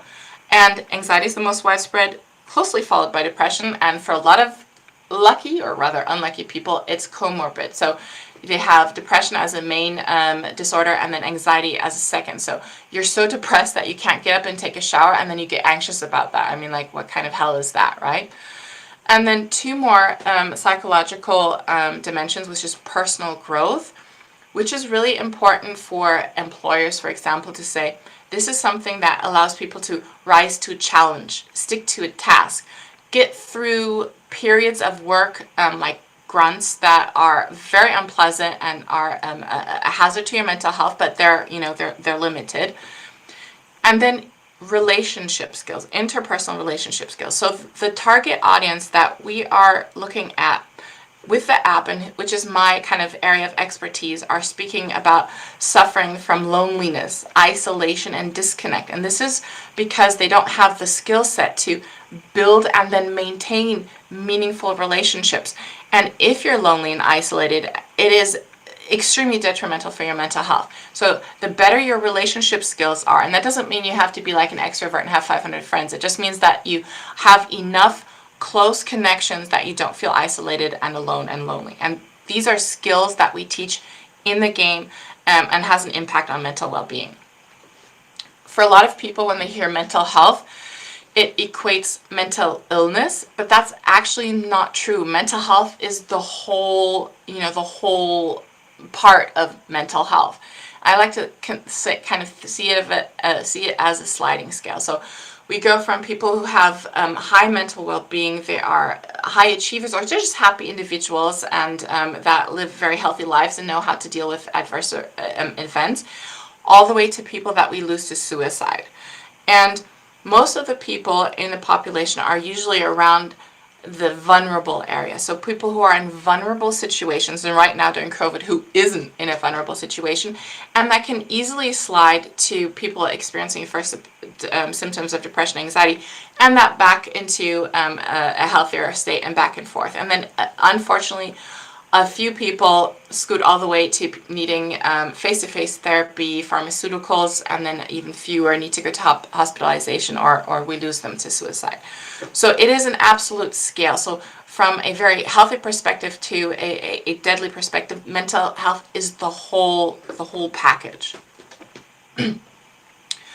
I chose I would say the 3 most prevalent mental illnesses to kind of explain the most common symptoms and how to recognize it, just because these are the things that you would be most likely to deal with. That doesn't mean that that's it, right? But it's kind of like an overview. And one of them is burnout. And the things that I learned about being a developer is that you have these moments where it's like a month or two, a game's coming out, and you really have to crunch, and you can easily burn out if it goes on for too long, because most people are quite resilient, but if it goes on too long, then you run out of resources. So one of the typical symptoms is apathy, lack of motivation and joy. So you're doing the same thing that you love doing and that you pursued all your life, but you feel empty, you can't get motivated by it anymore, you don't feel that joy. The feeling of working hard and feeling drained, but you don't feel accomplished, or sometimes you look like, what have I been doing all day, right? It doesn't feel like you're doing anything tangible. Frequent illness, so having a lot of colds, allergy outbreaks that you didn't have, breakouts like your skin is bad, sleeplessness, not being able to sleep, insomnia, like ruminations. You're sitting in bed and you're trying to sleep, and then your head just goes zzz, and you're thinking about you forgot this and you need to do this and this is things like that. And irritability with coworkers, family, and friends. And so irritability is something that is common with burnout, anxiety, and depression. And it is more common a symptom with men than it is with women. So sometimes men get depression or burnout and they're like really irritable and very aggressive, and they think you think you wouldn't come up to the idea that that could be depression or anxiety. But it is a way that like this nervous energy just comes out. And if you're on edge the whole time, little things can trigger the flight or fight response, and sometimes the fight response is there and is more prevalent, and that's when you get into someone's face. So if you, for example, you're building code, you're typing away, and then someone interrupts you, or something happens, or coffee spills, or you press the wrong button or something, you feel like you want to take your keyboard and smash it, and that's not your normal self, that could be a sign of irritability that is linked to something that is a mental health issue that needs to be looked at. Depression and the lack of vision. The lack of vision just means that you can't see yourself in 2 or 3 years. You don't hunger for something new. You're not looking for anything. You're just kind of like stuck in this nothingness of apathy and kind of feeling meh and burned out. Depression is often described to me as a psychologist not only as a feeling of deep sadness, but a feeling of emptiness and meaninglessness, which is quite chilling when you hear people describe that. So if you go through the world and you're smelling the flowers, the sun is shining, you get to eat that ice cream you always wanted, you always loved, and you can't feel anything, it feels void and meaningless, that could be a sign of depression. Fatigue, not having the energy, not being able to do the things you used to love. Insomnia. So the interesting thing about depression is that a lot of the things are quite double-sided. So they say sleep issues in general, but it could mean that you don't sleep at all, or that you sleep way more than that used to sleep. So those are both symptoms of depression. Change of appetite, exactly this thing. Some people lose like 20 kilos in a couple of weeks, and other people gain 20 people because they're eating more. Trouble concentrating. So cognitive impairment is one of the big issues for depression. So, for example, you don't remember things as well anymore. You can't come to conclusions. You can't make decisions. You can't read properly. You lose the thread. These are signs of cognitive impairment through depression. Loss of interest of things that brought you joy. Thoughts of self-harm that can go any way from just like want to kicking the wall to actually thoughts of suicide. If this is something that you experience, it is a typical symptom, but it is something you should definitely speak to your GP for, because it can escalate and it can get quite dangerous for you. So it is one of the factors that is, I guess, the most dangerous out of mental illness is the thoughts of self-harm. So watch out for that, please. And then feeling of worthlessness or guilt, like always feeling guilty, like you're too exhausted to meet up with your friends and then you get really guilty about that, or you don't want to hang out with your friends because you feel you can't really contribute to, them being a friend, and then you feel guilty for that. So lots of unpleasant negative feelings around yourself. Last but not least, anxiety. Interestingly enough, almost all of the mental illness come with a lot of physical side effects, and if you speak to a psychologist, psychiatrist, or your GP, which in the UK is a general practitioner, so your family doctor, they will ask you for a bunch of things, and there's a lot of physical things in the mental health questionnaires.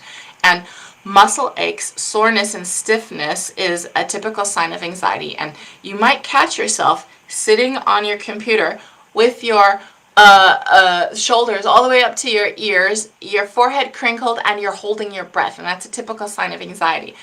And actually, that's when I know that I am overworked and that I need to take care of myself, is when I start noticing that I'm not getting enough air and I'm feeling low of breath. And I have to stop myself and go through my breathing exercises. So for me, it's funny because as a psychologist, you'd think you'd know it faster, but for me, the first sign that I notice when I get anxiety is my breathing. Impaired concentration with anxiety is difficulty getting into the flow. So instead of being able to get into a project really deep and work for a while, your mind keeps on bumping around, and you check your emails a million times, and you can't create that space of deep diving into a project. Irritability, as I said before. Difficulty sleeping, usually this is being able to sleep less because of ruminations, which are thoughts and worrying that you can't stop and go round and round, and they don't lead to a solution. Sometimes worrying is good, and it's important to be able to worry, because if you can't pay your bills and you think about it, okay, how can I get a side job? Who can I ask for money? All these kind of things. That is worrying that is productive and might lead to a solution. If it's just going around in circles and you're waking up in cold sweat, and you can't find a solution for that, that's rumination, and it's not helpful. Restlessness, getting up and down, not being able to sit and relax, having your leg go bouncing up and down the whole time. Restlessness, that's a typical sign of anxiety. And then heart palpitations and breathing difficulties, and things like sweaty palms and dry mouth are typical for anxiety as well. Andrew actually asked me when we were discussing what I would talk about today, how do you know that you might be struggling with burnout, anxiety, or depression? And my first thought was kind of if you're so miserable that you're wondering if you're struggling with anxiety, depression, that is pretty much a good symptom. But there is actually a procedure to go through, and if you go to kind of the mental health manual and you're speaking with a psychologist or a psychiatrist or your GP, it usually means out of these 8 symptoms, you have 4 or more the last 2 weeks or longer. So if you're looking at our screen right now and you're going oh gosh, I've been super irritable, I haven't slept in 4 months, my leg bounces all the time, and I can't stop worrying, plus I have sweaty palms all the time and I can't get a deep breath since 2 months, that is probably a good opportunity to speak to your GP. So if anything that has been mentioned here kind of rings a bell and resonates with you, and you say, oh gosh, this is me, then please speak to your general practitioner. They should be trained to be able to do these questionnaires with you and then be able to transfer you to the right professional. If that's not the case, find a therapist. They will be able to help you and know what to do. And there's a lot of mental health charities out there if you don't have the money to take care of, the therapy yourself, because it is very expensive, that will allow you to have access to between 3 and 9 sessions of CBT therapy with a therapist through the charity. So it's always worth looking into. When we look at the game, and what I am very passionate about, it's mostly prevention. And here on the left hand side we have a picture that we kind of designed. Emotional or mental health is kind of like, a tightrope, and we're walking and we're balancing, and we have work and relationships and money pressures and stress and environment and microaggressions, all that kind of stuff, and we're balancing across that tightrope. And then if you fall off the tightrope and you're lucky, there's going to be a mental health resources like, a friend who can talk to you, or a group therapy, or just, information or something like that. If you fall a little bit deeper, it's an EAP, which is like an employee assistance program, things like that can catch you. But it takes a lot of time and effort to get back onto the tightrope. And what prevention does is make sure that you're not walking on a tightrope, but it becomes a bridge, and eventually an 8-lane street that even if you fall over twice and you roll around, you still won't fall off. And resilience is a set of skills and resources that allows you to be able to deal with a significant adversity. So life is still gonna throw curveballs your way, but you will be able to understand where to go for help, understand how to deal with certain emotions, and understand that a lot of the pain and stressors are time sensitive. So pain usually doesn't last forever. So it will come and go, specifically grief, but most of the time it's a phase that you can go through, and then you'll come out of it again, right? So resilience and prevention programs that give you the skill set to build your resilience are important, because they keep you on the tightrope, and they make sure that the tightrope gets wider and wider the more you work on it. And so you might be looking at this and going, okay, so great, how do I make this tightrope, a bit wider? How do I take care of myself? And of course, EQ is made to do exactly that, but it's not for everyone. And I'm kind of like keenly aware that even though our game is built by game developers, it's not a game because we're limited by our by having to be mental health. So you might have a giggle when you look at it, but there's a lot of things that you can do outside of EQ, and I kind of put them into 3 pillars. And the first one is physical health. And you might be rolling your eyes right now because, physical health, exercise. Have we heard that a million times? Everybody says it.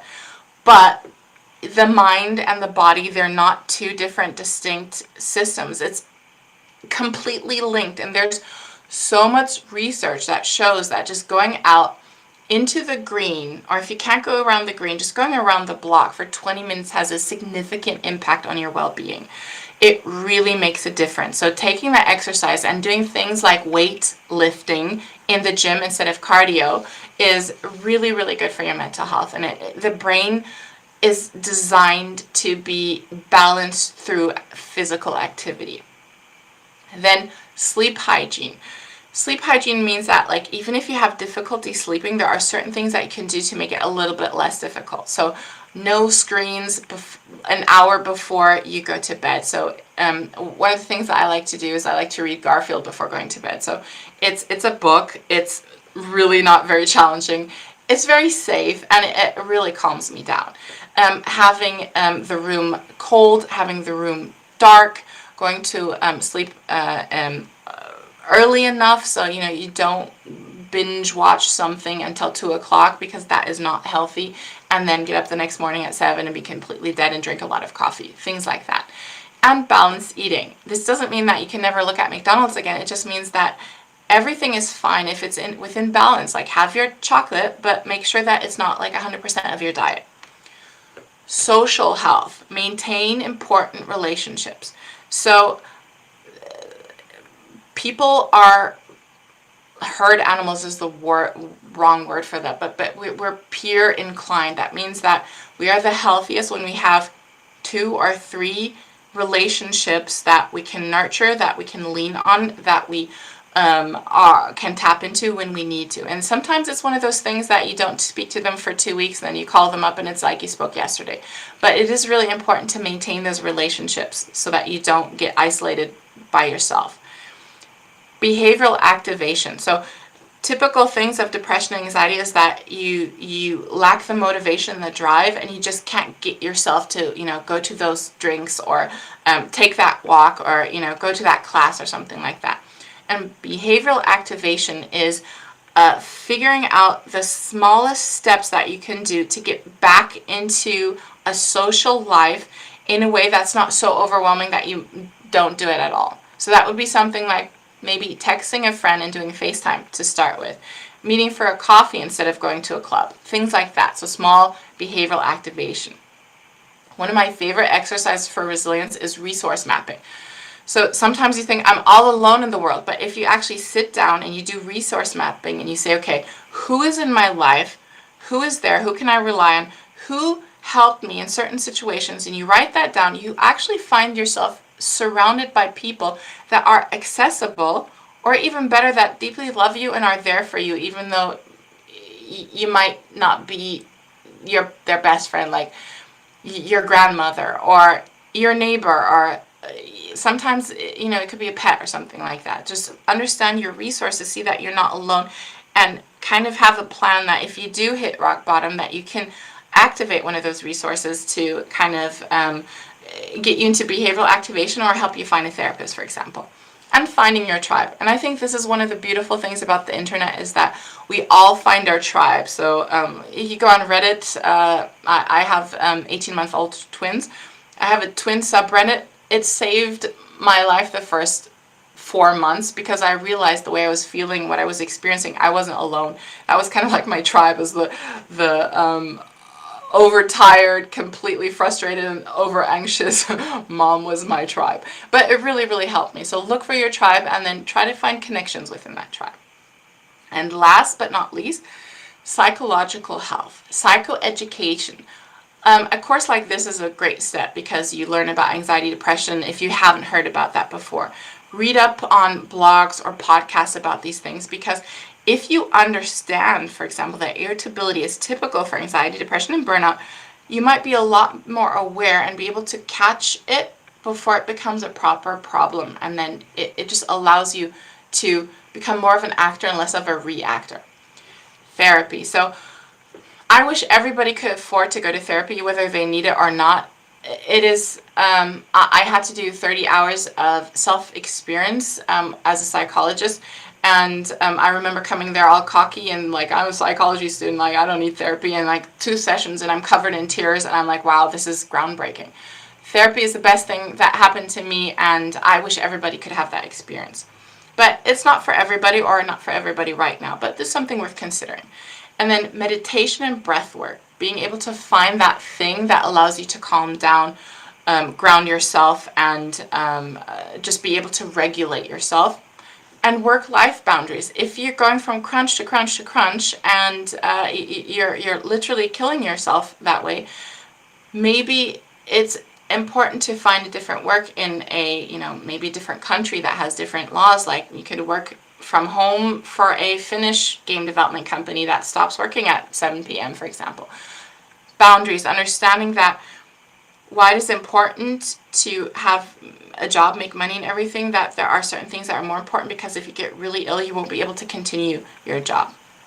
So these are a couple of the things that to look out for, that you can do by yourself. And this is just the tip of the iceberg. There are so many resources out there, and actively looking for that thing that resonates with you. And I'll stop now because I feel like I've been a lot longer than I'm supposed to be. Andrew, are you stopping me now? This has been great. I do have some questions for you, but keep going.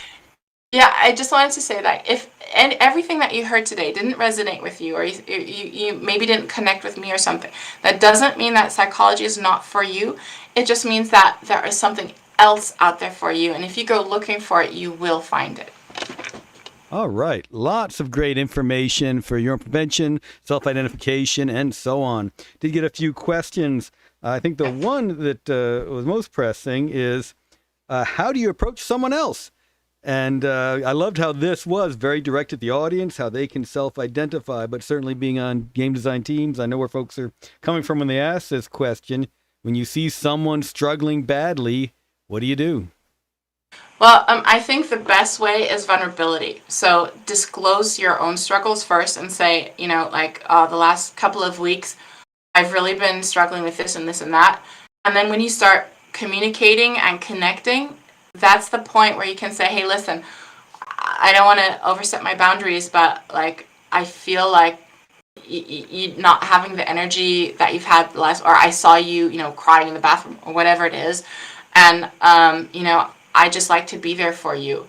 Right. And just know, sometimes there's nothing you can do, but just knowing that there's someone there who's caring, who saw it and will help you find help is a world of difference. And of course, you can always go on the App Store and download EQ for them. So we always recommend giving people games, no matter what their reason. So a question for me, we often see people in the creative industries and artists talking about using creativity to deal exactly with these issues, use the process of creation, be it music, art, a game, writing, etc. What is your feeling about that? Oh, I love that. I think anything that connects with your creative core and allows you to access flow, be it music, coding, reading, drawing, dancing, is one of the healthiest things you can do. And there's even a lot of different art forms. There's music therapy, art therapy, dance therapy. So it's well known that is deeply beneficial for your mental well-being, mental health. And I love it if we'd all do that. Artisan JPEG, let me get you to clarify your question. When you say, are these preventions the same for burnout? Are you talking about the what you can do slide that's currently up on the screen? Or do you mean something else? And while I get him to clarify, Sylvia, if you talk about, are these something you'd suggest for any of the issues you brought up, burnout, anxiety, and depression? Well, if you kind of go back to the slides and you look at the symptoms, a lot of them are very similar. So the irritability is in all three of them. The sleeplessness is in all three of them. I think the feeling of like the lack of vision or emptiness or apathy is in all of them. So they are very closely related in the mental health space. So all of the things in here will help with all three of them. Okay, that looked like it answered Artisan JPEG's questions. Your last chance in chat. If you do have questions, go ahead and send them in. I've shared the link for Plutonic, which is who we're going to be working with to get you access to this.